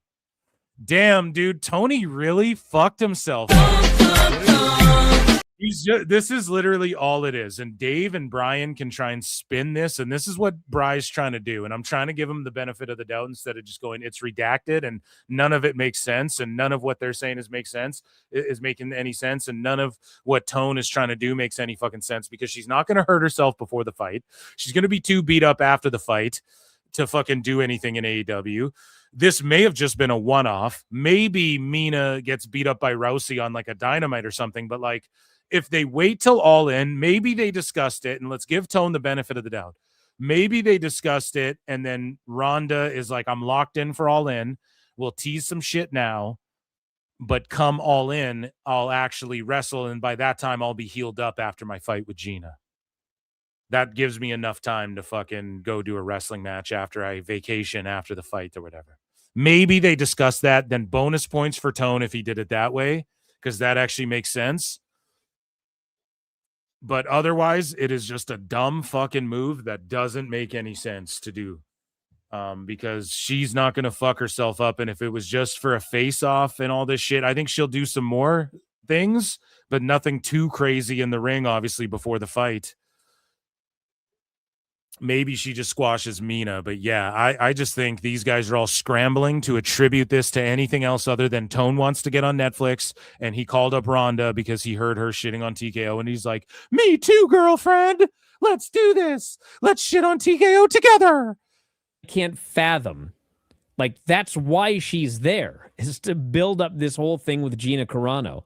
So I don't know if she's going to do a tag match during training. She's in AEW to build up the whole thing with Gina Carano. Brian, you're a dumb fuck. Take another vacation, Unk. Holy fuck, man. Unless Gina's there, no, it's not just to build up the thing to Gina Carano. It doesn't cross your mind that Tone hates TKO and WWE, and he thinks that she's shitting on them, so it'll just help. The sickos will go, oh man, AEW rules. It sounds like a little bit crazy, but I think a tag And match. that's why the ratings jumped too. I'm willing to bet they go down. Fans were tuned in to see Edge and Christian and Ronda and shit, and they didn't get to see that. Ronda could probably go in there and not get hurt and not have to do a lot. That's a gamble, dude. It is, but you know what? I mean, the second she appeared on that show on Sunday, they were rattling off everything they could about that Netflix date. So clearly she's there for a reason. Yeah. And, give me buddy, and you have to promote my fight the whole way. And I'll just show up a couple times. And obviously they're building to like a Toni Storm match. Maybe Tone did the right thing and booked her for All In. I'm just maintaining that because why else would you have Ronda, Tony square off? It's not for Dynasty. It's not for fucking maybe Double or Nothing, but that's cutting it close. So, and then to have a banger with Tony, so maybe All In was the plan, right? And then Monet wins the title from whoever the champ is. But if I'm them, I get the belt on Monet as soon as possible, and then she fights Ronda at All In if they can pull it off. So, yeah, I don't know, man. We'll just chalk it up, though. Usually, like, I'm fantasy market booking good shit for AEW. Typically, that's not what happens, and that shit blows up in your face. What's happening is Tone just doesn't like TKO, and so he's aligning with Rita Chatterton and Ronda Rousey and them. So AEW is reportedly expecting Toni Storm to be out of action for the rest of 2026 at minimum. So she's missing All In, and that's according to Fightful. So that's donezo. You got to get Monet versus Ronda. That's the only thing that will work. Let me check in with chat here. Ray J's World for 5 says when even Busted Open is starting to acknowledge that Tony Khan pays AEW talent with bumper patent money, you know there's a problem. I mean, yeah, what are you with bumper patent money? What am I missing here? But here's the thing, man. Busted Open gets accused of being like Fed co-opted by the Fed. I don't know. He had Cuervo with him the whole time, too. And then Ray J's World for 2 says, rumor going around is Toni Storm is knocked up. I'm so knocked up. And you feeling me? I'm knocked up. Just kidding. I know it's caught up, but Usher almost got knocked up by fucking Justin Bieber. Did you guys see that? Justin Bieber shoving Usher and shit? That's funny. Rumor going around is Toni Storm is knocked up. Yeah, well then shout out Juice. If that's true, then God bless them and their family. And I wish them the best. And I'm glad they do an injury angle, then let people into your personal life like that. Like, I don't need to see your kids and shit, you know? We all got them. We're all fucking, you know, God bless you. And, yeah, hopefully it just humbles them, and Tony's obviously able to set them up with a good life, and Juice has made a ton of cash in his career, so good for them. And if Toni Storm is out because of that, and she's like, I want to work it as an injury, that's cool too. Like, that's just sort of giving, there's a mystery who took her out. Was it confirmed that she was taken out by like Marina Shafir? Was that confirmed? I actually forget. So chat will confirm it for me. Moving along, ladies and gentlemen, the last thing in AEW news, Mercedes Martinez popped up. And of course, friend of the show, JJ Alexander, was talking about how, you know, he's got nothing but respect and love for Mercedes Martinez, who he's crossed paths with in his time in and around the indies and whatnot. And, you know, he says that she deserves nothing but the best. And, you know, Mercedes Martinez had a really good run in ROH, and she was in WWE for a while. She's not the best wrestler. I'm going to be honest. Like, I think that, I don't know, man. There's like in-ring wise, she could use some work, and like promo wise and shit. But when you stick her in a faction or you give her a mouthpiece, she's intimidating. She has a great look. You know, she's a badass. She gives off like Shayna Baszler type vibes. As far as like being a shooter and whatnot. But ever since Mercedes Moné showed up, Mercedes Martinez just took off, and it's like take a hike. Even before then, you know, honestly, even before. Let's talk about it. Sometimes in life, you got to be a hoe. But Mercedes Martinez, you know, she just got benched, and she's another one of the women that everybody was like, oh man, Mercedes Martinez versus Ember Moon and fucking Toni Storm and blah, blah, blah, blah, blah. Like, you know, everybody would list all the names like Saraya versus this person. Mercedes Martinez was always on the list. I mean, she's someone like Taya Valkyria or Taya Valkyrie or Lyra Valkyria, who the fuck? What one of those names that? No, Taya Valkyrie. You know, she like had a name in Mexico and all this shit, and then in WWE they just kind of didn't do shit with her. Same thing with Mercedes Martinez, and so she blames AEW frustration for pushing her towards her final full-time wrestling year. And once her contract came up, she announced like, "I'm doing my last full-time year."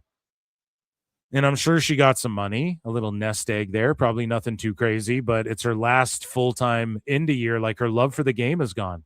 And it's another one. You can't tell me all these fucking wrestlers just suck, and from CM Punk all the way down to fucking Mercedes Martinez and shit. It just sucks people's will to live, man. It just wakes people up, and it demoralizes a lot of wrestlers, where it encourages wrestlers like Ricochet and encourages him so much that he fucking gets himself canceled or whatever by the IWC, however you want to phrase it. You know, it demoralizes people like CM Punk to where he throws punches and is like, holy fuck, I got to go back to the Fed and just work really closely with NXT and the next generation, or else we're doomed. And it wakes people up like Mercedes Martinez, who's like, dude, I did so much when I was brought in. There was so much hype on me. And then now I'm fucking just going to do my final run and fuck this type shit. Yeah, she blames her frustrations on AEW, and she had this to say, and it's just another one. There's a long list of people, and you could say, oh, it's bitterness and jealousy and shit. That's such a cop-out. I'm sure she's not. Well, maybe there's like a bit of like, well, fuck, I was supposed to be brought in to be this chick, but that's kind of what how she was presented. When she was brought in, they're like, oh, Mercedes Martinez is a wrecking machine. That's how they brought her in AEW too. Okay? You guys remember it. So let's see what she says here. Being contracted, especially with AEW, and not being utilized to my full potential kind of brought me into that weird headspace of like, am I really like, can I still hang with the females? Can I still hang with the top tier? Do I still have a lot to prove? Do I have anything to prove left? You know, I'm blessed for the opportunity that Tony gave me for the last 4 years, but it felt like the last year and a half, almost 2 years, I kind of just sat on the shelf. Shat on the shelf. Not doing anything for the company. Shat on the self. No, that's my job, pal. Oh, really? You're into that, huh? Well, I've got a job for you. Oh, you're hired. And it kind of messes with your mind a lot. It kind of just makes you feel, you know, worth it. Does he really, you know, want to utilize my talent and my expertise? Being contracted. Yeah, so I mean, it's not as doom and gloom as the headline would read, but again, just another girl who got frozen out, like Britt Baker, like Sammy Guevara, saying, "Yeah, it's not up to me, amigo, if I get booked." Tone's favorite toys, man. Angel Ortiz had to say some shit, right? all of these motherfuckers speak up and say stuff, and they just get frozen and disappear. And then when a guy like Ray Phoenix, who Espanol is his first language, and then he says it's inhumane the way they treat people. Inhumane? What are you, a fucking pussy, man? What are you, you soft ass bitch? All these fucking bald headed boomers. No. All these assholes though go on these rants like clowning on the fucking wrestlers. Like, dude, shut up. You know, English is a second language. He's saying using the word inhumane because it's kind of fucked. Like you're fucking with his livelihood, man. That's kind of fucked, you know? So shout out Mercedes Martinez. And I hope something happens again. I'm not like clamoring to see her anywhere, but there was at one point where in Ring of Honor and shit, and just on the indies in general, like she was that badass, like that, like again, Shayna Baszler type, like she's kind of a shooter, like she'll really fuck you up. She's really a badass, like she's a street girl, that sort of thing, right? For whatever reason, they brought her in as like, she's the Ring of Honor champ. Tony signed her, and then she dropped the belt. And then I think she disappeared. Then she showed up again where they were kind of like, she's Mercedes Martinez is back and she's with fucking blah, blah, blah. She's better than ever. She's a destroyer. And then she just disappeared. She got like Camille'd. So I don't know what happened. I don't know if she's friends with the wrong people, but that's all friends wrestling for you. And that, ladies and gentlemen, Ichi Nissan Da was AEW news.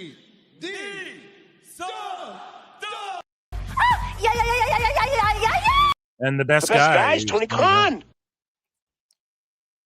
All right, guys. El Grande is being honored. It's amazing. And where are we? Dude, it's been a long show, but we got one segment left.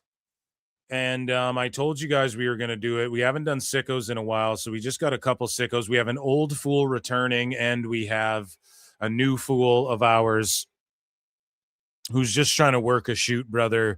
Ladies and gentlemen, get your pukies in the chat. What's chat saying? AAA is on fire. It's like definitely a hot promotion. It feels hotter than fucking TNA, if we're being honest. Thank you guys for all of the support as well tonight, and patreon.com/ProWrestleTimes. Consider signing up for it. YouTube's doing a lot of crazy shit. Channels are getting fucking just sniped for no reason and stuff. And yeah, Patreon's where I'll be if this shit goes haywire. We're going to kick, folks. No. Mercedes Martinez wants to do a match with Natty, bruh, in GCW. That would fucking rule. AEW has been hot from the start to now. Of the WWE alliance, I don't know what was going on with them before WWE. El Grande, Marijuana Cano. Great show. Thanks, Phil. Thank you guys, man. You guys fucking rule. Oof, she looks like a dude. That's just fucking rude. TK collects them like action figures, then leaves them in the toy, but you're right. You're absolutely right. No aura. Yeah, that's fair. Okay. If Carano wins, forget about Ronda doing it. She's not doing anything. She's not doing anything after that. I'm actually kind of pumped for that fight, I guess, just to see like a Legends card. It's kind of, well, not even a Legends card, but it's just like some veterans, you know, a veteran card, and a couple guys haven't fought in a couple years, but they have good records and they were on good runs before were they trying to hang it up? Like, what were these people doing? I don't know. Okay, guys. Let's get pukes in the chat, because it is time for nobody's favorite segment, and it is called the Sicko Segment. So CM Punk was called a terrible wrestler and worst promo ever, an explicit rant. And basically what happened was there's this guy here, and I don't know his name, but he started going off and trashing wrestling fans, and he even went off on the spouses of loser wrestling fans, and he would beat wrestlers' asses, and he'll beat the shit out of any pro wrestler, right? And this guy's fucking hilarious. And I know this happened a while ago, but it's good we're not talking about it until now, because a bunch of things have happened over the last couple months that we're going to chronicle here. So according to Ringside News, the badass construction worker, he isn't slowing down. So here was his initial rant. Let's play this, and then let's read some of the updates on CM Punk and all of this. Ringside News has put this all together, and I roasted this dude. I was just like, you bald-headed, scar-face, crooked tooth, fucking garlic breath smelling motherfucker. You know, I just wrote a little roast back. Fuck this dude, but he's also working the shoot, I think. So you gotta kind of like give him props. Apparently his goal was, he's like a wrestling fan, but apparently his goal was like he wanted to talk enough shit so that one of these indies would put him on and let him work a match or whatever. I don't know if that's true, though. That could just be the IWC being like coping over it and being like, he's working a shoot, brother. You always, in wrestling, you never know, but it could be like a Raja Jackson thing. Who fucking knows? What if he went in there and just started shooting on a wrestler? That could in fucking Minecraft, in the pro wrestling business. Okay. So let's take a listen to this smelly dude's rant. Hey, ladies, feel bad for you if your spouse is a fucking loser. He just, by the way his pupils look, he just looks like he's a pillhead too, just being honest. Hey, ladies, feel bad for you if your spouse is a fucking loser wrestling fan. Don't know what it's like to hang around with a real man, do you? But here, just take a look. Fucking badass construction worker. And hey, that's so funny. His lips are real chapped too, bud. Wrestling loser fans right there. And hey, loser pro wrestlers also right there. I feel bad for the ladies that gotta hang out with you fucking losers. Don't get fucking top 10 #1 draft pick, best looking fucking man in the world right here, bud. Yeah, it's fucking beat the shit out of any of you wrestling fans and pro wrestlers. Buddy. So, ladies, take a gander. It's your lucky fucking day. I'm leaning on the side of work. Pill-headed freak or work, chat. You guys decide. Because, like, he's talking that shit, and I know that's an easy rant to go on, and that's pretty fucking funny. Now, this guy, he looks old as shit. He looks like he walks with a limp, you know. Maybe there's some mental things going on we don't know about. I don't fucking know. But when he's like grade A1 fucking grade A top choice #1 draft pick, and then he's got the George Costanza going into the beard. He looks like William Montgomery's like cousin or some shit, you know. I just think it's funny, man. This guy rules. So, and it's going to be funny to make fun of him, right? And he was asking for it by the shit he was posting. So he went off on CM Punk and he continues his rant. And we may have a video of it. It may have been deleted. Let's see here. Yeah. So this is what he said about CM Punk. Hey, wrestler CM Punk, question for you. CM Punk. He doesn't even know his name. Hey, bud. Do you and your wife just question for you, bud? This guy's for sure Canadian. Practice being the biggest born fucking cunts on the planet? Long drawn out. Ooh, yeah, no one cares, dude. Shut the fuck up. Your wrestling's terrible. See, he's for surely a wrestling fan. So when he's like, hey, wrestling fans, I'll fight any of you, he wants somebody to be like, I'll fight you. Bro, just go after Sean Ross Sapp. You'll get a fight he'll fly to you if you ask him. You know what I'm saying, dude? He just wants somebody to fight him so that he can like get his foot in the biz or something. That's what people are speculating. And it makes a lot of sense if that's the case, especially because like, how would you know this much? Like if this was just a funny dude who like legit didn't know shit about wrestling, it was like, fuck all these wrestlers and shit. It would be funny too. And then like Logan Paul handles them or something like that. That'd be funny. Like someone who actually has hands that WWE would allow, you know, to let that, because a bunch of influencers are like spar with UFC guys now and they just piece them up. Sean Strickland's out there beating up fucking social media influencers and shit. So this guy's trying to work his way into something like that, and it's not a bad approach. You know, he riled up a bunch of people. Promos are way worse. Literally the worst we've ever heard. Forced and just fucking boring, put everyone to sleep. Literally anybody could get over with that cool theme song, though. So good job. You did one thing right. Look fucking stupid. You don't wrestle good, and you talk like a fucking idiot. So yeah, fuck you, dude. You're lucky I don't come kick your ass, bro. Oh, man, and that fucking rules. That is hilarious. Yeah, you fucking saw into the point. Like, Tone McCon needs to take pointers from this guy when it comes to his promos, right? So, the badass construction worker, he trashes Big Vito, ICP, and JCW in a rant after calling out Brock. Now, notice this guy's going after Punk, who's had a shoot fight, Brock, who's had a shoot fight. Like, this guy's willing to just get knocked out for 10 grand or whatever someone throws at him. That's all he's trying to have happen. Totally fine. You know, I'm with it. And so here's his other rant. We have Big Vito's response. And then we have one of our old school fools, Sport of Wrestling. Okay. One of the old tough guys who doesn't really say shit anymore. Or he took a break and then he came back. But this guy did not take a break, the badass construction worker. Here's him going off on Vito and Jerk-Offalo Championship Wrestling. Hey, Don Vito, Viva La Bam guy. Yeah, dude, you can't. Don, that's such a deep cut, though. Don Vito, Viva La Bam guy. It's like, okay, is that the only other guy you know named Vito? Like, Jesus Christ, man. But it's funny, though. Fight Brock Lesnar, that's my job. So, yeah, Don Brock Lesnar. Vito. Oh, wait, you're the crappy one that was never good at wrestling. Now you work for some crappy juggalo wrestling company.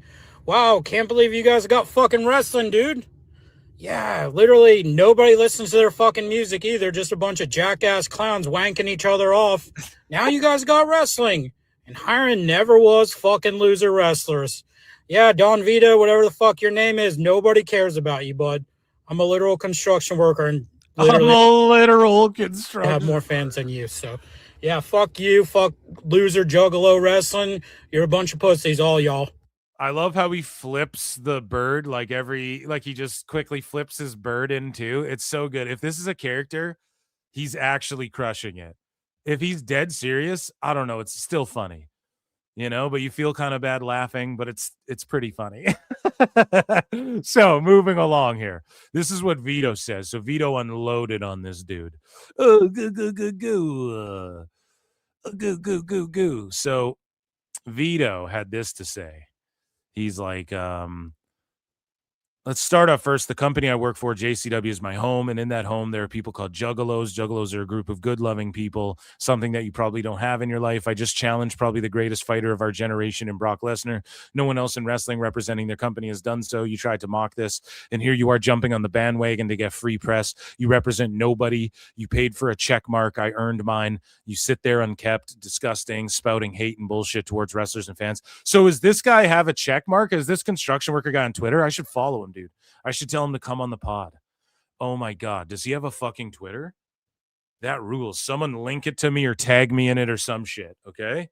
And don't blow up the spot. I'll DM him. For everything I've accomplished, I earn the right to challenge whomever I choose. The only thing you have a right to is all you can eat soup and salad at the Olive Garden. I also heard you call out ICP. These guys are my brothers. They're my homies. They started from the ground up. They have earned 2 platinum albums and 5 gold albums, multiple top 10 Billboard hits, and they own their own record company with multiple artists. What do you have? Blisters on your hands from digging holes? I mean, both are respectable. I respect construction workers as much as maybe even more than I respect guys who fucking made music or whatever and fucking blew up independently. I mean, ICP did it in a way that a lot of people didn't ever do it, and that's like very independent and without major labels and stuff like that, and they put a bunch of people on and stuff, so that I always give them credit, not to take away from them. But yeah, like, dudes digging our fucking roads. Shout out construction worker guy. He's a real ass construction worker, a literal construction worker, dude. Don't diminish that now. And even as far as wrestling, they are better than you. They have worked for WWE, WCW, ECW. He says, I have nothing but respect for construction workers. I started out in the labor's union and the jackhammers union. My guess is you, a middle-aged, live in your mother's basement apartment type guy, drinks every night, failed Tinder swipe loser. Yeah, he's for surely. So when it's like live in your mother's basement apartment type, that's like the oldest boomerist insult to throw at people. It's like, shut the fuck up, dude. But yeah, the drinks every night and failed Tinder swipe loser, for sure, man. He's probably, even though he works construction, he's probably like, fuck, man, I need to make more money. Like, you're just giving him the press that he wanted. That's the thing, right? Like, he's just giving him the press that he wanted from this, and that's all he wanted was attention, clearly. And then Vito got worked into a shoot, or maybe, here's the thing, JCW's doing a bunch of shit to try and blow up JCW too, and it's wild. They got like the Ring Rats doing some crazy ass shit. And speaking of crazy ass shit, the badass construction worker doubled down with a profane Instagram rant at wrestling fans. So here's him doubling down on the fans as well. And why? Because that he, like, think about it. You get one of these guys, like, name a podcaster, name an influencer. Imagine they start fucking trashing him, and then he works into a fight with them. Wrestling fans messaging me, right? So he got them all right. Why don't y'all just make sure the fucking gas station rollers are ready when us construction workers get there?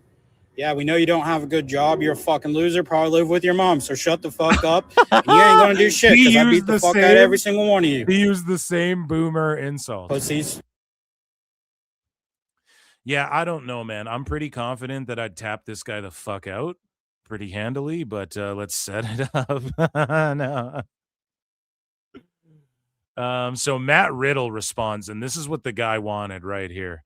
So construction workers anti-wrestling rant gets him absolutely cooked online. So let's read some of the roasts after.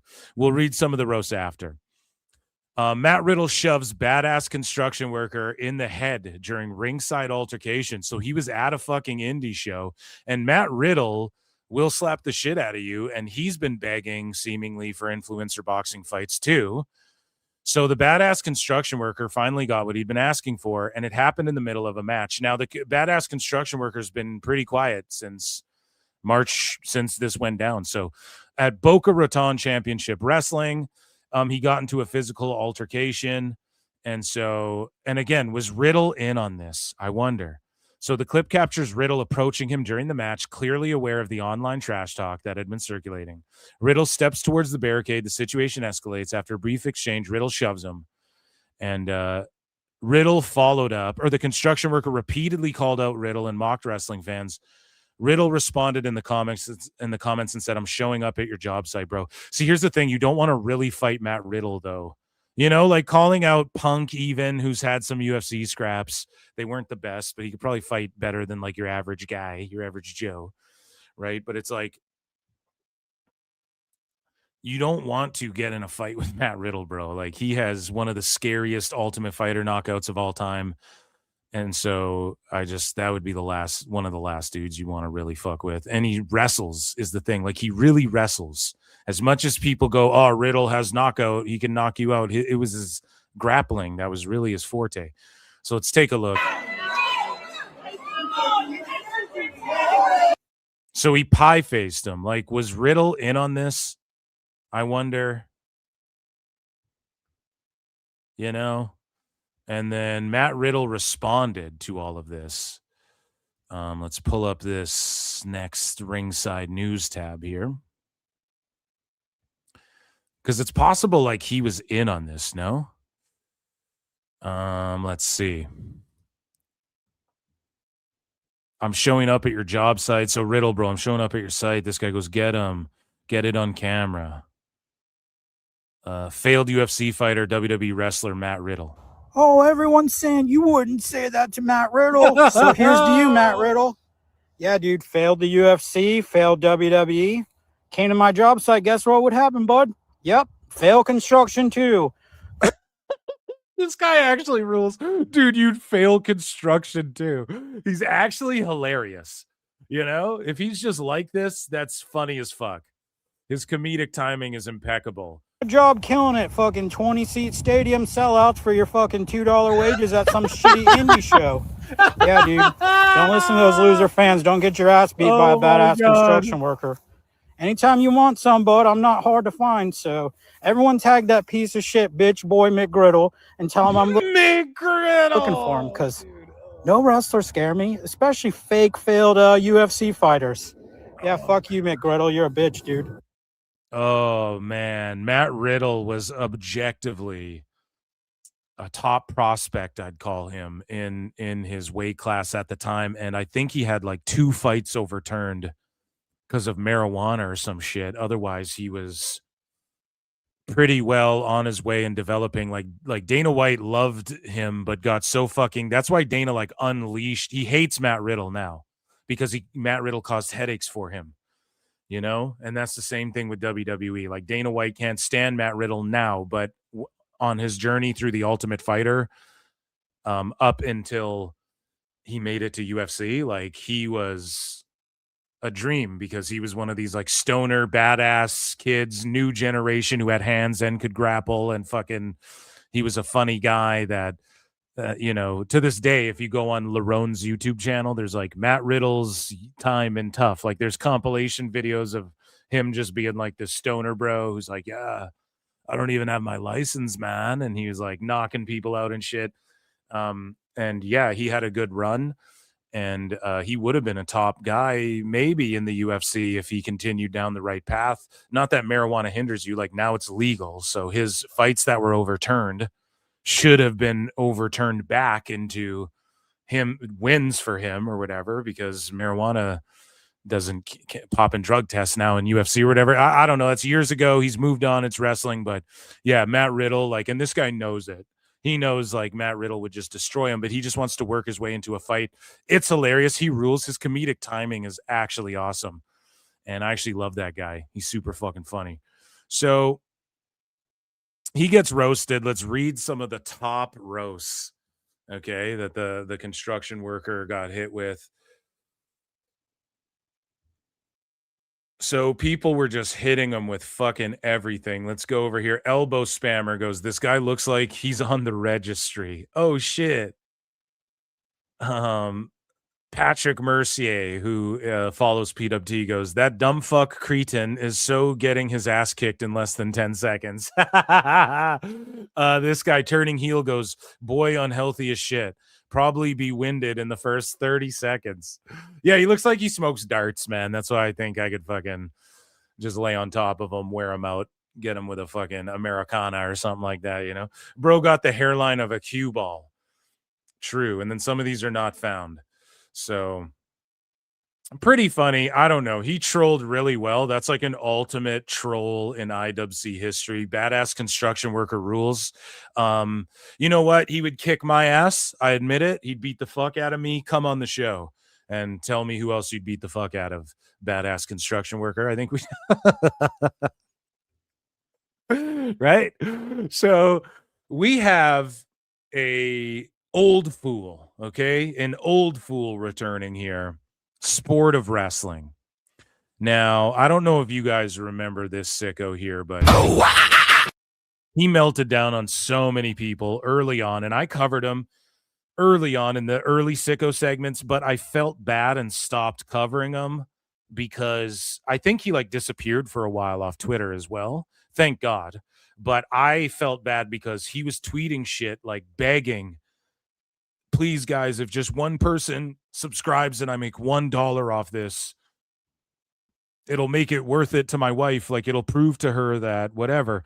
And he made videos saying, like, talking to his wife for real and shit. And I'm not trying to bring people's family into it. This is what he uploaded, right? And she was kind of explaining to him, like, this isn't, like, I don't know why you do this. And he was even putting out tweets saying shit like, someone retweet this or sub to my thing or whatever. Let me know that it's worth it. And it just got sad for me. But then he came back and then he disappeared for a while. So obviously he listened to his wife. But then he came back and he's just talking mad shit, vile shit, wishing death shit, calling wrestlers bitches and pussies and all this. I don't know about wishing death, but like probably towed the line of that type shit. Just tough guy Twitter shit, you know? I'm not like cancel him. It's just he just started lolcowing himself again, and it's like, all right, dude, fuck you. We'll just would you please shut the hell up? So we'll just cook sport of wrestling again, you know, if he's gonna talk all of this shit. And just the way he says such disgusting things to remind you all. And you can go back and see me roasting him in the past, but he would be like, yeah, you guys, you wrestling fans, you can't even afford haircuts. And this guy's not trolling. Like, and he's got pill eyes and he's on there like you know, it got depressing for a while making fun of him. Because it was like, dude, this guy's actually kind of sad. Like his wife wants him to stop and shit. He's got a family. Like, why does he keep doing this? But he's back with a vengeance, and he's making videos, and he's all like, yeah, I got my own barber coming over to give me a haircut. None of y'all can even afford a haircut and shit, right? This is the type of stuff this guy would say, and he'd say real sicko shit. Like, you know, toe the line of like, this guy should fucking die for this thing, or he should get beat the fuck up, you know, like not in people's DMs threatening them and shit, but he would just say offhand sicko shit. One of the OG sickos right here. So lock in for this. We have a few Sport of Wrestling clips. So Jason G from the SAT says, hold up. And Sport of Wrestling tweets this out. The dude is a billionaire. Why in the fuck would he ever make a burner account? So this is talking about the best guy, Tony Khan. And obviously he's a huge AEW The best fan. guy is Tony Khan. And he goes, why would he be scared of anyone knowing that he's going to do something? You guys in the conspiracy bullshit again. He's a fucking billionaire. And it's like Sport of Wrestling. Yeah, you just obviously don't know your history on Tony Khan, but he definitely would have burners, probably does, and is likely still on the message board sleuthing it out, Dave Meltzer's message board and shit. And he cares, especially when you're a billionaire, because you don't want to fuck up any business type shit you might have going on by being a sicko. He goes, a fucking billionaire, just fucking comprehend billionaire. Trust me when I fucking tell you this, no fucking billionaire is going to make a burner account. Okay, here's the problem, Sport of Wrestling. People who know the man are like, he's an internet guy. He likely has accounts to creep, and he definitely pays attention to every aspect of social media. And then this guy tweets out, at homos for hangman. Homos for hangman? Okay, all right. You what? Goes, LOL, you might suffocate if you don't take that Nepo dick out your mouth. And then Sport of Wrestling goes, if that Nepo dick was a billionaire and wanted me, I'm taking it. My wife would pimp me out so fast, LMAO. He's a cuck. He gets cucked out. Wrestling's not fake. Shit, dude, that is cooked right there. And he would take Nepo dick, dude, for some money. Like, talk about selling your soul. And so we have some clips. And we were tagged in this. So here is this dude just like melting down. And in the past, again, when we covered him, he has like weird spurg out moments. And here's one of them. And it's like, I don't know if I trust that this guy should have a driver's license and be allowed to drive a vehicle around in public. It is terrifying. I can't be happier. I am so happy. Sunday, I'm not working. Happy, I'm very happy. Now, just so you know, he's like putting on a voice. He's doing like a Chris D'Elia voice or some type of shit like that. Some cringy fucking kid talk thing. He doesn't like sound like I'm so happy. Like he doesn't sound like that. Because some of you might hear that and be like, well, geez, he sounds like he's not all there.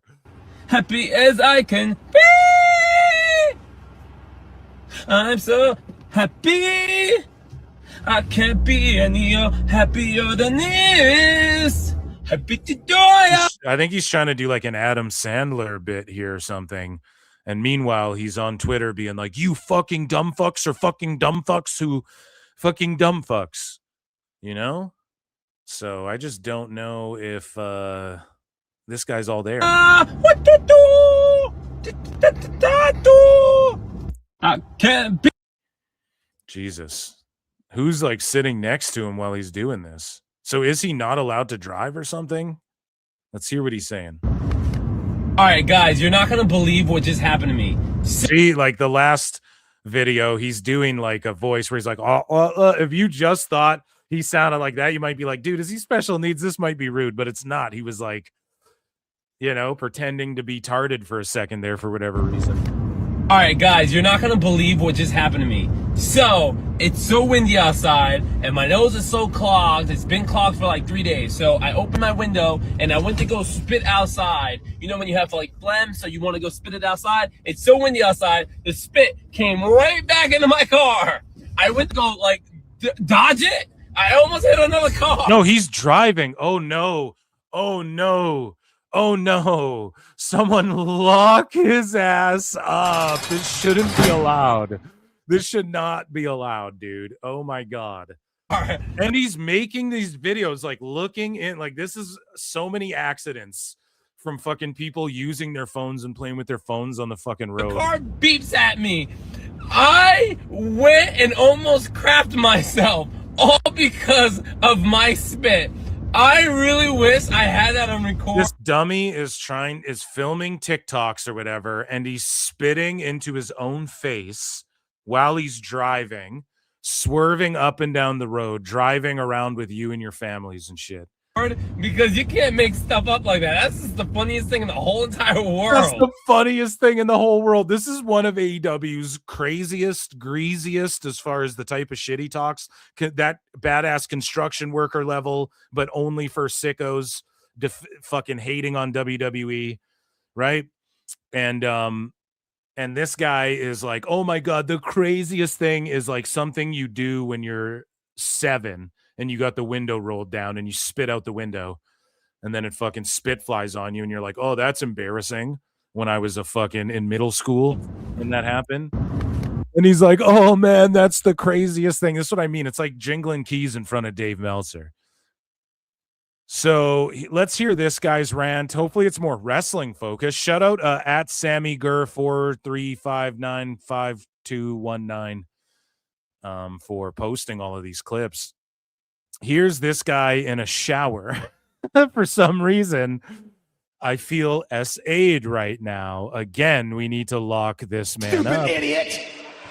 He's SAing us all. Look, I'm going to make this short and simple.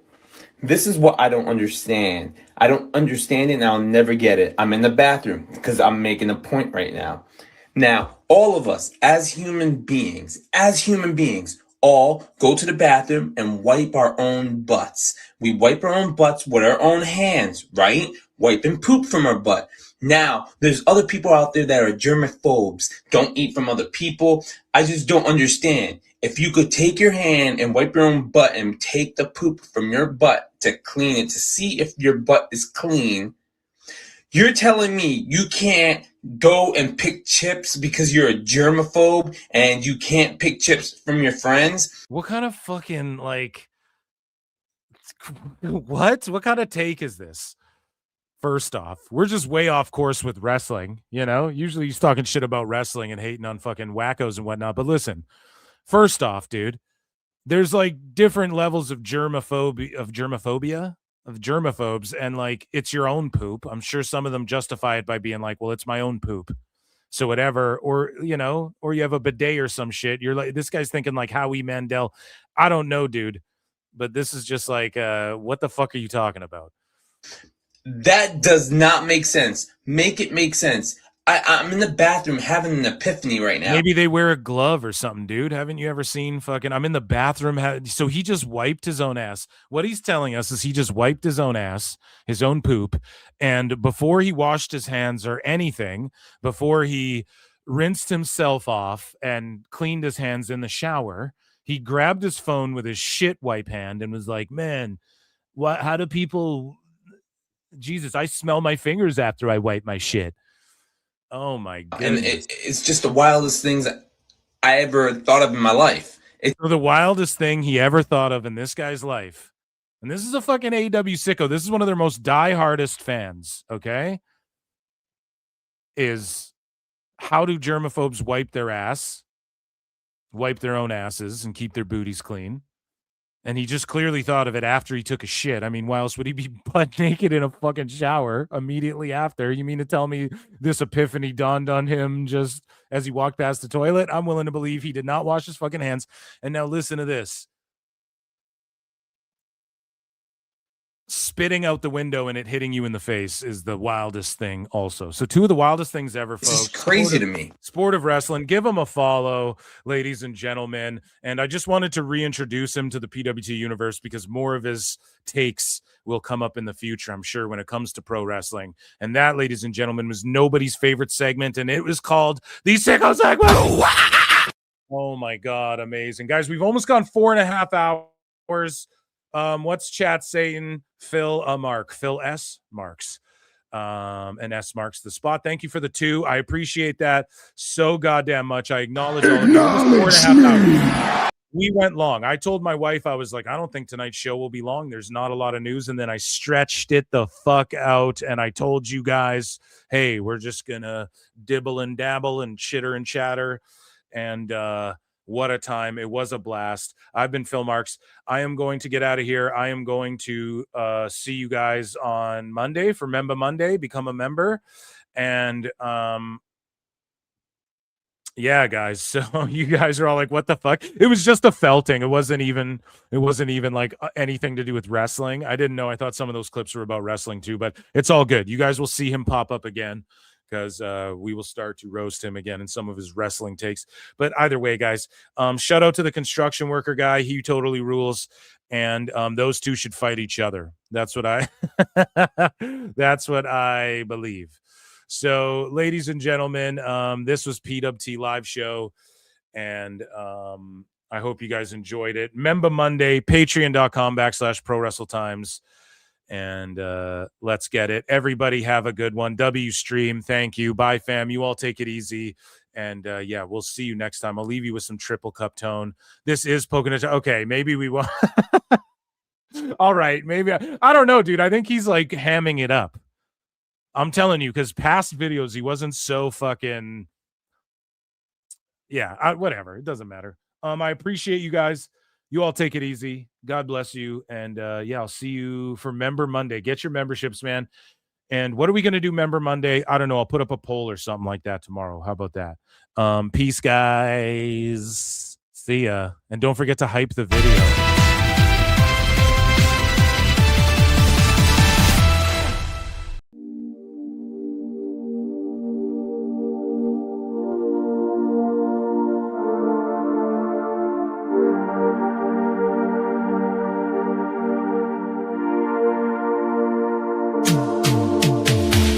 Every booking is golden, you see. Perfect cards crafted for you and me. Yeah, the best guys, Tony Khan, it's true. Triple cup, best damn booker in the land. 3 red cups stacked up, always in command. Triple cup, living legend of the fight. Just a call away from making it right. Never see a back card, no way.